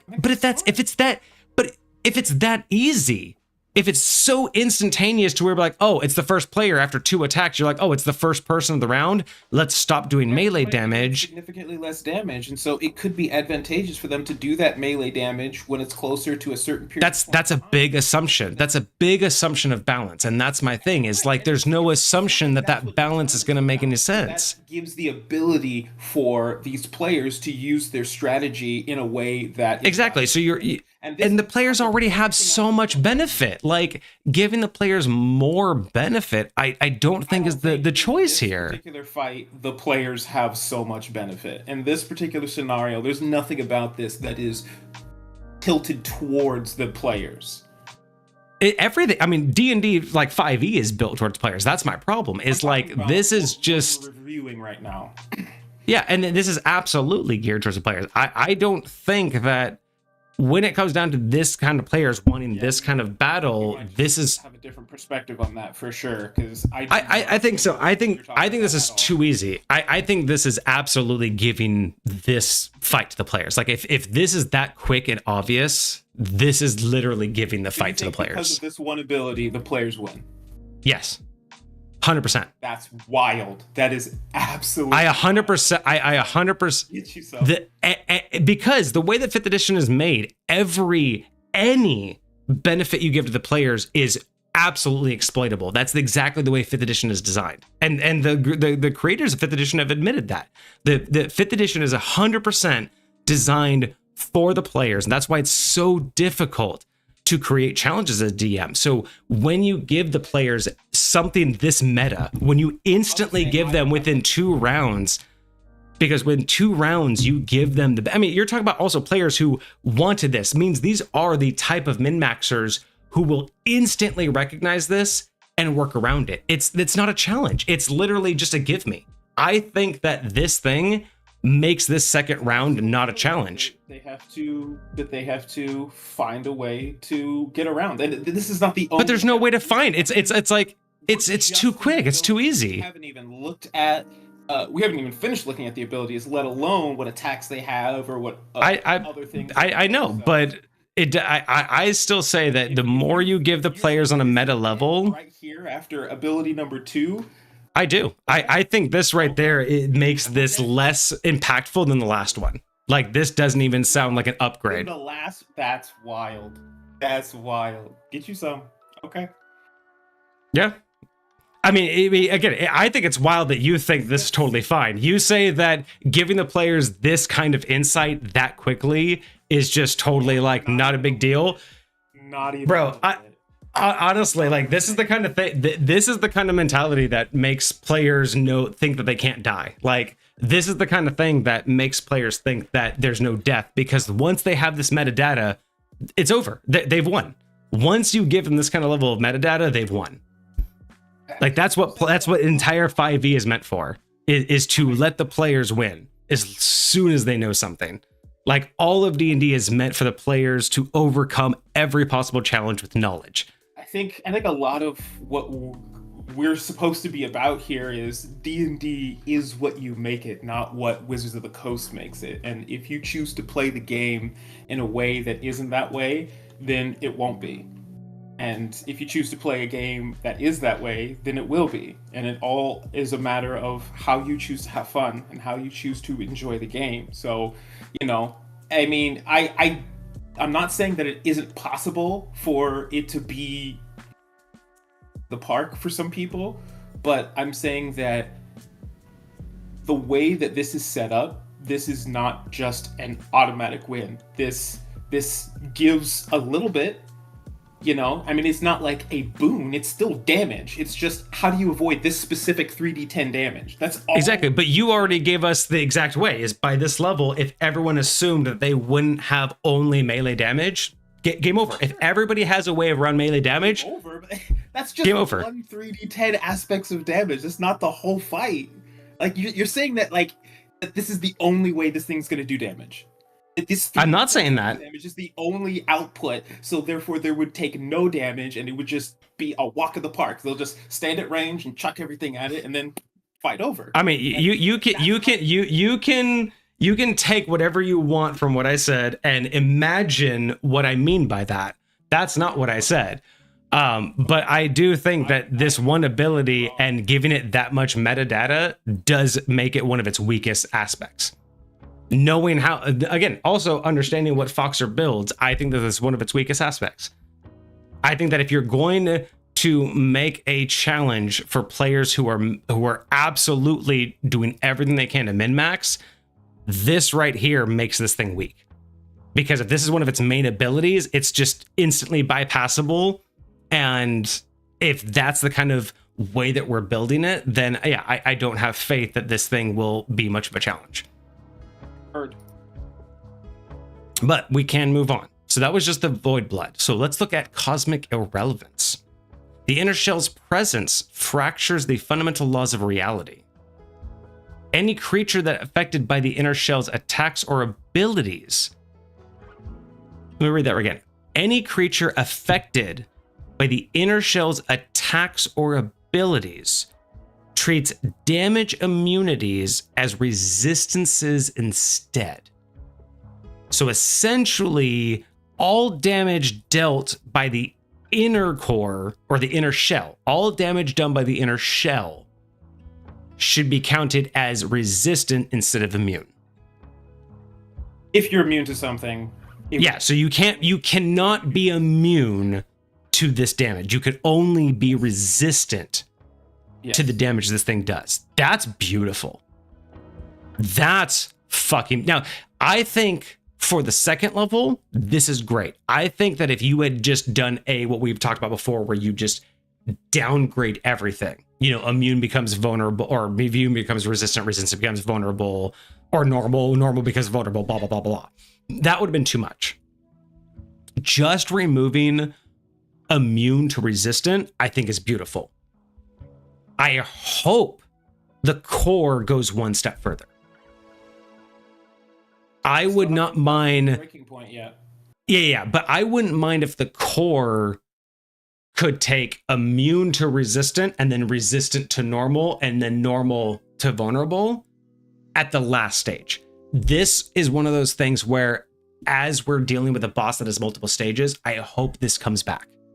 Because this, I think, is phenomenal. I actually wouldn't have minded. Because remember how the outer shell did fire damage with its eruption attack? Mm-hmm. I wouldn't have minded if this came into play with fire damage specifically in the first one. And then this one expanded to all damage. And then in the inner core, it went one step further. You know what I mean? Like, I would have loved that to be a stepping stone. But I hope that this one continues, because I like that. We've talked about this so many times. There's very few opportunities D&D gives to change someone's resistance and immunity. Usually once they have it, it's locked in. And we've commented on when this happens, and it's very rare, but I like that idea. I like the idea of just knocking it down a peg. without having to go through all of the other stages. I think this is beautiful. No changes for me. And then we have Shell Echo. Whenever the inner shell takes more than 30 damage in a single turn, roll a d6. On a 5 or a 6, the inner shell releases a pulse of reactive energy, triggering reactive spasm. Reactive spasm. The inner shell releases a concussive burst of energy.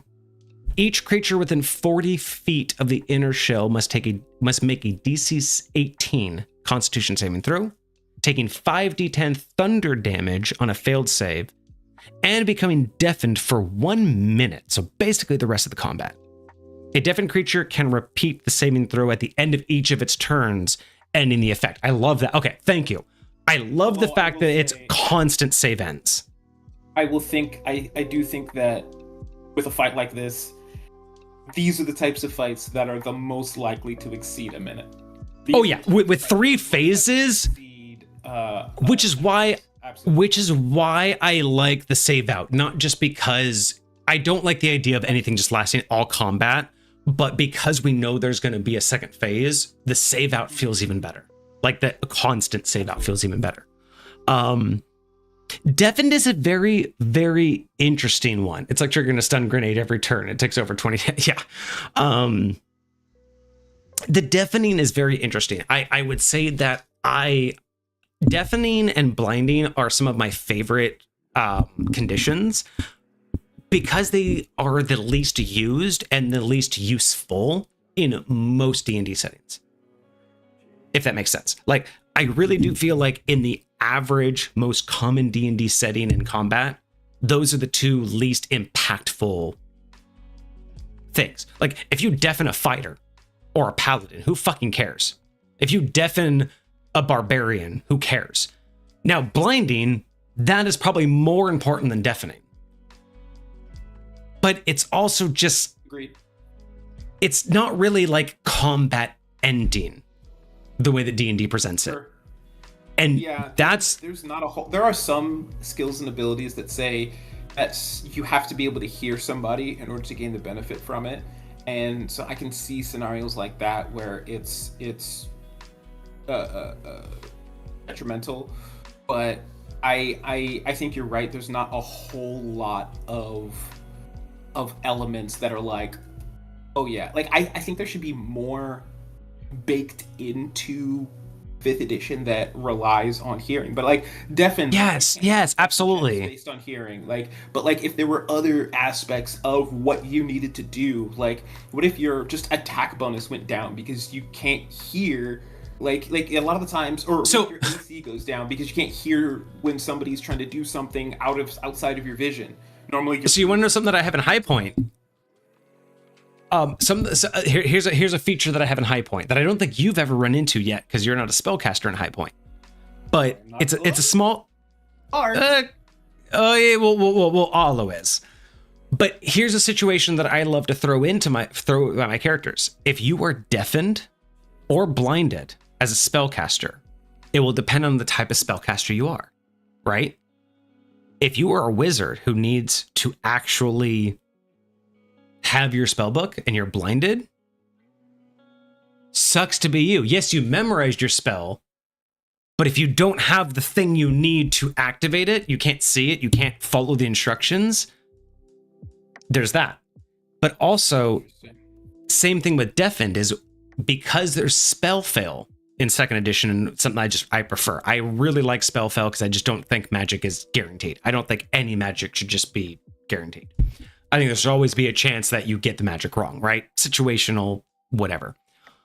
I've always liked the idea that when you're deafened, you have a 10% added spell fail. So if you have a 5% spell fail, you have a 15% if you're deafened. Only because when you speak, the natural state of your being is to hear yourself, right? Like when you speak, you hear yourself, but you also hear yourself differently than others, right? So there's that mentality thing. If you're deafened and you speak and all you can feel is your vocal cords moving, but you couldn't hear, that would fuck with you. Similar to it absolutely does. It's happened. Also, if you've ever spoken into a microphone and wore headphones and heard yourself, if there's even a microsecond of a delay, it's weird, right? If you aren't hearing yourself live, as someone who's recorded music, echo when I'm on voice chat in a game, like you hear echoing after the fact, it trips you out, man. It's hard for you to like maintain a coherent sentence like that. And so for me, something like deafened should affect spell casting ability, because you're meant to say something and your natural state of you speaking and not hearing it should startle you. But if you were a seasoned spellcaster, you should be able to do it without, like, you know what I mean? Like, you should be able to do it without thinking. You should be able to say the words and you don't have to hear yourself. If you can feel your vocal cords moving, you should know you're saying the words. But if you've never experienced that before, you may go, well, I'm going to pause because I can't hear myself. And then your spell would fuck up, right? That's why preferably I like spell fail, because something like deafened, I think, should not stop you from casting a spell. But I do believe that it should fuck with you to the point that your spell may not be perfect or may not go off because you're not familiar with casting a spell when you can't hear yourself. Every time I think of being deafened, I think of it's that show Archer, where every time like a she's like ma ma ma. Wild. That's crazy. Okay, so I like this. I like the idea of a woman at deafen, a spell, a save out. My only problem is not what we got from the author. I don't mind what Foxer gave us. I just think that deafened, just like most conditions, are just not impactful enough. Yeah, this is a beautiful ability. Like, I do love this idea that it will do this. Just deafened isn't impactful enough. And so I'm not saying that in a fight like this, especially in a fight like this, I don't see it being as detrimental. But like if you were in like a cave somewhere and there were no lights and the only way you could know where the other person is by listening to them, like, yes, that would be huge. That would be crazy. But that's not necessarily the environment that we're in. Now, I'm not 100% sure what the environment we're going to be in is, but still. Exactly. So the ability is beautiful. This is a problem with, it is a beautiful ability. It does everything right. It's just that the effect it's going for itself doesn't do enough. And that's not a problem for the effect that was chosen. There's no other effect. I wouldn't say that you should have chosen blinded over deafen. It's just that as beautiful as this is, I wish it actually meant something in D&D, not in this build. So no changes. I think this is great. I just wish as a DM, deafen meant more, because deafen is such a good ability and it's just wasted. It's just wasted on, you can't hear conversations. You know what I mean? Like, valid. It's so wasted on how much it could fuck with you, because I just don't think that the people who created the condition of deafened or blinded truly thought about how important those two things are. And this is the creature that communicates in alien roars and telepathic pulses. Right? Wild. Oh yeah. Be not again, one of those things. Not being able to communicate with your partners makes a lot of sense. You know, especially if you're a DM like me who limits how much you can say in game already. Not being able to hear is so important, right? So I think there are ways to make it work. I'm not saying that Foxer, you did anything wrong with choosing this. I wish, for the sake of this ability, Wizards of the Coast had made deafened more important, because I think that this is an amazing ability, and in High Point, deafened does more. So I love it. I love it for what I think deafened does. I do. Yeah. I just don't think 5e makes this. It works better in High Point than it does in 5e. Thank you. Yes, exactly. That's 100% it. It works so much better the way I would use it than I think 5e would use it, because I feel like it's a waste with what Wizards of the Coast does. I make them wear headphones at 60% so they can hear, but they may understand the lyrics of the song instead of their friend. That's fucked. Here, put these headphones on. You're deafened for the next minute in game. Just listen to this fucking... And it's a Rickroll. Of course, it's just Rickroll. Absolutely. What else is it gonna be? Actually, you know what would be fucking hilarious is you give them headphones that are just noise canceling. So they play the game for as many rounds as it takes for a minute, but they have to wear noise canceling headphones. So all they can see is people's mouths moving. So if a player wants to tell them something, they have to interpret it the same way their character would. What? That would be interesting. What? So because just put the headphones on. You're just like, okay, so DM, I attack. Where they're trying to talk to each other and like figure out what the other person is saying, and they're literally just yelling at each other. It's like, microphone. What? You want me to eat chicken? Like, what is that? Like. Oh yeah. Oh, have you seen the cooking shows with that where one's deaf, one's blind, and one's mute? No. So there's like these cooking challenges, right? Where they'll take 3 chefs, they'll blind one of them, so they'll put a blindfold on one of them, they'll put noise canceling headphones on another, and they'll make another one so they can't speak.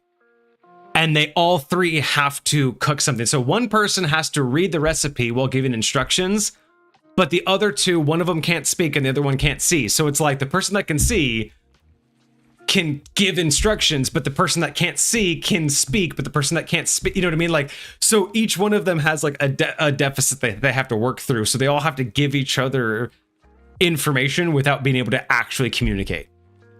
It's a cool, fun little challenge, but it sounds exactly like that, where it's like you truly get everything removed from you. Let's see. Kurt says, is there a psychosis table in D&D kind of like Cthulhu, but Forgotten Realms? Not for Forgotten Realms. I do think there is 2 different supplemental books that did a psychosis type chart. Neither were officially from Forgotten Realms. I want to say... Yeah, I mean, I want to say was... I don't know if it's for...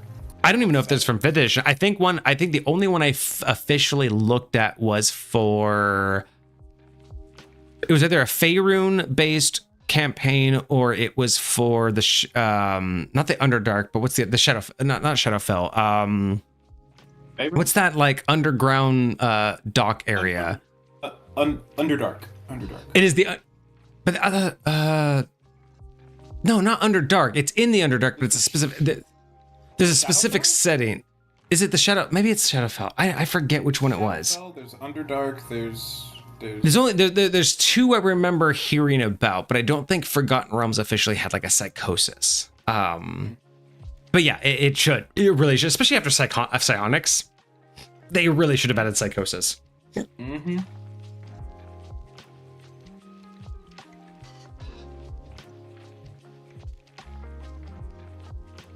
All right, so cool.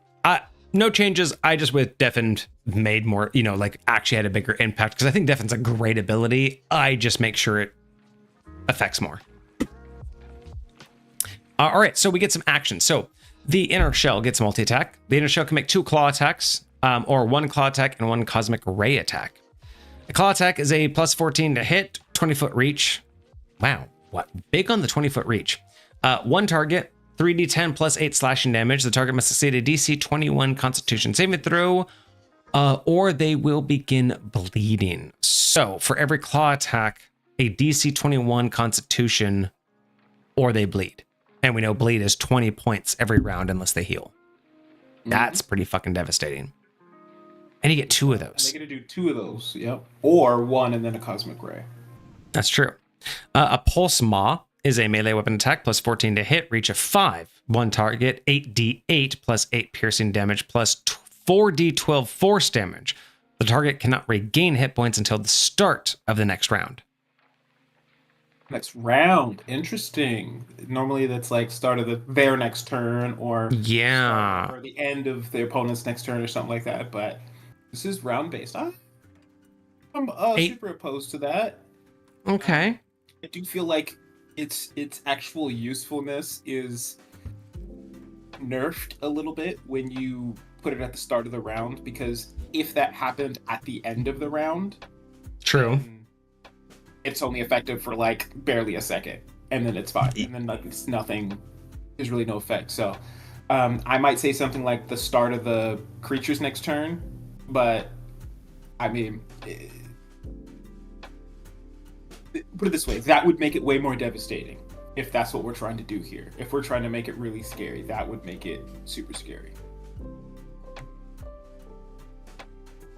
Let's see, what is a...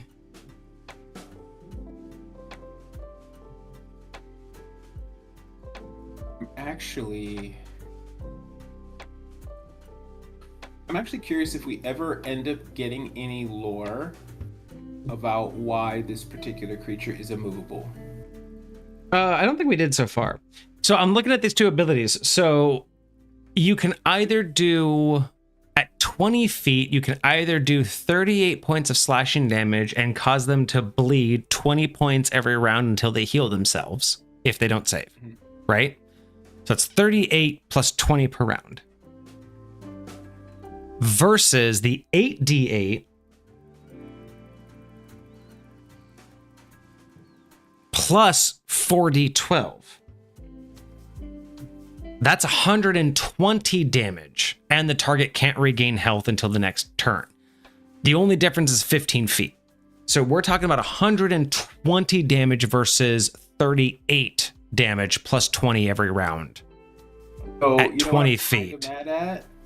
I'm kind of mad that you can't do a claw and a pulse maw in the same round. Yeah. Because if you could do one of each in the same round, not only would you inflict bleeding, but you would also stop them from regaining hit points for an entire round. Yeah, and I think that's probably why they did that, is that's a little bit much, but I'm trying to understand, like, it's at 20 to be much. I'm just wondering, you know, is it, the difference is 15 feet. What's the likelihood that I'm not going to be able to hit my target after move? You know what I mean? Like, it's the idea of one drastically changes how much damage you can do. I mean, we're talking about 38 versus 120 on the first hit. And the only difference is 15. The 8d8, right? If I did the math right, 8d8 plus 8 and plus 4d12. So the maximum they could do. So 8 times 8 plus 8 plus the 48 from the 12. Yeah, that's 120 damage. So the thing is, if I can close distance, I can either do 120 damage that you can't heal until next round, or I can do 38 damage and maybe start causing you 20 damage every round until you heal out. So I think the biggest thing is this thing doesn't move. So it's whether or not the player can. Right. If a player comes and gets into melee distance with me, I'm going to do this. If not, I'm going to hit you with the other thing. Okay. So as of right now, if it can't move, this makes total sense because it's all dependent upon where the players are. If you get too close, fuck you. And if you stay far away, you're better off. I agree with that. If it can't move, this makes sense. If it can move in any way, which Foxer's alluding to, it just seems like it depends on what's going to cause the movement. Because if I can move 15 feet, why am I ever going to bother with a claw attack? You know what I mean? Like, I should just... interesting.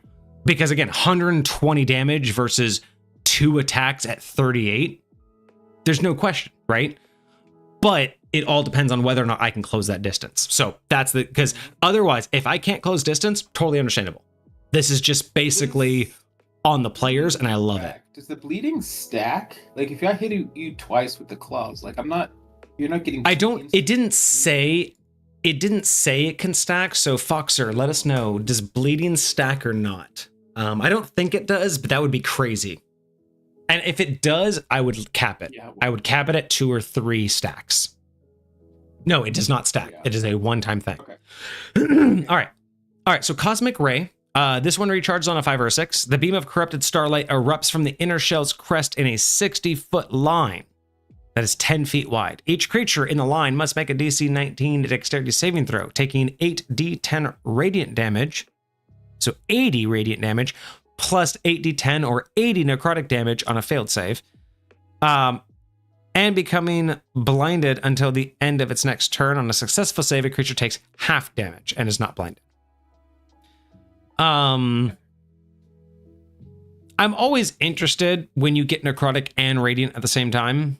I'm always confused on that. It's just, it's never something that I like, unless it's a very extenuating circumstance. As a DM, I'm not a fan of mixing contrary elements. Like again, same thing with I mentioned with fire and ice. I'm just not a fan of it. It's very difficult to justify it in a narrative sense, in my opinion. That's why I will accept it in a very random or in very extenuating circumstances. But for something, I mean, I know that this is a pretty beefy boss. I'm just not a huge fan of the options or the dual aspect of it. Otherwise, though, Cosmic Ray, you only get to get it if it recharges. I mean, basically doing 160 damage at this level. Yeah, that's fine.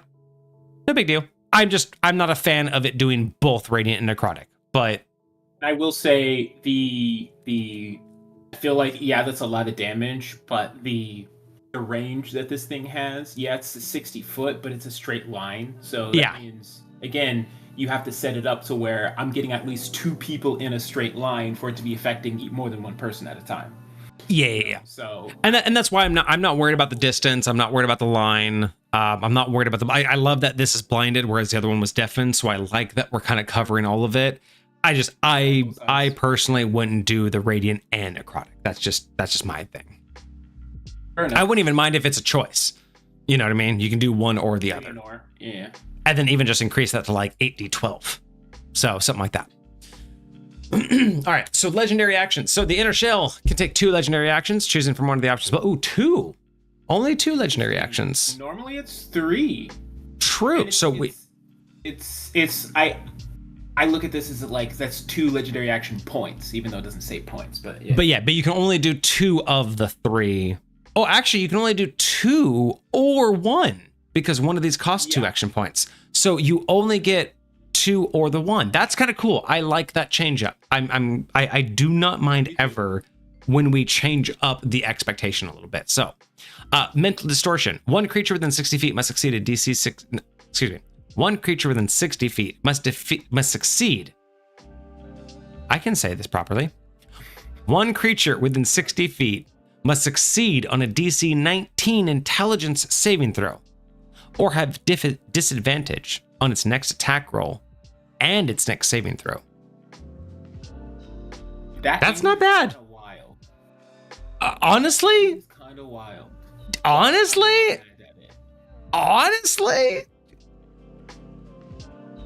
Is it bad that does it? Mad at that. I think it's weak. Like, it's not a lot. No. Here's my rewrite. One creature within 60 feet must succeed on a DC 19 intelligence saving throw, or have disadvantage on all attacks and saving throws until the start of the next turn. That's how I think that should be read. Yeah. I'm not like that either. Foxer, I like dial that. it up. I like that. Dial it up to fucking 9, dude. Like, this is brilliant. I love the DC 19. I love the disadvantage. But why on the next? No, the entire round. Any attack roll, any saving throw until you start your next round, you're fucked. Like, no, I'm sorry, but it's weird because this has been so overpowered the whole time. But it's just that what's next is the dial up. I don't know. We'll see. But honestly, this just, again, you were talking before, between this and overcoming its melee thing, I'm not as impressed with the dial up. I think this particular ability, I think we could say it's your entire round. That one character, everything they do, disadvantage. I agree with where we are in this build. I feel like, again, it's not a bad thing, but increasing it to every attack, kind of like because it's one creature, it's only one person. Like one attack isn't every single attack. It has advantage, and every single attack against you has advantage. So doing something like that here, I'm not mad at that at all. I'm really not. Yeah, so I would just say that this one, I love the idea. I just think if it's only attacking one player, yeah, just make it their whole round. Just really sink it in that one player just has a fucked round. That I think would feel better. I don't know why, but I'm just thinking that if it's only against one player, don't make it against one action. Make it against their whole round. Like, because again, this is a legendary action, right? It's not going to happen every round, but it could. And that could really be more devastating. All right, and then we also have Burrow and Rise. This is the other option. So they could do Mental Distortion and Burrow and Rise in the same chance. Well, I guess... Well, you get 2 legendary actions, but only 1 action. So you could do this or Burrow and Rise. So the inner shell sinks into the ground and reemerges in an unoccupied space within 30 feet. Each creature within 10 feet of the emergence point must succeed a DC 16 dexterity saving throw or be knocked prone.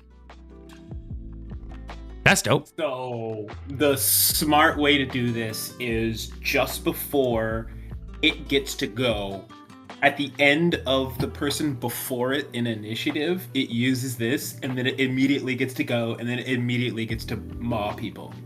Yeah. Use that bite attack. Yeah. Yeah. That's the move for this sucker. Because, again, up until this point, this thing is immovable. And I think this is what you said he was alluding to, where there's a little bit of movement. This is the movement action. So the fact that this thing can just pop up and then knock you prone... I'm curious. That's cool. Say that that this thing sinking into the ground provokes attacks of opportunity. It's not teleport, so I think it's valid enough to say it takes time for it to go down. But and I do agree with Foxer. It is. I love that it's only 30 feet. It's great that it's that small. Like, it's not a lot. I kind of agree with Kage, but here's my alternative. I would, as a DM, allow attack of opportunity at disadvantage due to difficult terrain. Because again, you're shaking, it's crawling, you're like, oh, I'm gonna attack you, but like, I feel like if you're going to allow it to have an attack of opportunity when it does it, it has to be at disadvantage because the ground itself is difficult or shaking. I like that. So yes, that's how I would do that. I totally agree that both are valid. I don't necessarily think it needs it, but if you're gonna add attack of opportunity, I do think disadvantage makes sense. For sure. I'm not trying to make this thing more powerful. I'm just trying to go with the lore, and that absolutely makes sense for the lore, that it shouldn't be just easy to slap. But I do think it makes sense that you should be able to swing at it. I mean, honestly, this could be one of those times where it's justifiable to say, if you don't think that disadvantage makes sense as a DM, this is not necessarily for Foxer, but any DM out there, this is a good example of an opportunity to say, if you don't want this ability to cause opportunity attack, which I think it should, and I think it should be at disadvantage, but if you don't think it should, you could require the attack of opportunity to take action economy, like a reaction. Because normally attack of opportunity takes no action economy, right? Or does it actually normally? No, it does. It takes your reaction. Does it normally take a reaction? I can't remember. I've been wrong about this before, and I don't remember what the right answer is, but I think there's one feat that you can take that allows regular attacks of opportunity to not cost your reaction, but special attacks of opportunity do. Okay, maybe that's where I'm getting confused, because I thought it. Okay, maybe that's what it was. It's hard to keep track of all of the individuals for that. Okay, it really is. But yeah, I like Burrow and Rise. I think that's a great movement mechanic for this. All right, so the last one, we get Planetary Pulse. This costs your 2 actions, so you can either do Mental Distortion and Burrow and Rise back to back in a round, or in a full round, or you can do this one in the round. The inner shell emits a crushing gravitational shockwave. Each creature within 30 feet must make a DC 18 Constitution saving throw, or take 10 D12 force damage and be pushed up to 20 feet directly away from the inner shell. So why do I lightweight feel like instead of pushing it away, it should suck them in? You should make a pull them in. That's exactly. First off, I read gravitational. I was like, oh, it's gonna suck them in. I 100% thought that. I thought it should be a DC 18 dexterity or strength. It should be dexterity or strength saving throw. You take the 10 D12 force damage, but you are pulled towards the creature 20 Is this feet. save or suck? Is this no half damage on a successful save? I would say it doesn't say I wouldn't mind a save or suck. I would not mind a save out completely. Because, I mean, honestly, if you wanted to, you could even say that it makes you go prone, which is what makes you cause the damage. But point being, I think it should pull in. I don't mind anything else about it. But as it reads, it's a save or suck. It's not a save half. That's why I think it should be dexterity or strength, not constitution. I'm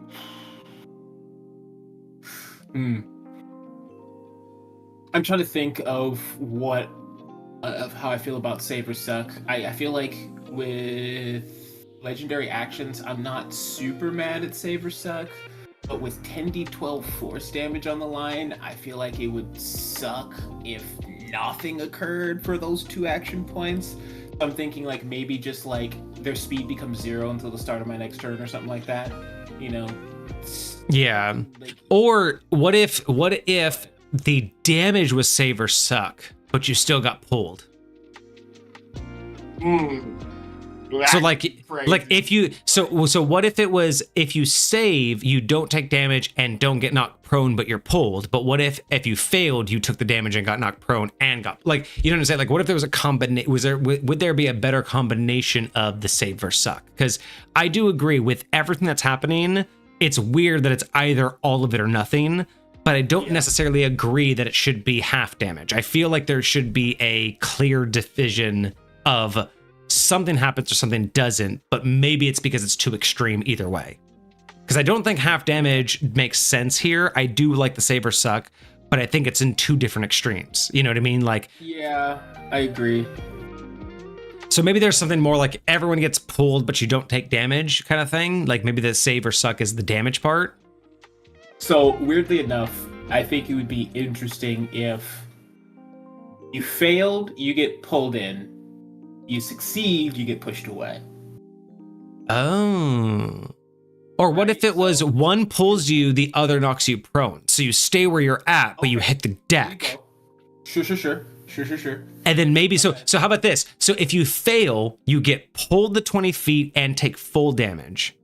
If you succeed, you get knocked prone and take half damage. Sure. So there's still a detriment. There's still a detriment to both sides, but you don't fall into more destructive damage if you succeed. Yeah. And that's unique. You know what I mean? You normally only get half damage. You don't normally get a separate issue, right? Like being pulled is almost like if you were being pulled, it's almost like, you know, you were like your legs kind of like, you know, like scraped across the ground and you were getting damage. But going knocked prone means they couldn't pull you, but you took the damage of slamming into the ground, right? Like something like that could be interesting. Okay, but otherwise, I think the only major thing I would change is the pull versus push. I think it should pull versus push. You want to be next to these dudes so you can maul those suckers, dude. Exactly. Like, you want to, bro. That's where I feel like you're right. I think it should be a pull versus push regardless. All right. Well, we are 4 hours 50 minutes in. We have 1 more to go.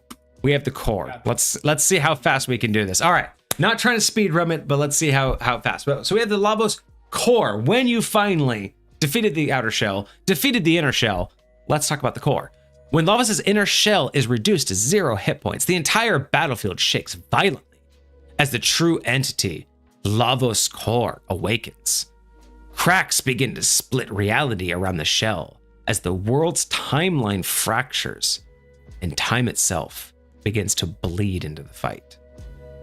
This kind of makes sense as to why the ability to bring in the people from the past doesn't start until now. Yeah, this makes perfect sense. That's why it's yeah. Okay. So this one's gonna be huge and in a line. Large. Now we're at large. So when gargantuan, huge. Now we're large. Armor class of 24 has a temporal displacement field. Hit points 777. It is a 40 d20 plus 320. Okay. This movement speed. Speed 40. Fly 60 with hover, and teleport of 120 feet. If you could teleport 120 feet, why are you not doing that every single time? Why are you doing anything other than teleporting? Why do you need to move your physical body? I could just be where I want to be. Intimidation. That's all I can say. That's all I would do. I don't know though. Walk over, just like, what's good, bro? And then just zoom right in front of your face, right? Or it's like that Monty Python thing. It's running at you, and then it teleports, and then it's running at you, and it teleports. And you're like, is that thing getting any close? And then suddenly it teleports right in front of your face. God bless somebody. God bless America. That's crazy. All right, well, we have a strength of 24, a dexterity of 18, constitution of 26, intelligence of 28, wisdom of 22, and charisma of 26. So everything got boosted. We went from a strength of 28 to 26 to 24, so it's gotten weaker. We went from a dexterity of 8 to 12 to 18. Constitution went from a 22 to a 26. Intelligence went from a 1 to an 18 to a 28. Wisdom went from a 12 to a 16 to a 22. And charisma went from a 6 to a 10 to a 26. This man's mental stats skyrocketed every form. The strength went down because you're not as big and as hefty, sure. Dexterity went up because you're not encumbered with a lot of other stuff. But everything just skyrocketed. The Constitution going up is kind of wild. Interesting, yes, for sure. Mental stats, like, I get it. No, I get the mental stats. It's just, yeah, I would say the Constitution and the Charisma are... Yeah. I don't know. Those two are a little bit weird, but we'll see. Saving throws: intelligence, constitution, and wisdom. Skills: arcana, history, insight, and perception. Damage resistances: fire and cold as always, lightning, radiant, and thunder. So we've gained thunder back. We've lost, well, because the last one had... No, so all we did was we had thunder and force, we lost thunder and gained radiant, and then we gained thunder back. I would have liked, I would have liked these to change up a bit. I think I would have liked, instead of thunder coming back, I think even fire and cold should have been changed up, just to add some more variety. You know what I mean? Like, having the consistency throughout just doesn't feel right, considering how much has changed. Everything's changing. Yeah, but the fact that it's always resistant against fire and cold feels more like a fuck you to the players and less like a challenge as part of a series. That's just my personal opinion. Damage immunities, we are... Yep. Well, immunities, we have necrotic and poison, which we did lose psychic. Poison, necrotic, psychic, poison, necrotic. So, again, I'd like some change up. You know what I mean? Like, it just seems like it's... You specifically said, these are the things I don't want this creature to be hit by, and I feel like that's not really... Again, even this is supposed to be a challenge. The challenge should be ever evolving to the players. The fact that you told your players this entire boss fight, fire, cold, and poison and necrotic are out, is just like a feels bad, man. Like, there's no change there. It's like, those are the 4 things you shouldn't just bother with. Everything else kind of, and lightning, right? Like cold, fire, lightning, necrotic, poison are always on the table as this thing can handle. That really doesn't leave a whole lot. I do remember there was something in the first thing that we read that said that it reduces all of Lavos' resistance or immunities or something like that. Like, there was something that messed with Lavos's... Hold on, let me look. Magus, yes, that's right. So if you summon Magus, you lowered all of their resistances by 1. Yeah. Now clarify this for me, Foxer. Does that include immunities, or is it strictly resistance? Oh, good question. Uses resistance as a blanket term for all things they're resistant to. So would it make immunity resistant, or is it only making resistant normal? Yes, exactly. It's everything. Okay, so it's everything. All things knocked down by 1, which is cool. I do appreciate that. But it's very random, right? You still have to get that as well, or just damages. Damages. It does say all resistances. So I'm assuming that's going to be both conditions and damages. And even that, yeah. So everything isn't there. He'd become vulnerable. Yeah, okay. So so that also does mean that he becomes vulnerable to anything not listed. Oh, So if anything's not listed in resistant, he would become vulnerable. So, you know, for instance, about that says it goes away, right? yeah, as soon as Magnus appear, So like, if you get Magnus more than once, maybe it goes down. So does that stack, Super Foxer? Like if I get Magnus summoned, oh, that's right. So that's it. So you only get it once. So once you summon it, all you do is turn those immunities to resistances to normal, and anything normal to vulnerable. Cool. Yeah. Okay. Not a bad idea. I do like that. It kind of sucks that it's on a choice, or it's on a potential. Because I mean, again, you have to be able to try to get Magus out of 7 rolls, and if you beat all of them, still you have to get him out of your rolls, right? So not guarantee, but a good fight against him.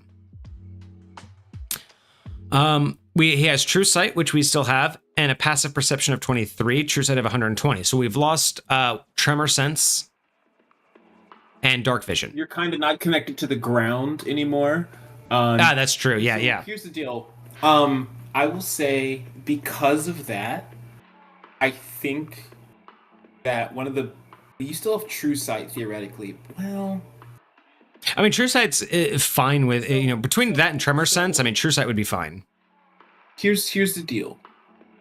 One of the things that I will say I kind of appreciated with the synergy of this is that when you say you're immune to being blinded, Tremor Sense kind of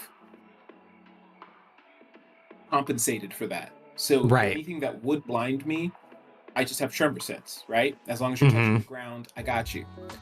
True Sight, if you were to say somebody got blinded, would you say they still, like, do they need to use their eyes for True Sight? Or are you using extra sensorial perception? Like the third eye. With True Sight?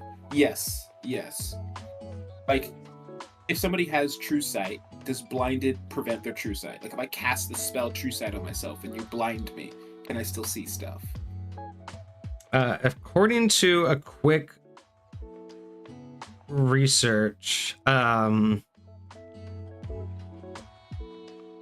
there is a bit of discourse, but it seems like rules as written, True Sight is a form of sight. So True Sight, by rules as written, should technically count as sight, which means you can be blinded. Which is kind of wild to me because, hold on.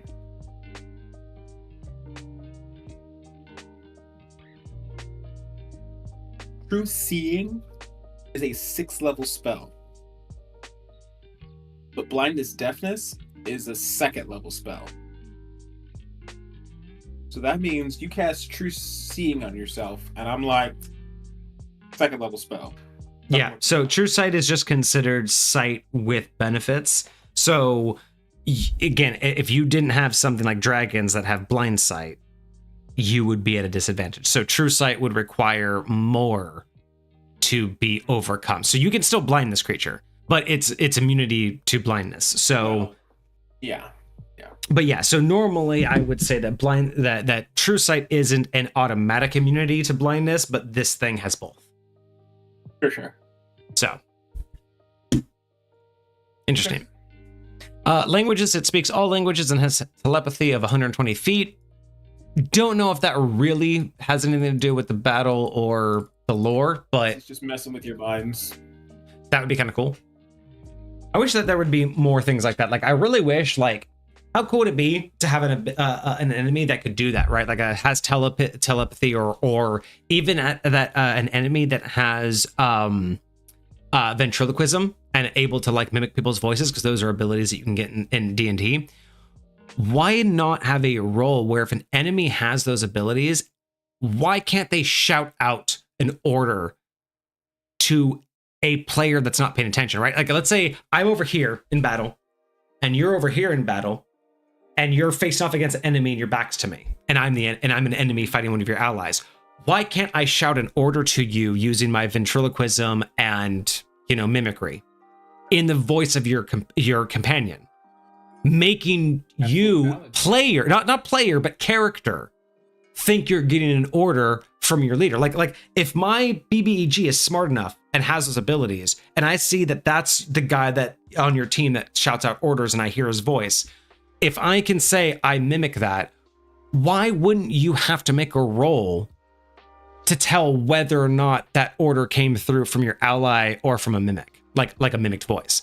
I think that would be a cool mechanic in the sense of this thing, right? Where him having telepathy, how cool would that be is if the enemy has telepathy, they can do something like that where they make you think you heard your ally, shout out in pain so you think you have to go heal them, or give you an order that you as player are going to quote unquote have to, abide by or think you have to abide by, when in reality it was the enemy trying to dissuade you. I think that would be a cool ability or a cool feat for an enemy, even for players to be able to do, where kind of like the command, like it's like the command spell, but there's a better save out, right? It's an easier save out because it's not truly a command spell. It's, imagine that you just hear a voice that says heal me, and the voice, and you say heal me in the voice of your ally, but that ally has 100% health. But you say, oh, you said heal me, you make the roll and you fail, meaning you fell for it, so you burn a spell slot healing an ally that doesn't need it. That's fucking brilliant. And that is where telepathy and other abilities should be used, because who cares that this enemy has telepathy? I'm not going to talk it out of battling it. By this point in level 3, we're to the death here. No one's going to talk our way out. So who cares if it has telepathy? But if it could get inside my head and make me think my ally is asking for healing, or my ally said, hey, don't attack this round, and I think that's the right action, it's better than the command spell. You know how we have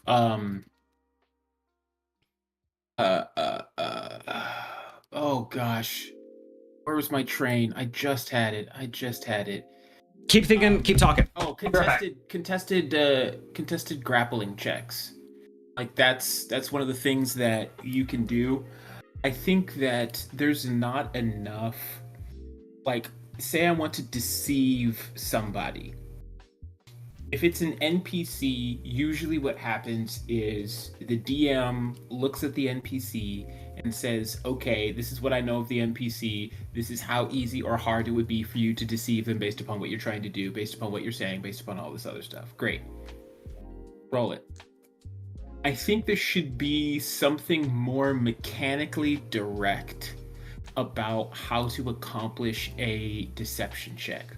Like, it should be tied more to the stats of the person that you're trying to deceive. So maybe it's their insight, maybe whatever their insight score is, basically. So I agree. Kind of how you get your passive perception, you have like a passive insight.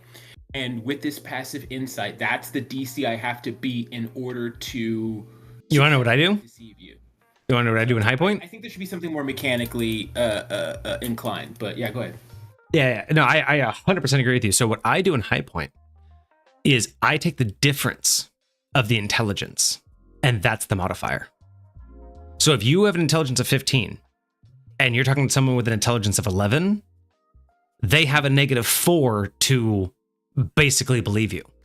Like, you're into more intelligence, you're able to talk over them. So I use... What DC?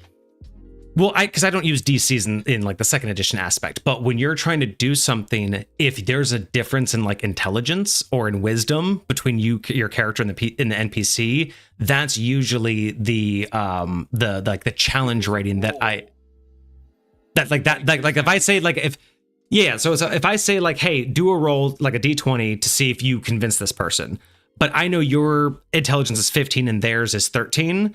whatever I think the difficulty is, I'll add a +2 to the difficulty. Got you. So because you have a difficulty with that. Yeah. So I'll, because like you said, I'll say, hey, this NPC knows these things. He knows who you are. Here's the things that he'll fall for. But you're also, so he'll have a -3 to his roll. Like in general, it'll be a, roll better than a 13. But if you have +2 more intelligence, I'll say make it an 11. Like if I think that individual is a 13 difficulty, but you as a player have that benefit, I'll give you that modifier. So I'll give the NPC a base level modifier or a base level difficulty, but each player will have a different individual modifier. And I do agree with you. That's exactly how it should be. I don't like DC rolls because they just assume everyone approaching this problem is going to have the same difficulty. And I don't like that. I think the problem should have a difficulty, but each individual should have a bonus to how they approach it. Sure. And I think that's kind of like when you do contested grappling checks, that's kind of the point, is it's like you're not just grappling air, you're grappling a specific person. But yes, grappling checks, I think that it should be one person rolls and it should be a DC set by the other person. And I think that being set by the other person should be kind of determined by their stats. Now, stats and armor. I make grappling checks also adjusted by armor. If you were in leather armor and you want to grapple someone who's in plate armor, that's like a +2 to grapple them. Because there's no way you're gonna manhandle. If you were in regular clothes and you walk up to someone in full plate armor, there's no way you're gonna manhandle them easily, right? So like I said, like if you have a grappling check of a beat an 11, but this guy's in plate armor and you're in normal clothes, I'm probably gonna make it a 15. Whether the player knows that or not is not their problem, but I will do things like that. Like I think specifics matter more than just ability. I do agree that like in the same way you can do a charisma-based intimidation check or a strength-based intimidation check, I know that people allow dexterity-based evasion of grapple or strength-based evasion. Yes, 100%. Because if someone tiny grabs you by the wrist and you can just go, I'm going to lift you in the air, that's a strength-based grapple check. That's why if you're wearing plate armor, it's not innately that you're going down. If you're doing dexterity-based evasion in plate armor, yes, it's going to go down. But if you're doing strength-based counter to a grapple, then it might the plate should benefit you because the plate is going to benefit your strength over their 100%. And this is, yes, I agree with you 100%. More DMs should take into account this small details and not just a flat DC, because a flat DC is boring. Most DMs don't say, it's always going to be a 14 for grapple. They'll like make it a 14 or a 15 here or there. But these are the kind of things that I think are more fun to think about because, again, and this is me, I prefer to have a much more compelling, like, this is a weird way that I DM. I don't necessarily make rules for what makes the most sense to me. I try to make rules that make sense to how I need to explain them. Like, if you come to me and say, hey, I know my character, I know my stats, I should have rolled a 14 to do this grapple, but you said I had to roll a 16, and I come back and say, you're wearing cloth armor, he's wearing full plate armor, and he has a shield on his back. What exactly did you do to grapple him? Because you couldn't have put him in a full Nelson because he has a shield on his back. You know what I mean? Like, there's only so many things you can do. So I'm not saying you can't, but if a player comes to me and says, why didn't this work the way I think it did? I look at what is my explanation, and that's where I derive more of my rules from, which is why I like the nitty gritty. Because, if you're in plate armor and you go up against someone who's in plain clothes, that's just going to hurt them. Like, grab someone in full plate armor and it's just going to hurt regardless of how you grab them because it's metal on skin. You are going to have a natural advantage regardless of how powerful you are. I don't care if they're stronger than you. Bear hug someone with pure metal and it's going to hurt. It's going to make them less effective. I don't care how strong you are. Will you have that much greater ability than them? No. If they're that much stronger, but there is going to be, like, if you were both naked versus if you're in plate and they're not, I am going to give you the benefit of the plate armor, right? Sure. It doesn't matter your base stats. What it matters is how is that, like, that's the way I like to play the game because that's what's fun for me. I like looking at how is the thing that you're using actually affecting the game. Like same thing with if someone chooses a leather armor versus studded leather, I take that into account. There are small, insignificant situations where that little bit of extra metal in your armor does matter. Most situations it doesn't, outside of the AC benefit that it gives you. But there are some random situations where I can say you will get a benefit or a detriment because of that situation. And I don't know, that's just the way that I prefer to approach things. I like those small little deviations in details, because I think it actually adds engagement. I think it makes the players pay more attention to what's actually going on instead of just what can I do and what's the outcome I expect. Fair enough. Okay. All right. So yeah. All right. So abilities. Let's get down to it. The final abilities. So we have Annihilation. Oh, yep. This is something that I wanted to clarify with Foxer. So after you read this, I have a question for Foxer, because there's an element of this that I added myself.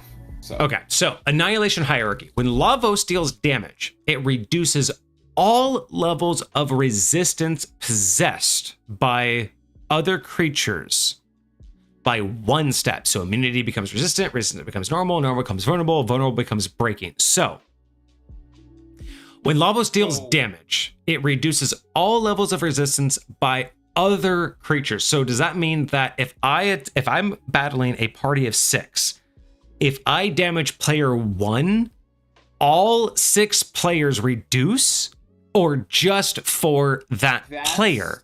That's kind of my question. So number one, I kind of combined 2 different things. In the first version they sent me, it said when Lavos deals damage. In the second version they sent me, it does not say when Lavos does damage. So I'm assuming that when Lavos does damage is implied, but the one that I read originally says Lavos decreases all of everyone's level of resistance by 1. Period, full stop. It doesn't have anything else but that. That doesn't make any sense. Even if for the challenge of difficulty, that just doesn't make any sense. That how it's worded in my doc is that basically everyone's defense is lowered by 1, just like, okay, so I know it's supposed to be difficult. I just don't understand why. Like that just, like, I wouldn't mind that every attack lowers it by 1. Even if you just said every time it attacks, that person's lowers by 1 every time. So immunity becomes resistant, then the next attack, resistant becomes normal, then the next attack, normal becomes vulnerable, then the next attack, vulnerable becomes breaking point. That would be fine per individual, but just the simple fact that he can damage 1 player and everyone across the board loses it, I don't know. I just don't know if lore. I mean, I'm not saying that it's not equal to the difficulty, but why? Like, why is it just to be punishing? Because it just doesn't. So my question is, if Lavos attacks player A, is player A, B, C, D, and E all getting their resistances lowered? That's what it sounds like. And that's what, yeah. And Superfoxer says how it's worded in their doc is that basically everyone's defenses is lowered by 1, just like Magus does to Lavos. So if you summon Magus, Lavos's, all their immunities drop. If Lavos does damage to 1 player, everyone loses their abilities. Okay.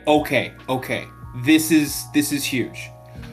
So Foxer is saying it's not when Lavos does damage, but it's at the beginning of combat.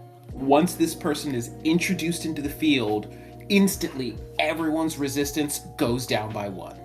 Okay, is that what you're saying, Foxer? This has nothing to do with whether he does damage. It's just that when this fight begins, all resistances are lowered by 1. Is that what you're saying? Yeah, okay. So when the battle begins, everybody drops 1 point in resistance. I am going to update that in the actual quick, so I remember not to. I don't mind this ability, and I know it's superfluous to say this. I just think that this should have some sort of trigger. Like, this could be easily a legendary action. You know what I mean? There's just The only thing I wish is that there was some sort of way for the DM to introduce this instead of just saying the battle starts, everyone loses a resistance. I wouldn't mind if there was something that Lavos had to do first in order to activate this. That's all. But it's a cool ability for a final boss, for like the final level. Yeah, this is cool. This is kind of what you want. You know what I mean? Just like leveling the playing field kind of thing. Yeah, I don't mind it. I don't mind it at all, actually.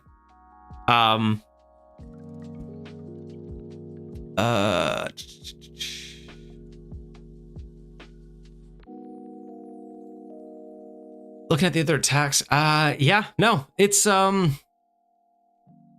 cool. It works. Yeah, I don't mind it. I think the only narrative thing I personally would do as a DM is just make it trigger off of something. Make him activate, even if it's the first thing that the DM does in combat on his turn. I still think it should wait for his turn, or at least say at the beginning of his first turn, this happens. You know what I mean? Just allow some cinematic language in here for the DM to set it up, not just a battle starts, so this happens. You know what I mean? I would just like some sort of on his first action, this is what happens. Okay. Yeah, I but again, I don't mind the ability. A trigger.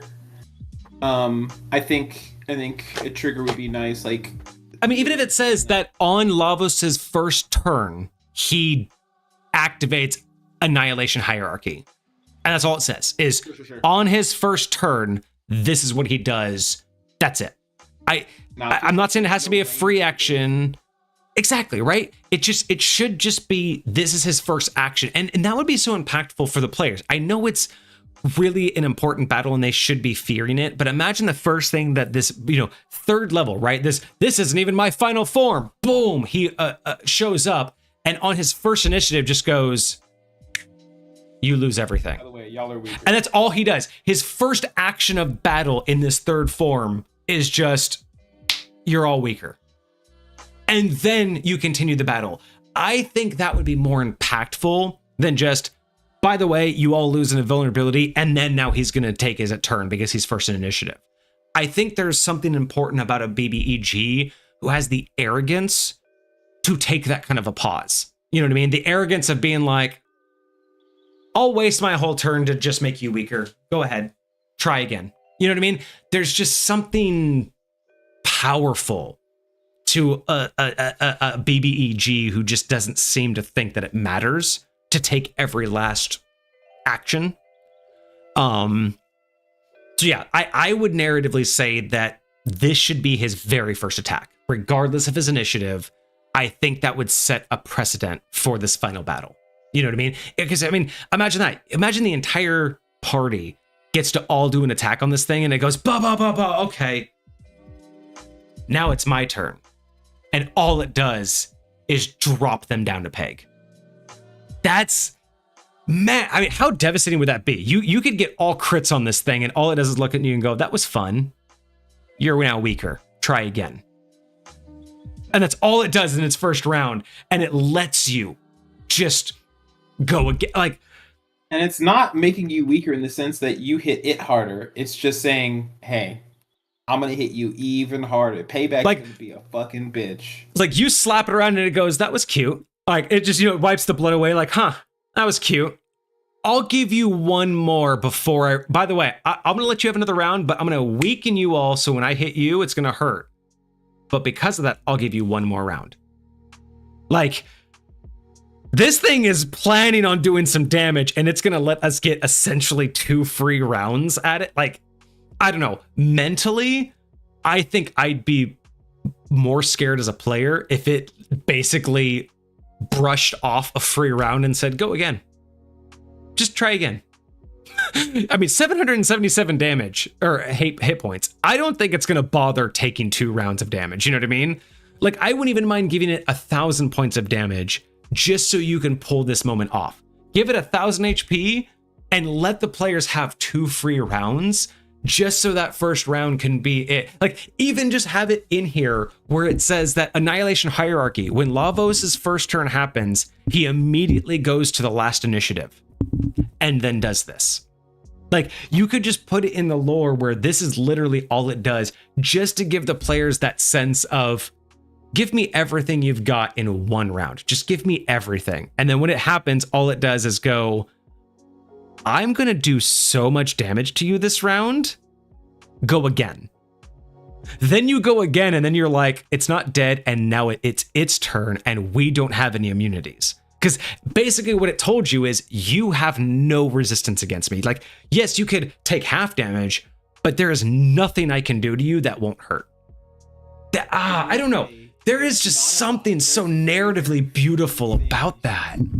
There's very few things in 5th edition that will do this, but some things, some class features, some item features say that this resistance cannot be changed or overcome.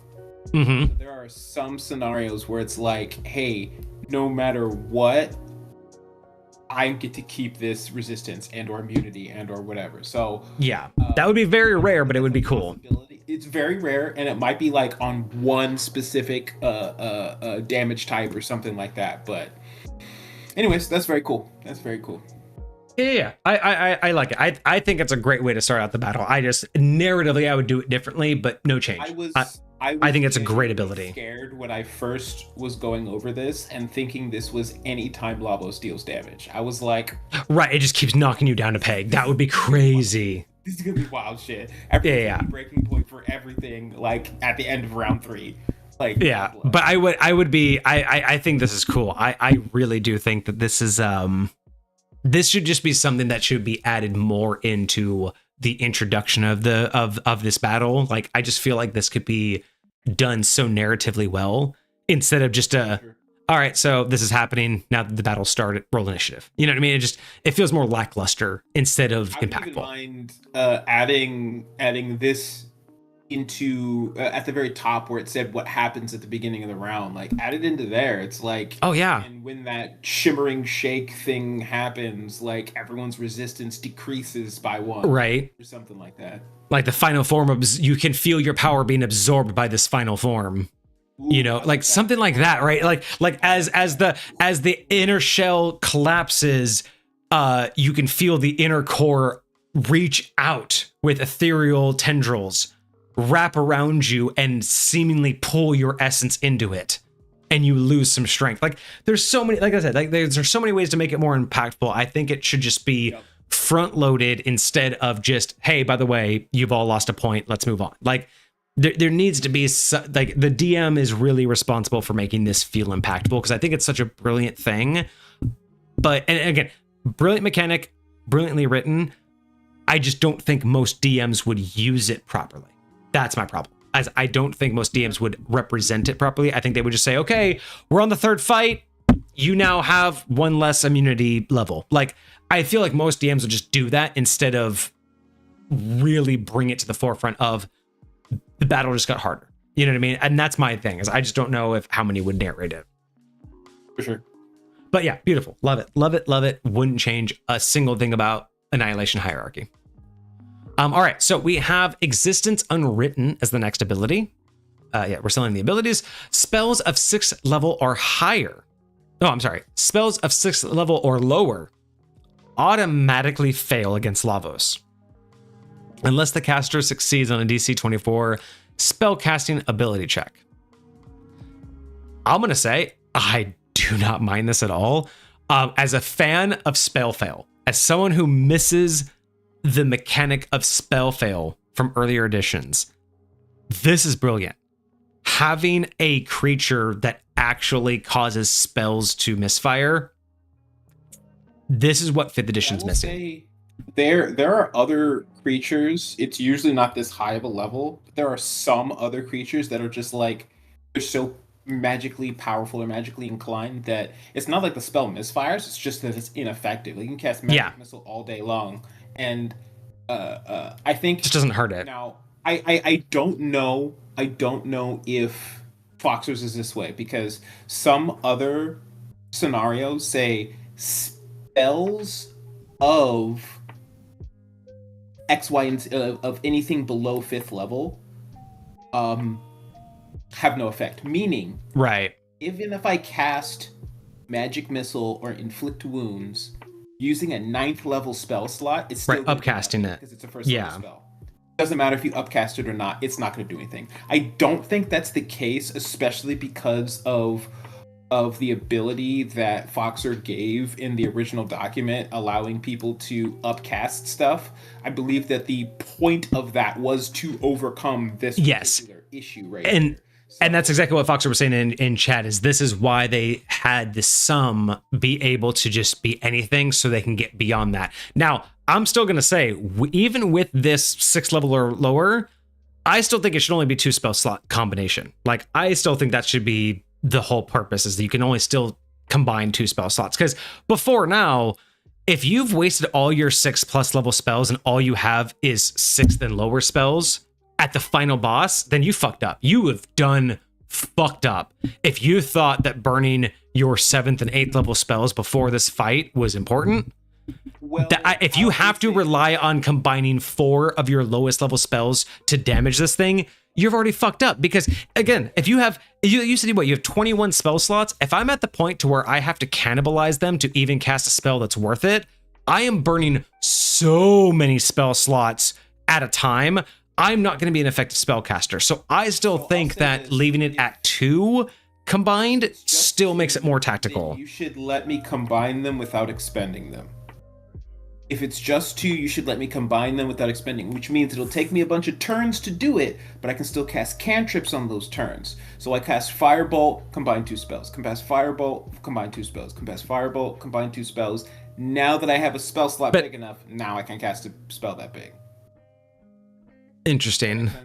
Not really. I'm not sure how you're combining them without using them. So it's very similar to how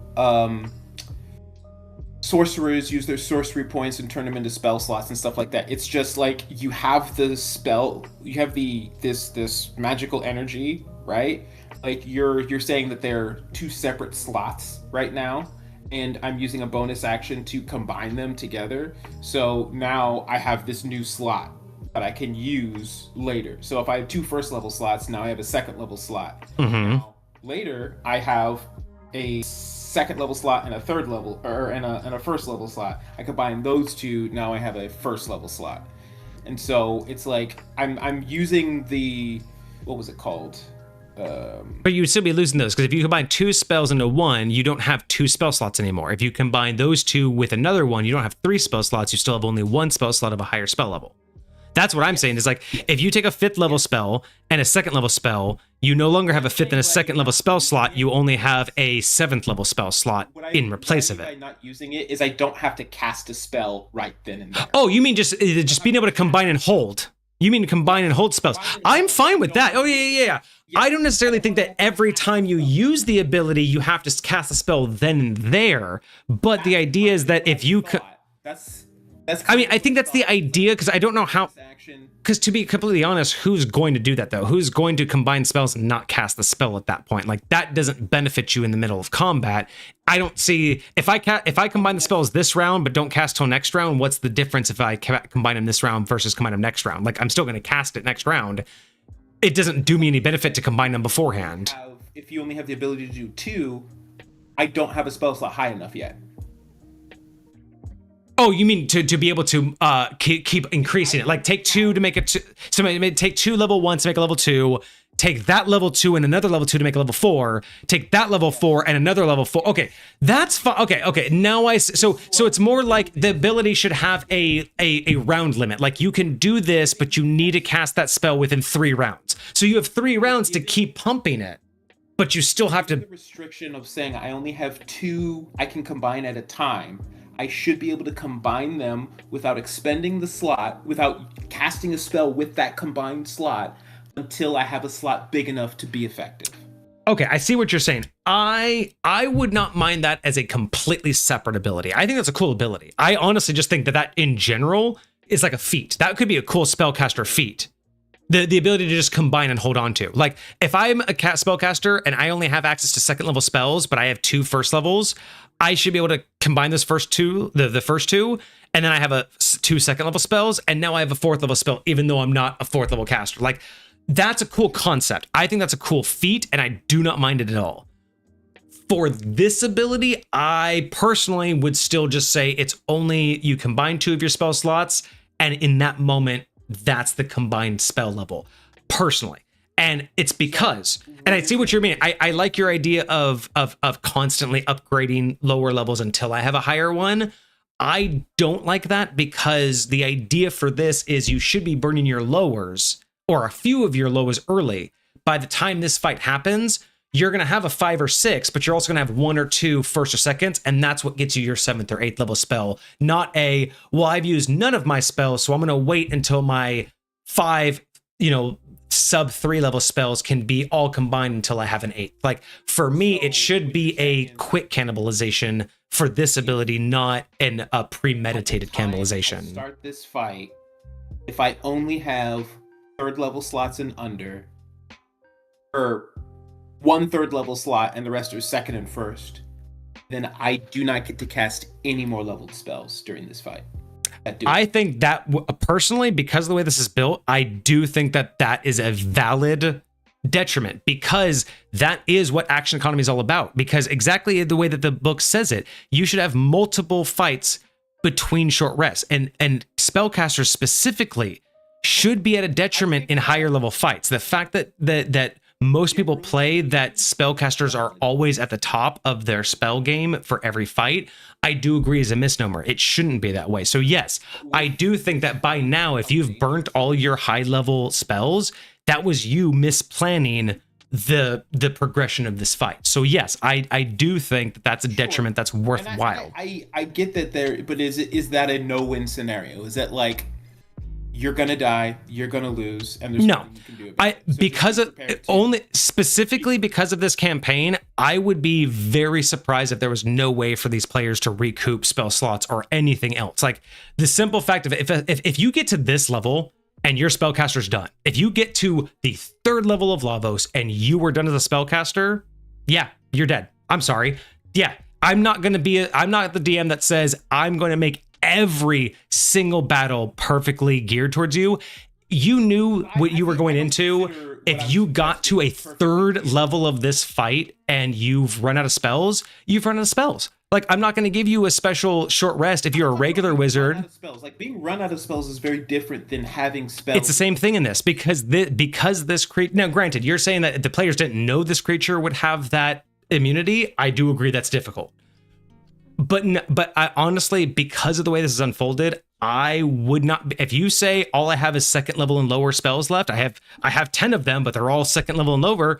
Tough shit. Like, to me, that is the difficulty of this. Is you should have been better prepared to fight your way up to this. And if you are doing the traditional, I'm blowing my load early, that sucks. I think that is. I agree with that from a player stance, but not from a character stance. I do, because of the simple fact of, if you've known that this is going to be a harder and harder fight, you shouldn't be, and especially because after the first one, because if you've blown everything on the first one, that might be the hard part. Compensation rule. Now I'll put it this way: if I know I have this compensation rule, which you should, I think all the players should expect that. How it works, and I know, giving your particular example, that you could only do 2 slots and not more than 2 slots, then I would say, but see, I think it goes with the same knowledge of, does the player deserve to know that this is going to happen? I have to cast a spell with that combined spot at that exact time.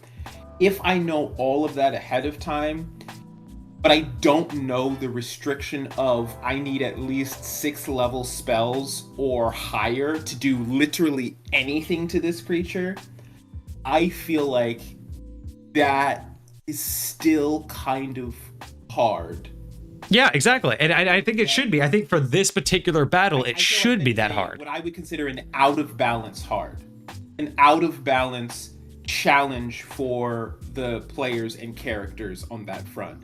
And I understand wanting to make things challenging. I'm totally here for that. I just think that And personally, and this is where I personally think that more DMs should be harsher on their players, because again, that's where that whole thing of, that's just telling the players, I will never put anything against you that you can't handle. And I'm not saying that you should make it an impossible battle. Extreme.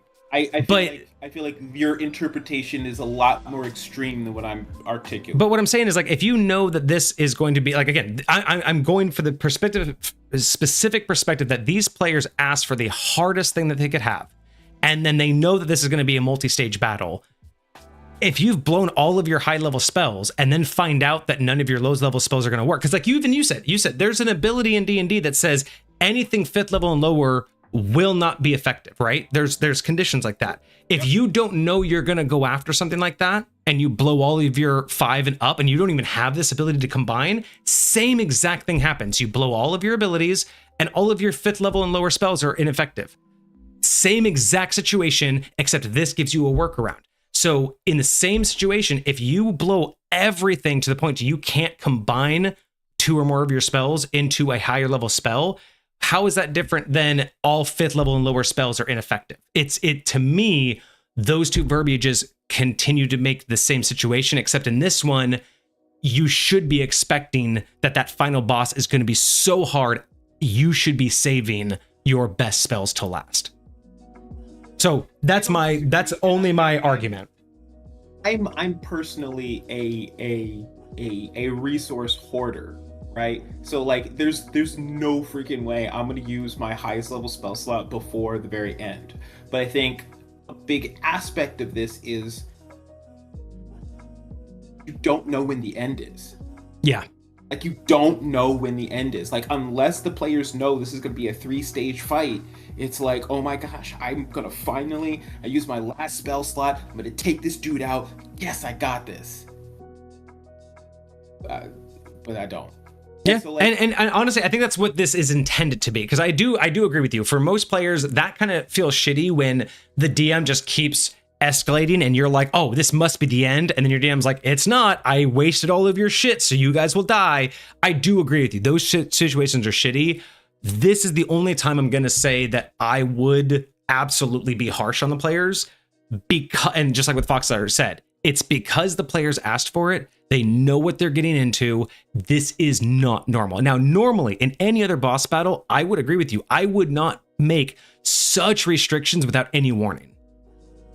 But if my players know that they can combine spells, that should be enough of a clue when you said you want the hardest battle, and I'm saying I'm giving you a homebrew rule that lets you create any level spell with any combination. And that's why I think it should be restricted to 2, because I'm telling you, you can make any leveled spell with the combination of 2. So all you have to do is go, okay, so any 5 and 4, any 7 and 3, like you should be planning your best spells and what combinations. I got a 10th level spell slot. Let's go. But, or yeah, 7, you know what I mean though, right? That's where I'm thinking is I personally in this situation, and again, I have to stress, it's in this situation only that Foxer is in. I am 100% on the side of the DM for being harsh because the players wanted it.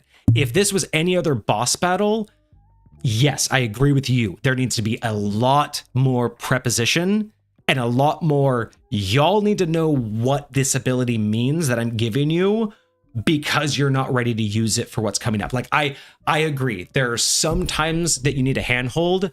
I think this is the time that you should be expecting the players to be smarter than you when they wanted it. But either way, I think you were right. Outside of Foxer's specific one-off situation, you were right.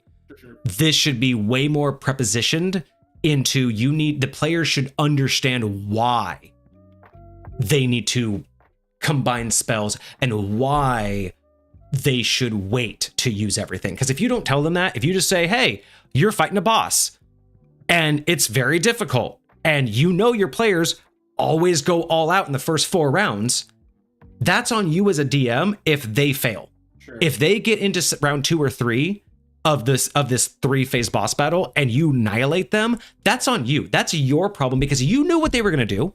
You 100% knew as a DM who's played 30, 40 sessions with these players, right? You should know that they're going to unleash everything. And if you, as a DM, say, I know you're going to unleash everything in this first round, so I'm going to rank around 5 impossible, you're a shitty DM. Because you knew you were going to put them in an impossible situation that you knew they would walk into without warning.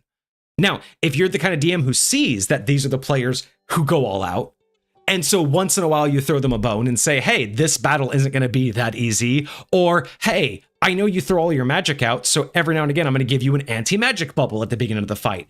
If you show them that that's not the way to do it every time, and you've given them reason to learn, you could be harsher. But you're right. If you've never given them a reason to think twice, and you just say suddenly you can combine spells and they can be bigger, of course they're not going to know what's coming. Like, there's no way they're going to be able to plan. Of familiarity that, you know, DM players can have. And again, all of this is very, again, 90% of the time when I'm looking at any of these things, I'm looking at them from like, okay, how would I see this as me being a DM? How would I see this as me being a player?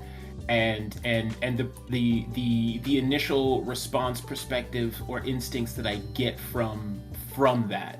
So I do get there are elements that it's like, okay, you should be able to recognize this with the people that you're playing with, you're dealing with, you're interacting with, all of the above. Yeah, there's definitely elements of that I can make concessions for. Yeah, like I said, I'm only on the side of being a harsh DM because of Foxer's situation. If it weren't for Foxer's situation, I think your assessment is better. You know what I mean? I just, and that's also why I think because of Foxer's situation, I would limit their players to only 2 spell slots. Like the combination of 2 specific spell slots because of what they asked for. If this was just any old feat, I think it's kind of dope to just say you can take any number of spell slots and combine them to a higher level spell. I love your idea of being able to hold on to it. The only thing I would suggest is there's got to be a limit, right? Like you can only do that for so many rounds because otherwise what's just like there has to be a limit before it goes away, right? Otherwise, the moment I wake up, I'm just going to increase all my spells and then take a short rest and then get my lower level spells back, but still have my higher spells, right? I would just say that if you're going to be able to preemptively do it, I have to be able to lose the fact that I did it if I don't use them. You know what I mean? I can't just say, well, I had 3 first levels, now I have a 3rd level. I took a short rest, now I have a 3rd level and 3 first levels, and now I have 2 3 levels, and wait, now I have a 6th. Like, there's gotta be a point to where it stops. I mean, my perspective is like, you take a long rest, everything resets, including anything you combined. That would be, yeah, I mean, that would be fine. Also, you can never give yourself more spell slots of a certain type than you could normally hold. So if ooh, see, that's 3rd level slots, you're not able to give yourself 4 3rd level slots magically. And if you can't have a 6th level spell, you can't increase yourself to a 6th level spell because you don't know 6th level spells. Okay, and see that was my, I think my misinterpretation when you said that, is I just thought, well, if I can only do 3 first level spells, well, now I have a 3rd level spell, even though I can't cast 3rd level spells. That was where I'm just like, I don't know if I like that. Okay, so yeah, so I don't mind. I think what you just described would be a perfect feat. I think that should just be a standard feat for spellcasters, is cannibalization of spell slots. And oh my god, because I use spell points, but I do think for like standard 5th edition, that would be ideal. God, can you even imagine that with like the coffee lock? just instant generation of spell slots and then just instant cannibalization of spell slots, like constantly. Crazy. That would be, dude, the coffee lock plus this feat would just be like a 9th level spellcaster all day long. Just someone's going freaking down, dude. Power word kill, and power word kill for you, and power word kill for you. America. All right, where are we? Okay. One more ability, then some action. Existence or unwritten, 6 spells of 6th level or lower automatically fail. unless the caster succeeds on a DC 24. So at least there's also a save. That's the other reason that I fully forgot about. You have a DC 24 spellcasting ability check. So that already kind of negates my earlier frustration. It's like, you're not screwed. You just have to make a DC 24 spellcasting ability check. True. You can cast those lower level spells. You just have to pass a DC 24 spellcasting. So, valid. Yeah. Anyways. But I do like that it's not an automatic fail. Like, it is really nice that there is still a 24. I might even say, I know it's supposed to be hard, I might even say that if you really wanted to give them a small bone that made more lore sense, maybe drop that to 5th level. Maybe make 6th, 7th, 8th, and 9th, because there's so few 9th and 8th level spells that are really meaningful. Making 6th level spells inaccessible without a DC is really bad. Like, that's really taking them out. So I love this ability. I love this concept. Maybe 5th level spells would be nicer. Sure. But we also have Cosmic Cascade. All of Lavos' attacks and abilities can deal any type of damage chosen individually each time they are used. So I remember you said something when we were going over the initial stuff about the not Echoes Unwritten. What was it? It was Breaking Point. That it would only really be valuable if they could choose their damage type every single time. Yes. So when Lavo hits a creature using a damage type with they're vulnerable to, they enter the Breaking Point, and for that damage, or until the creature gains a level of resistance. The ability to do that. So it's like, hey, I brought all of your stuff down, so that means anything you didn't have resistance to, you're now vulnerable to. So now I can go after you for those things and make you and put. So here's my thing with this is, how do you see this working? Because it's so easy for a DM to know every individual character's vulnerability and therefore instantly change their attacks to say, I know what your character's weak against, I'm gonna decide that. How do you think a DM should go about? I think there should be some in the same way the DMs a lot of the times expect not a lot of what do you call it, metagaming from themselves. Like, oh, I know this zombie doesn't have this, so I'm not gonna attack it with it. Like, I feel like the DM should play the creature, not the stats. Yes. Meaning, if the creature doesn't know every single one of your things, now if you're saying that their telepathy allows me to burrow into your mind and figure out what you're vulnerable to. Oh, that's a good point. That's a good point. They do have telepathy. But if it's a scenario where I have no idea what the fuck you got going on, I just have to guess, then literally make them guess. I got it. Bro, type you do, and then that's what you do, and if they become vulnerable to it, then great. So how about this? We could tie it into Annihilation Hierarchy. Lavos' first round, he has to do the Annihilation Hierarchy, which drops everybody, right? Like, that's like his first round of action. We talked about that before. I think that would still be cool visually.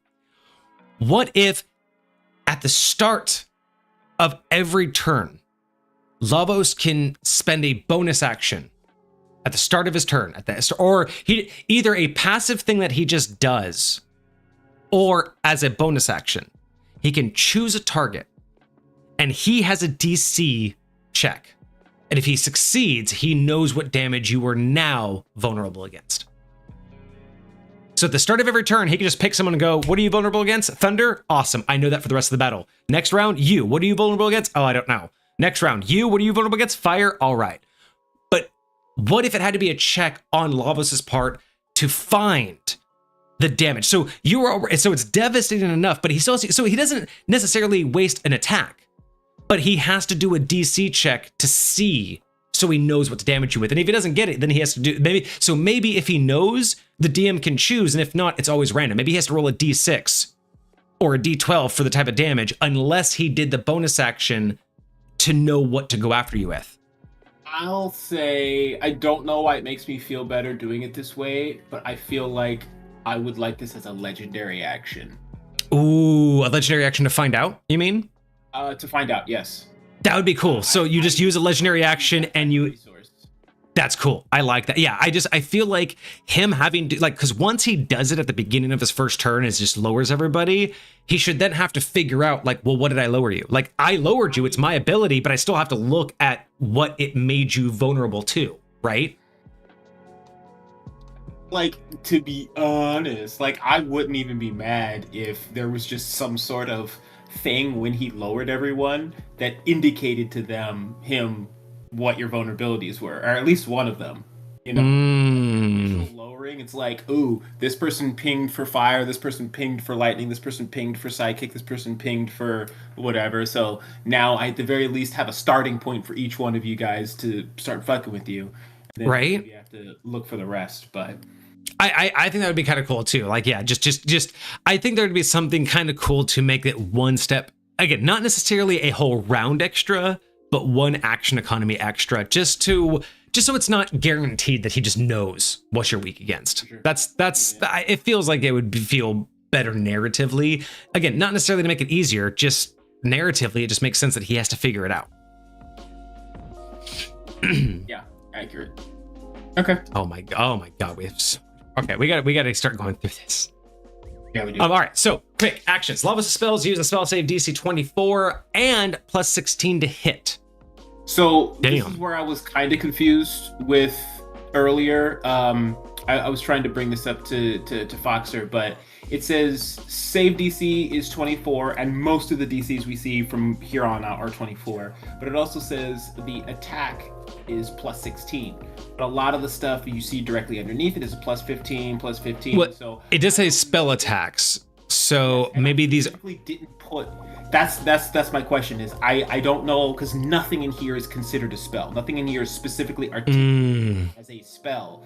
So what are we referring to? Okay, so yeah, Foxer, if you can clear up what the plus 16 to hit with spell attacks is, or if that's just going to do everything, please let us know. All right, so we have multi-attack. Lavos makes 3 attacks, choosing from any options below. Reality Tear, plus 15 to hit, reach of 10, 1 target, 8d12 plus 5d10. No damage type. You must choose a different type of damage for each.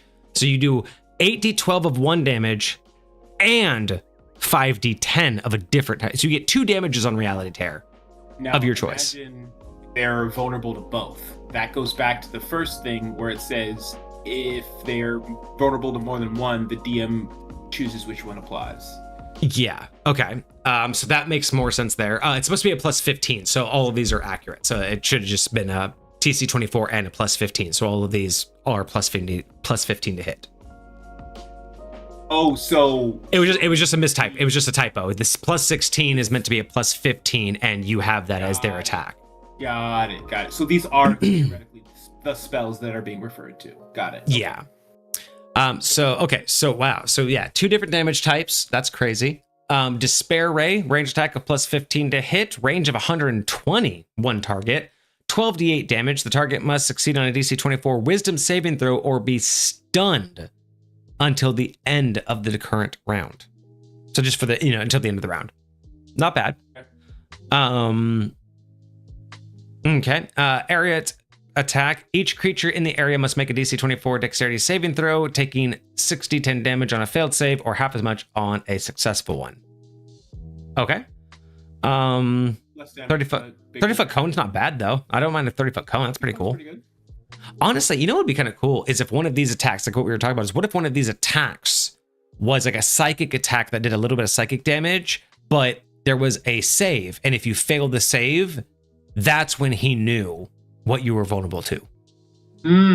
That'd be cool. So there you go, Foxer. That would be one of my suggestions, is make one of his 3 multi-attacks, add a psychic damage attack that if they like do like 40-12 psychic damage.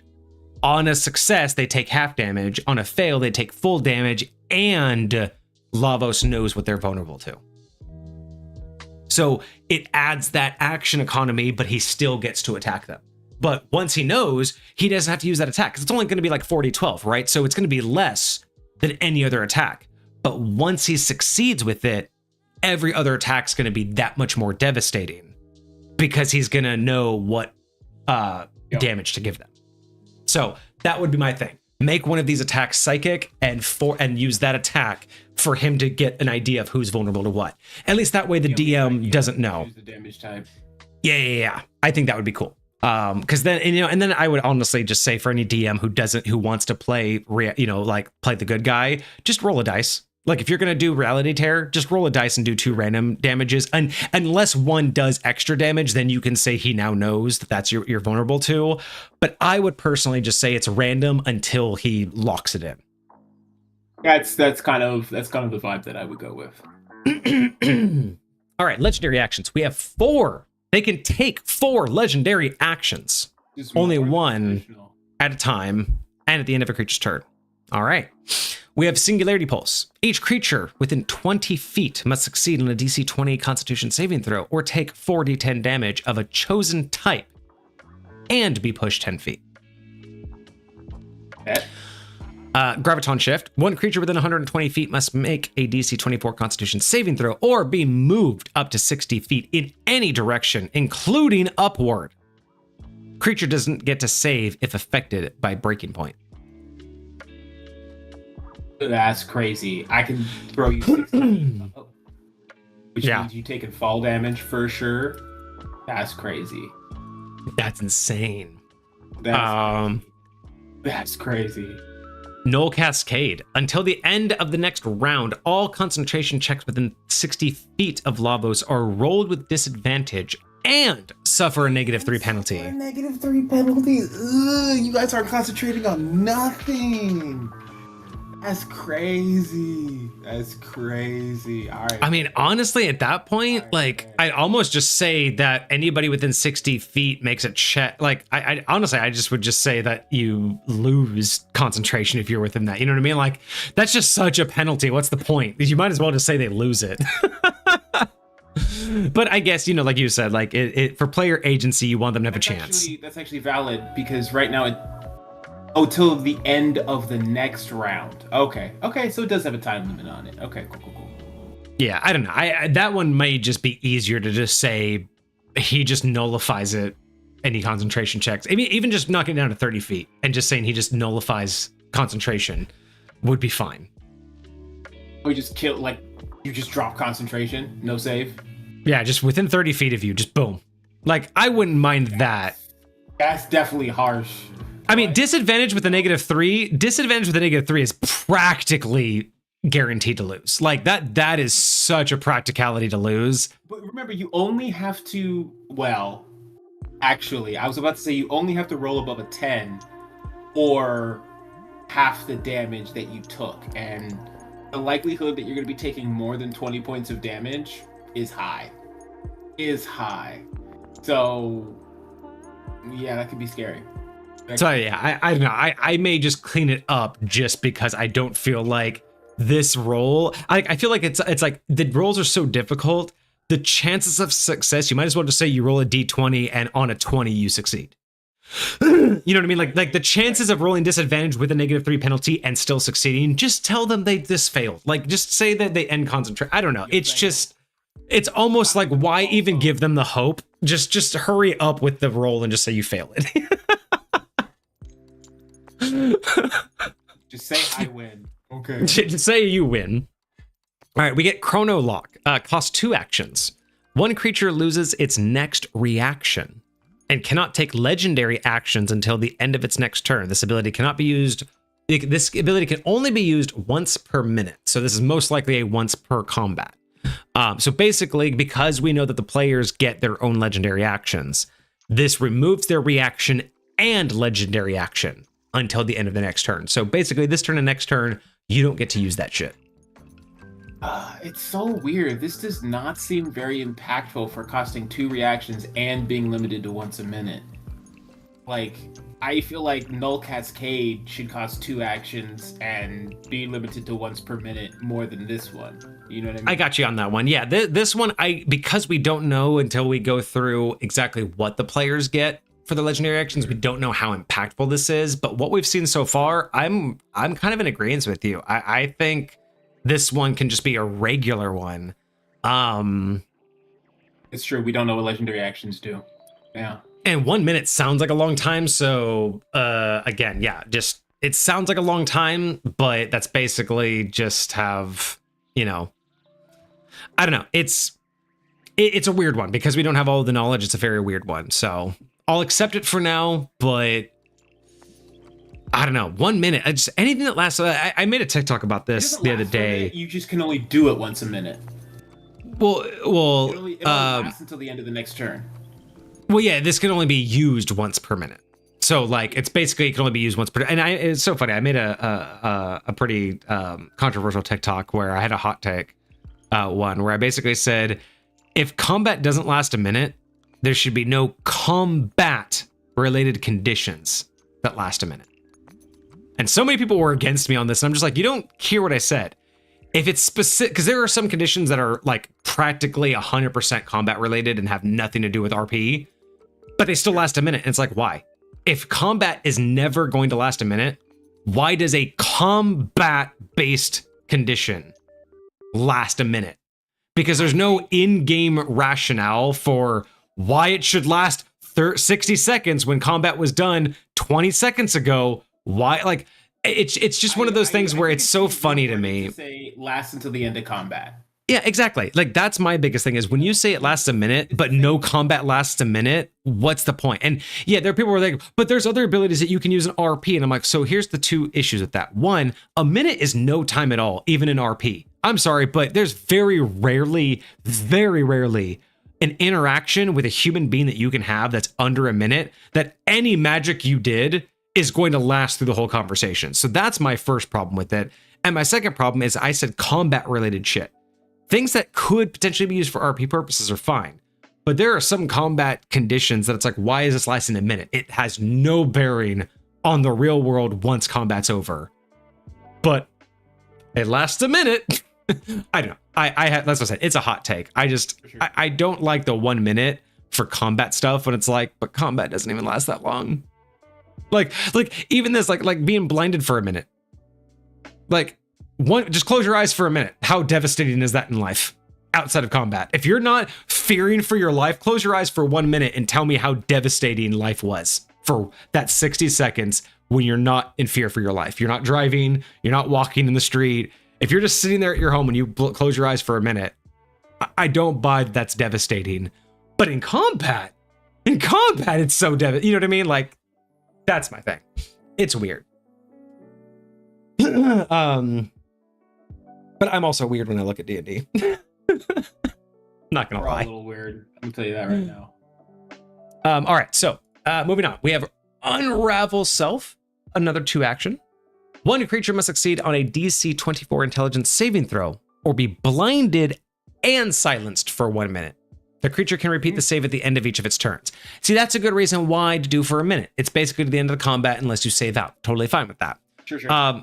Blinded and silenced. So that takes care of basically melee attackers and spellcasters. Blinded for a minute, like, yeah, blinded's pretty good. Blinded and silenced. So that's basically used against anybody. Like, that will absolutely be beneficial against anybody. I don't like the name. Unravel Self doesn't give me anything towards that ability, but I like the ability. I will say that. Ability's solid.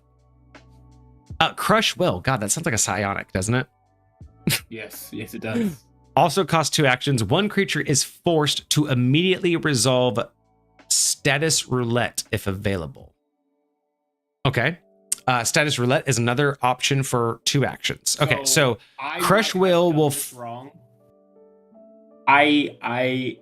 When this was laid out in the thing, it was very confusing to me if Status Roulette was its own thing or if Status Roulette was supposed to be a part of something else.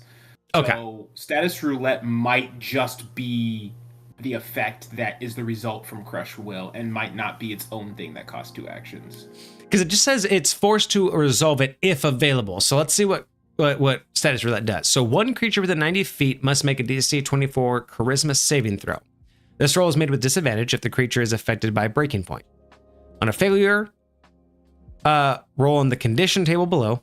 to determine the condition inflicted on a target for 1 minute. On a success, there is no effect. The target may repeat the save at the end of its turn. The effect does not bypass active condition immunities. This ability only recharges on a D6 roll of 4, 5, or 6. I will say this is very already sounding complicated. Like, I don't mind roll tables, but when they're put in this deep into already a complicated thing, I can already say that this is just going to complicate combat and add complexity that's not necessary. Okay, so I got confirmation from Foxer. Status Roulette's not its own thing. Crush Will just basically causes status roulette to occur. So why are they named two different things? Like, why is it Crush Will and like why? Like, it doesn't make sense that if I use Crush Will, I activate Status Roulette. But it's like, I don't understand that it immediately resolves Status Roulette if available. But Status Roulette basically said, like, are you just saying that it will resolve Status Roulette if they're on the breaking point? Because if the roll is made, well, no, because it's any creature, and they only have disadvantage if they're on breaking point. So yeah, I don't understand why they're two different things. Like, what? Like, if Crush Will starts Status Roulette, then why are they named two different things? Like, that's where I'm confused on. Is like, why it should just be one thing. Status Roulette, yeah. Because like Crush Will just activates Status Roulette. What does that mean? That like, I confusing for me as well, but yeah. So basically, this is just saying that just a bunch of conditions. This is just D8 for different conditions, but. Status Roulette can't trigger without Crush Will, but it can be recharged without Crush Will. I still don't think that makes any sense for it to be divided. Like, it makes it seem like they're two different actionable things. Status Roulette can't trigger. Yeah, I don't think you need to separate them just because you want this to trigger without, like, this doesn't indicate to me that you need to roll Crushed Will just to reset it. You know what I mean? It seems like you could have just had both of these and not separated them. Just for language purposes. I just don't think that you need to say that just because you added this doesn't mean you have to add this. Okay, so Status Roulette. So a creature within 90 feet makes a DC 24, or they become blinded, deafened, paralyzed, poisoned, frightened, charmed, stunned, or incapacitated. They make a disadvantage if they're on the breaking point. Would you use this for a cost of 2 actions? Because it has to be against someone with a breaking point, so you have to know that they're on breaking point, and then you give them one random... well, they make disadvantage if they're on breaking point. So it's like, I'm going to give them a random condition. Granted, it does last for a minute, but I already have something else that I can give them deaf and blinded for a minute. So, like, paralyzed for a minute would be fucking devastating. That and stunned. Stunned. Incapacitated for a minute? Yeah. So stunned, incapacitated, and paralyzed for a minute are all the same thing. So that's 3 out of 7 options that basically say for a minute that character's fucked until I hit them. Because most of those you come out of if you get hit. Wait a second. No, it's there. I was about to say, if there's no save ends, this is stupid crazy, and yes, I would use it. But there is save end, so...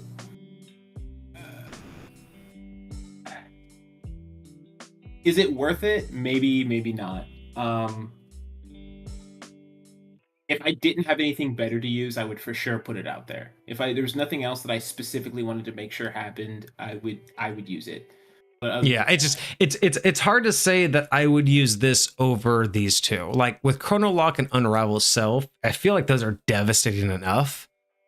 I don't know if I would really go out of my way to use 2 for a save ends on one of these immunities when the others seem to be just fine. I mean, really, if I was going to use this, I'd only go after paralyzed, stunned, or incapacitated. Like, I can already blind and deafen them together with one ability, so there's no reason to only do one. Poison doesn't really help. Charmed and frightened are temporary enough. Yeah, really, it's paralyzed, stunned, and incapacitated are the ones that are absolutely great. So it's a 3 out of 8 chance for a jackpot, which is just under 50%. Yeah, I don't know if I would use it because if I can't choose, I'd probably rather go for silenced and blinded. Like that alone, spellcasters and melee casters, that's so much more devastating. And it's the same DC, it's the same amount of time, and it's the same save ends, but I'm guaranteed to do it. I honestly, if I can guarantee blind and silence someone versus potentially just poisoning them, I'm gonna blind and silence them every single time. Like if there's a huge advantage for me is, especially an intelligent creature, is being able to choose what gets to happen rather than not. Like that's huge. I feel the chance that I can poison, frighten, and charm is the same chance of paralyze, stun, and incapacitate. And then I have an equal chance to blind or deafen instead of blind and deafen. It's not enough for me to say that this is a powerful. I probably would never use this because unless I'm saying, I specifically say that there is a player that I need out of this fight and I need you paralyzed. But am I gonna test only blinding you instead of blinding and deafening you? Am I gonna test only deafening instead of blinding and deafening? Am I gonna go after this to only poison you or to only charm you? Like, is that good enough than just saying you're blind and deafened, and until you save out, you can't hit me? Like, that's those things. Is this suffering from a like too much choices, right? Is this one of those situations where there's just too much to choose from? Is this save ends? Does it save you from both or just one? The creature can repeat the save and end each of its turns. So you're talking about the Unravel Self? Yes. If I... Yeah, one save for both statuses versus one roll for one status. Okay. Yeah, so I would say that knowing I can blind and silence guaranteed is better than... Under the effects of Unravel Self, I would for sure use Status Roulette just to see if I could get something else on them. Honestly, if someone was already under Unravel Self, I'd go for somebody else. Because they're already a non-issue. Like, again, they already can't hit me. They already have disadvantage on hitting me and hearing me. Like, for 1 minute and they're still saving. It's the same save. I would just go after more people. Like, if I could blind and deafen the entire party, I win. Like, I can move and outgo them. These first three abilities don't have a range. Well, Chrono Lock and Unravel Self don't have a range. One creature loses its next reaction. Oh yeah, that's just one creature, period. And then one creature... Oh yeah, wow. Chrono Lock and Unravel Self are no distance. I'm guessing. Super Foxer, can you verify that? Are Chrono Lock and Unravel Self supposed to be unlimited distance, or are they supposed to have the same 90 feet? That would definitely also change things. Because again, if there's no distance involved, Unravel Self 100% of the time. Like 100% of the time. True that. Like these two, just doing these two every round would be devastating. Blind and silence someone and then stop another person. Oh, these are supposed to be 45 feet. Unravel and Chrono Lock are supposed to be 45 feet. Okay. So again, with that, Status Roulette could be more beneficial. I'm not convinced I would use it as a DM. I'm not convinced that that would be my go-to ability. I think the Unravel Self and Chrono Lock two together. Again, I don't know, maybe good old Cascade, because again, we don't know how devastating the player legendary actions are, but as of right now, these three are probably my top choices. Maybe the Singularity Pulse.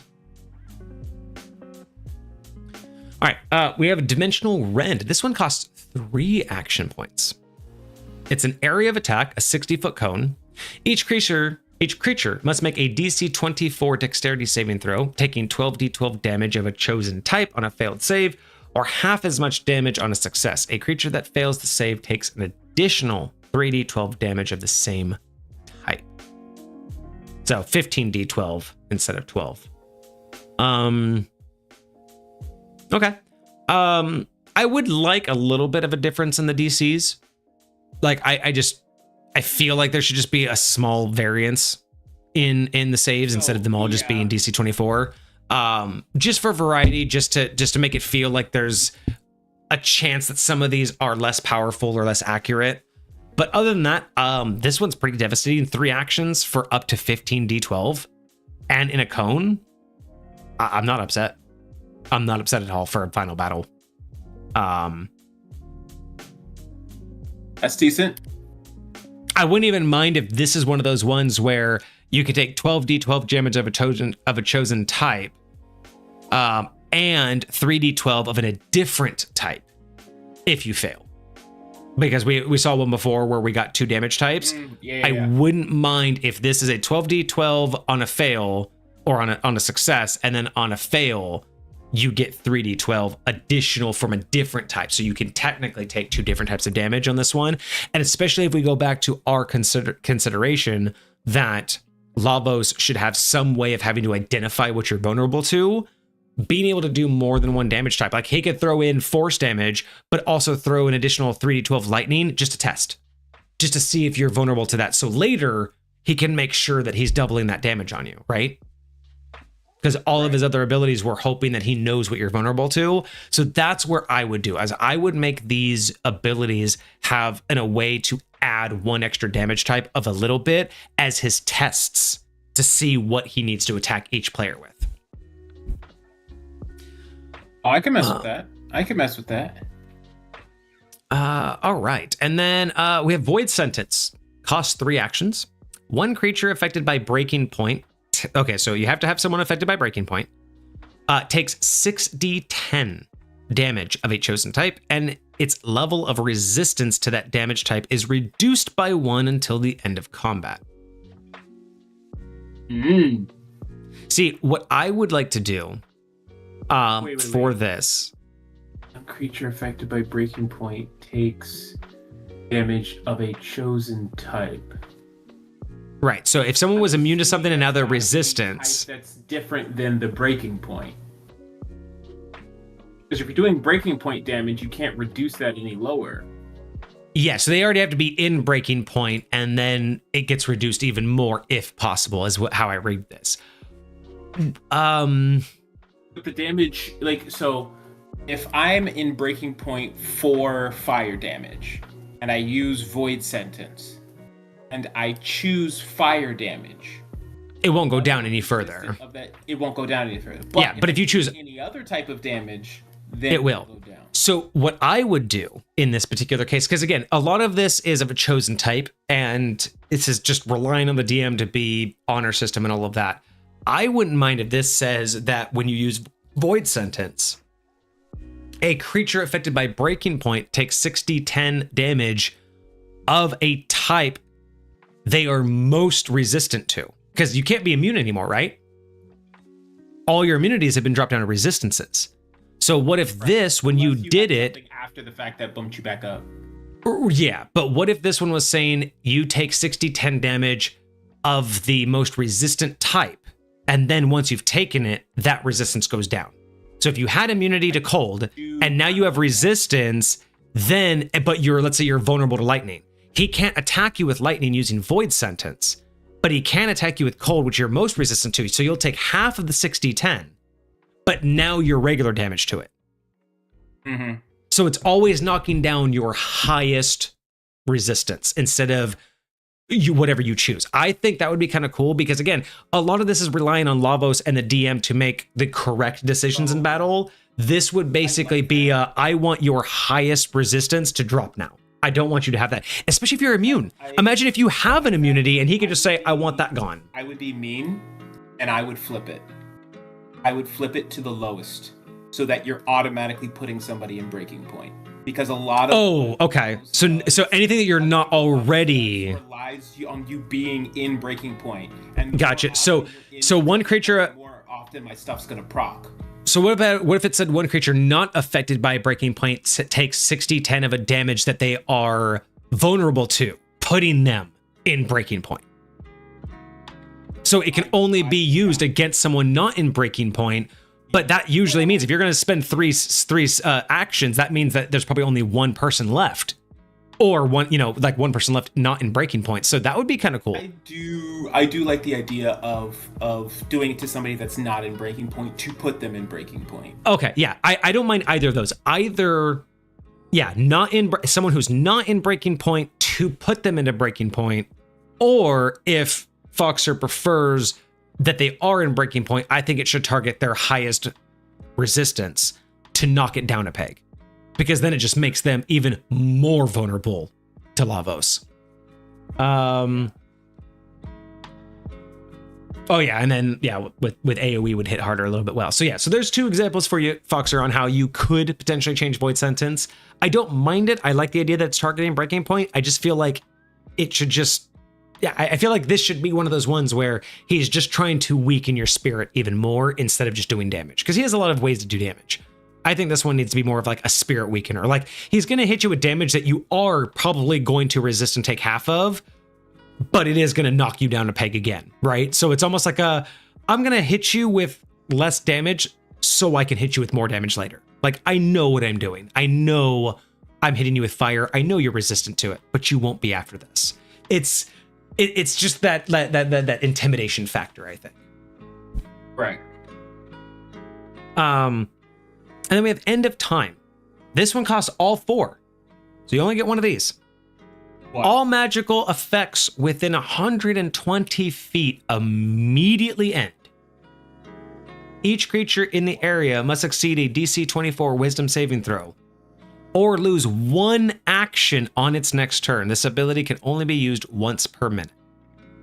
So you get rid of all AoE, all ongoing effects, all concentration effects. Everything's done. All magical effects gone. Within 100, basically the whole battlefield. And everybody is most likely, like the majority of people are most likely going to lose an action on their next turn. So how does this work with magical items? I don't think it like, it's not like dispel magic. I think it's any active magical effect, like Cloud of Daggers, or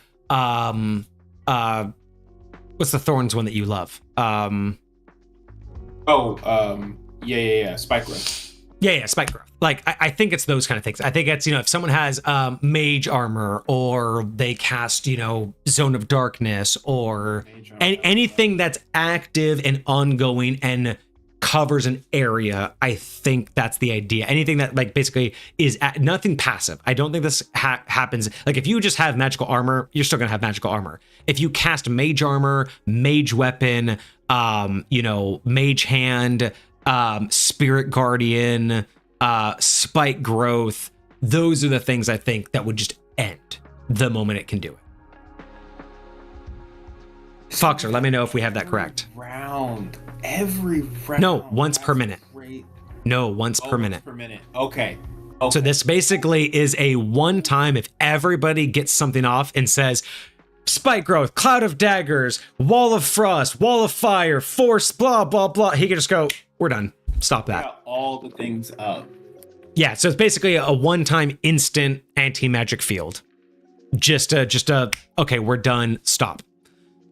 So he can just, if you pile on enough effects, he can just negate all of them. That's pretty fucking cool. And honestly, that's a cool ability, because you know how many times BBEG battles start, and the moment initiative starts, all the players are like, activate everything.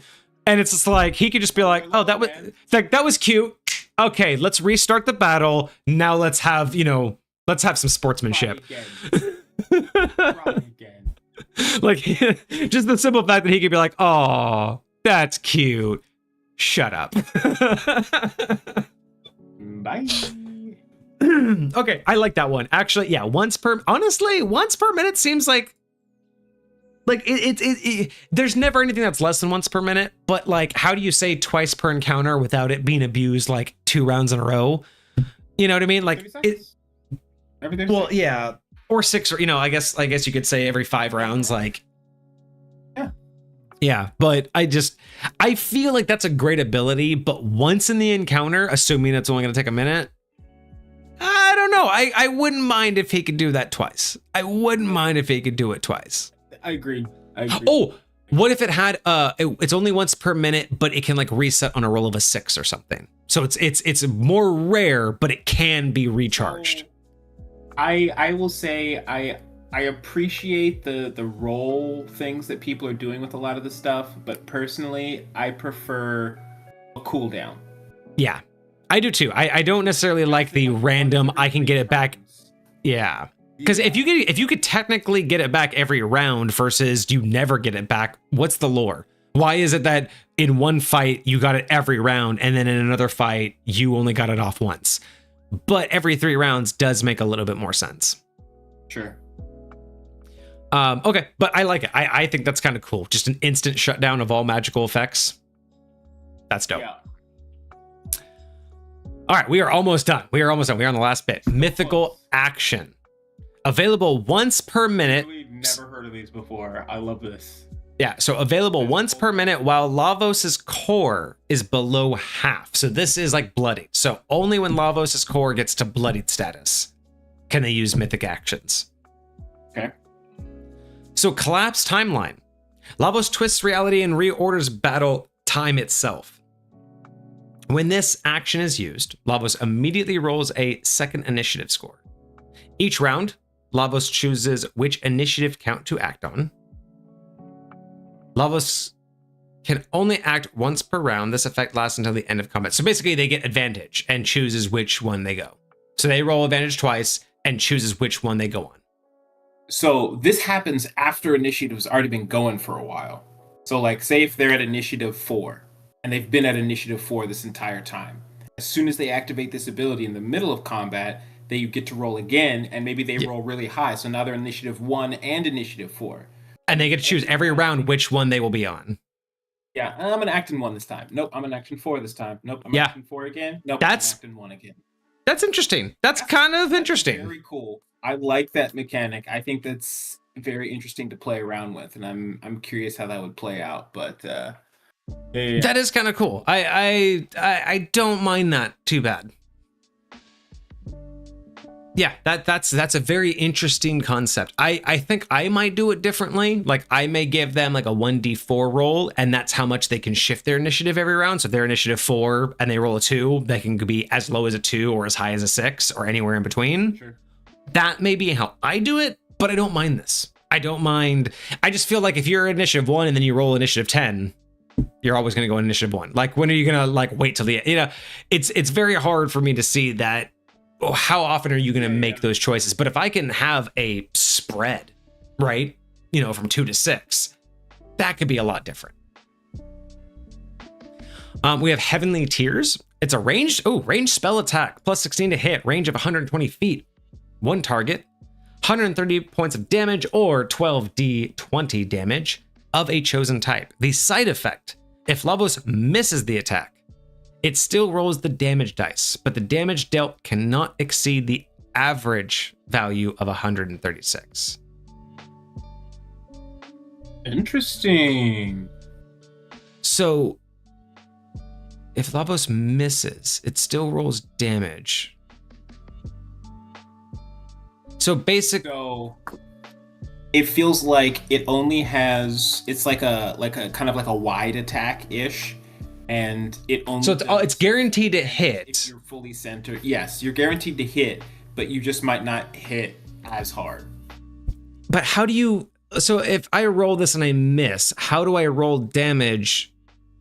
But I can only all 12 d20. Okay. If you roll higher than 136, you do 136. But if you roll lower than 136, you do that damage. I mean, that's more than 50% of its damage, like if it misses. Like if you rolled maxed. Yeah.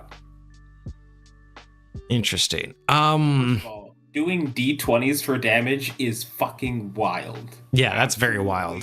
Unhinged, but I don't know if I get it. Like maybe it's just the way that it's written, but why? I don't know.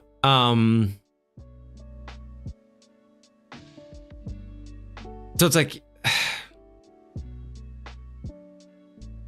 because it's not quite doing half damage. It's still doing max damage up to a point, right? Like you're still getting the full amount that you rolled regardless, as long as you don't go over 136. But if you roll over 136, that's your, but I don't know. It's weird. It's not a ruling that I would normally be comfortable with. It just doesn't sound like it belongs. You know what I mean? It's just one of those rules where I'm just like, I don't know how this fits into D&D, and I don't necessarily like. I don't mind the damage output. It's just this concept of if you miss, you still do the amount of damage that you want. Like I don't know. It's a little bit. Have to do a lot more work to understand how I'm explaining it. Yeah, because you're not really missing if you're still doing damage. You can make anything make sense, but this one, as it's written, is harder for me to make sense than most. And so when it comes to like missing, like I would have to understand what the attack is, and like talking about heavenly tears, it almost makes me feel like literally like these divine tears are raining down on top of a particular creature, right? And so it's like hitting an area, so it's gonna hit them no matter what. It's just how much damage it's gonna do. But then for me, it wouldn't make sense to do an attack roll. It'd make a lot more sense to do a saving throw, and then it's just save for half. And that's what I'm saying. It's like it's basically just changing the save of half damage just turns into whether or not the DC, you know, the attack roll hits. And I can get it because I think Fox was talking a little bit about when you do a saving throw, it's a lot more. It has nothing to do with your AC. So maybe like having your AC be valued, because a lot of min-maxers are gonna have stupid high AC type deal. So the likelihood that it'll do, I don't know. I mean, honestly, I would just turn it into an AOE and just say that if you hit, you do max damage. And then if, you know, you get, you know, if you miss, you still do AOE damage. But I don't know. Like I said, it's a very odd mechanic, and I'm not sure I can get behind it because, like you said, without really understanding it, I can't contemplate how I would justify how that magic works. Sure. So, yeah, that's just a little bit of an odd one for me. All right, but we have the final one. We can finally get this over with after almost 7 hours. Jesus Christ, 6.5 hour stream for a Monday. Yeah, dude. This is all right. This is like a what do you call it? A community stream. We usually go this long. This is almost This is basically a community stream. Jesus. All right. And we were gonna do 2 today. Let's do one. Absolute. Yeah, no, I'm good. It's almost 1 o'clock. Jesus. Absolute nullification. Recharge on a 4 or 6. Lavos admits a pulse of void code, nullifying protective metaphysics around mortal minds and bodies until the end of Lavos' next turn. All creatures within 120 feet lose immunity to all conditions. We basically already did that. Like, unless there is a legendary action from the players that we don't know about yet, because we haven't gotten there. Unless one of those grants them immunities back, this does not feel good, because it's just like at the very beginning of battle, I removed all of their immunities. And unless it's very easy for them to get them back, like very easy to get them back, why would I even, like, what's the likelihood that I'm gonna need for them to get all back? One, like, easiest way for them to get a bunch back. Yeah, this one just kind of feels, yeah. I also will feel like this one is one of those ones where it kind of takes me out, because I just like, what do we mean by void code and metaphysics? Like this, it kind of just brought a whole new section to this that I don't think we've really. Feels like I entered the Matrix now, and you're like rewriting reality or something. Yeah.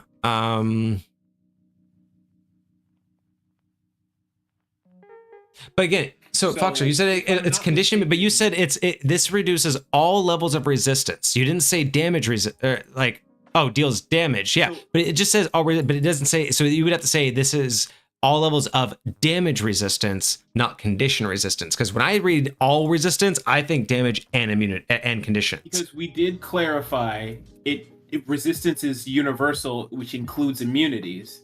And so if a character has a condition immunity, it would still, like, there's nothing saying that it's specifically damage resistances or damage. And that's what I'm saying is if that's the case, if this one's supposed to be conditions and the first one's supposed to be damage, there should be some verbiage there, because honestly it feels like they do the same exact thing. And so, and again, this is when Lavos deals damage, but we also, like, what did we say about this one before?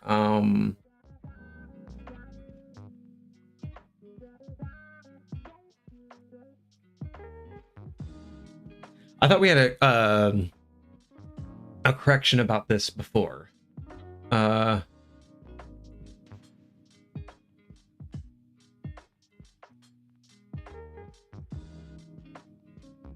yeah, this one says like at the beginning, like I guess this one was rewritten for at the beginning of combat. So yeah, I just don't understand how if we're drop all of them, including immunities, how does this ability that drops immunities technically work? They seem like they just do the same thing. The way I'm thinking of it is hierarchy only affects damages, and this only affects conditions. That's the best assessment. Interesting. I can come up with that. I mean, honestly, at that particular case, if that is the case, just for the sake of cleaning this all up, I would honestly just get rid of this and just let this first one do everything. Like what we thought. Neither of us cared that this did damage and conditions. So just let this do damage. Just say when Lavos deals damage, it reduces all levels of damage and condition resistances.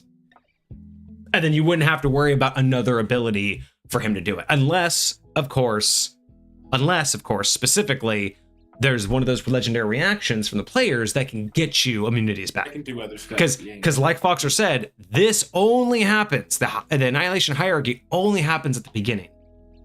So if this happens at the beginning and at any point they're able to get an immunity back, then yeah, you would definitely want absolute nullification because you want that immunity to go away again.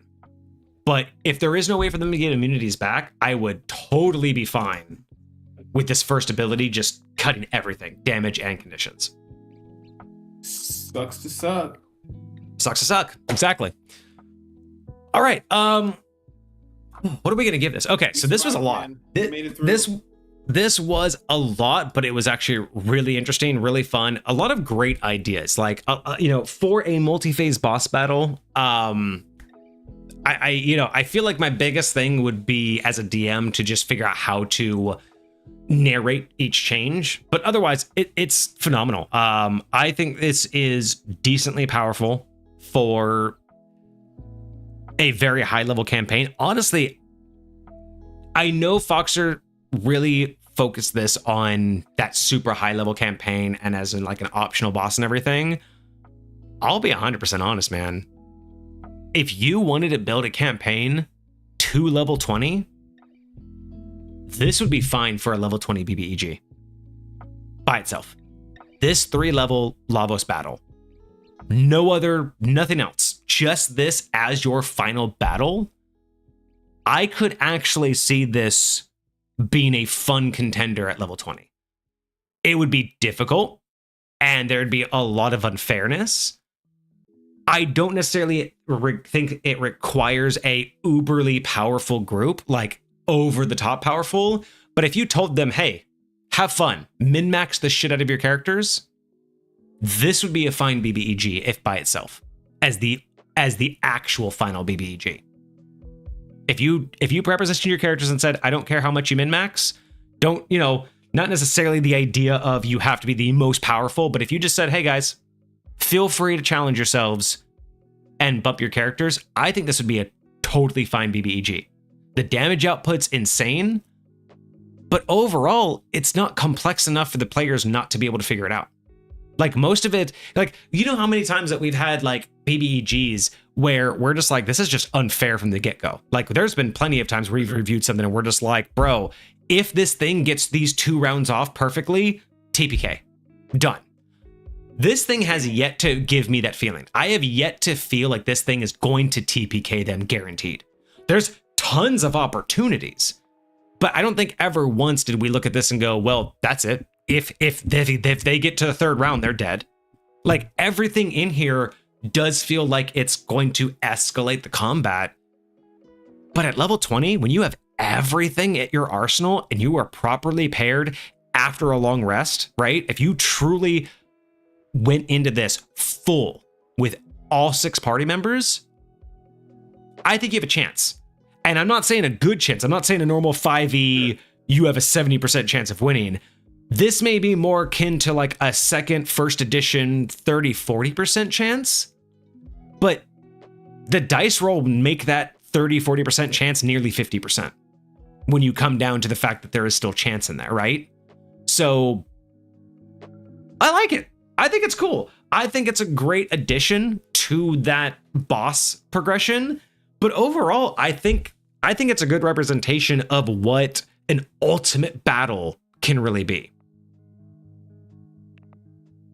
Agreed. I think you did a phenomenal job with this Foxer, and I'm glad that your players actually got the chance to go through it and had a good time doing it. And yeah, Yeah, I love that we got to share in this a little bit with you.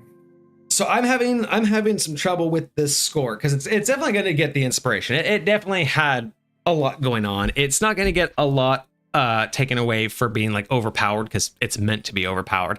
I even would like out of all of the other bosses, I would actually call this one of the most balanced.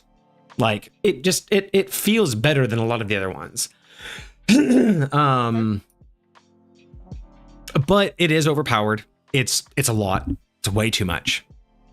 And I will say that lore and story wise, I'm struggling. Like for the compatibility part, I'm really trying to struggle to see how I would justify this build as a whole. I could justify all the parts, but as the whole, I'm struggling.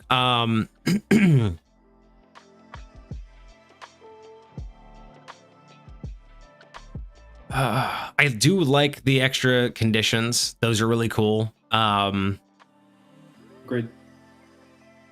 I liked the compensation role for the players.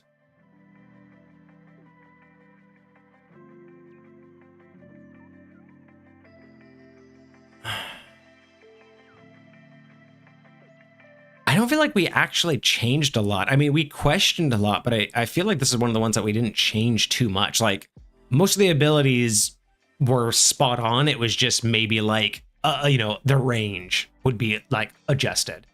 But unlike other bosses, I don't think we sat there and really said, I wouldn't do this or I would change this whole ability. I think more often than not, it was just, well, what about this? What about that?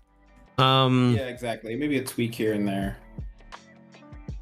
I think I'll give it a 7. I think it's really close. I think it has a lot of potential. It's definitely overpowered. It's definitely complicated and needs a lot of reworking of the lore. But really, beyond that, it's a good idea. And I think that overall, this could be a fun implementation for most DMs. So yeah, for High Point, it's close. I would have to change the lore and a few of the abilities, but overall, it's good. I could use it. I actually would be excited to battle this.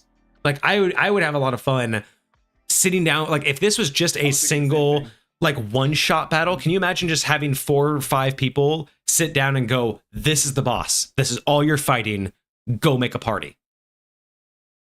And that's it. That's just, you got 4 hours before the gaming session to just sit down with a group of friends and make a party to fight this. That's what I want to do. I just want to sit down with a group of people and go, how are we going to beat this thing? And just see if we could do it. Like that would be cool. And that's, yeah, I think that would be awesome. Oh yeah, let me see if I can figure out the audio for that for the meme. So yeah, so 7 out of 10. Perfect. Congratulations. Well, they got a 7 today. Their new average is a 6, and they're on their track to submitting some wild stuff, man. Although, let me actually check, see if that was their last submission in the queue. Nope. Looks like they got 2 other submissions coming up from Foxer. Nice. Speedster and it looks like it's just Unbound Speedster. There might be something else in the Discord that I haven't transferred over yet, but check it out. All right, let's let me.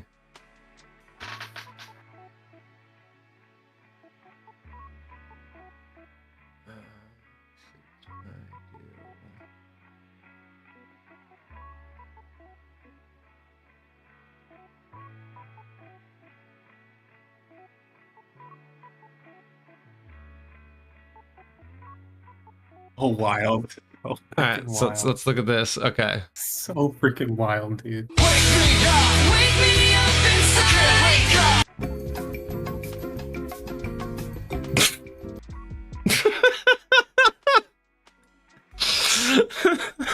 Do you hear it? I heard the music before you, but then I just hear like nothing when you show up. Oh, so for me, it's like. Oh, it's like the elevator music. Okay. Yes, it's like elevator music. You know, like I'm surprised it didn't go like full. What the fuck's it called? What's the show where you have to answer the question? God bless America. That's funny. I almost said the Truman Show. Gosh, the game show where all your answers have to be in the form of a question. Jeopardy. God bless America. I'm surprised you didn't use the Jeopardy music. There you go. Why is there we go. Next time we do this, I think I'm gonna see if we can't get it set up with my camera being the other direction, like actually sideways, so you don't have to worry about flipping it and whatever.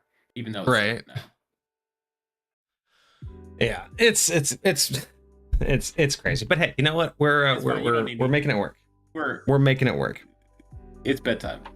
It's bedtime. Yeah, it is. I can't believe it's fucking 1 o'clock. It's 1 o'clock in the morning, I'm not gonna y'all. lie. I'm so glad we did tonight's remote, so I don't have to journey home right now. That's what I was saying. Is like that's kind of the good thing. So yeah. So I think we're gonna call it here. Thank you all for joining us, Foxer. Thank you so much. That was an amazing review. An amazing submission. Thank you so much for the entire boss battle too. Like all of the bosses. I know it was quite a bit for your players, but it was fun. It was really interesting. I would be interested in some of those battles, not all of them, but overall it would be a really cool thing to play that entire series, that gauntlet, as you say, as just an overly powered player. I'd like to see how much of a challenge it truly is for true min-maxers. You know what I mean? Like people who really go out of their way to build out something like that. I'm curious how much of a challenge it would truly be. But I hope you enjoyed the review. Too. Yeah. I'd be really interested if we could turn this into like a one-shot / module type shit. That would be, that'd be very interesting. And then, that would definitely be a way to do it. And be like, see if you can get through this without dying. Right? Yeah, no, I think it's a cool thing. Hopefully we gave you some cool ideas for the future. If you do plan on changing anything, let us know. But otherwise, yeah, I hope you enjoyed it. As always, it's just a comparison to what I would do. So, I mean, my compatibility score means nothing compared to how good of it is. But out there, if y'all enjoyed this, let us know either in the comments or on Discord. What did you think of Lavos or any of the others for that matter? Because there was a lot. But if you liked that one, we will be back next Monday for some more reviews. Do we know what we have next month or next week? Next month and next week, I guess. Actually, yeah, next month, next year, next week. Yeah, next month, next year, this week. So next up is Soul.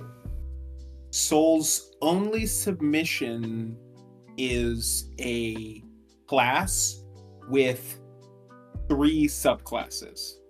So oh, okay. You is, would you like to do a class with one of the subclasses so we actually know what it does and then do the other 2 at a later date, or do you want to try and fit all of them into one? Or it makes sense to do a class and one of its subclasses depending on how long it is, but again, depending on what class it is, it may be beneficial to do the prime class first and then we can do subclasses. So yeah, well, let's just try to do a class and a subclass and then we'll save the other 2 subclasses for a different one. Okay, you got it. I will set that up. It'll take me a little bit. I'll probably post this schedule tomorrow, but yeah, we got it, man. All right. Well, that's going to be us for the rest of the night. I hope you guys had a fantastic week, and I hope you guys have a great week ahead of you. We will be back on Friday with some more scheduled content. It might just be D&D discussions because it's been a minute since we've had some topics, and we have quite a few of them backed up. But otherwise, if you see us on during the week, feel free, stop by, say hi. We would appreciate it. Otherwise, more content is being posted every week on the main channel on YouTube. We post every single day on TikTok. And of course, we are here every Monday and Friday. So thank you all for joining us. I hope to see you guys on Friday. But have a great rest of your week. Cheers. This is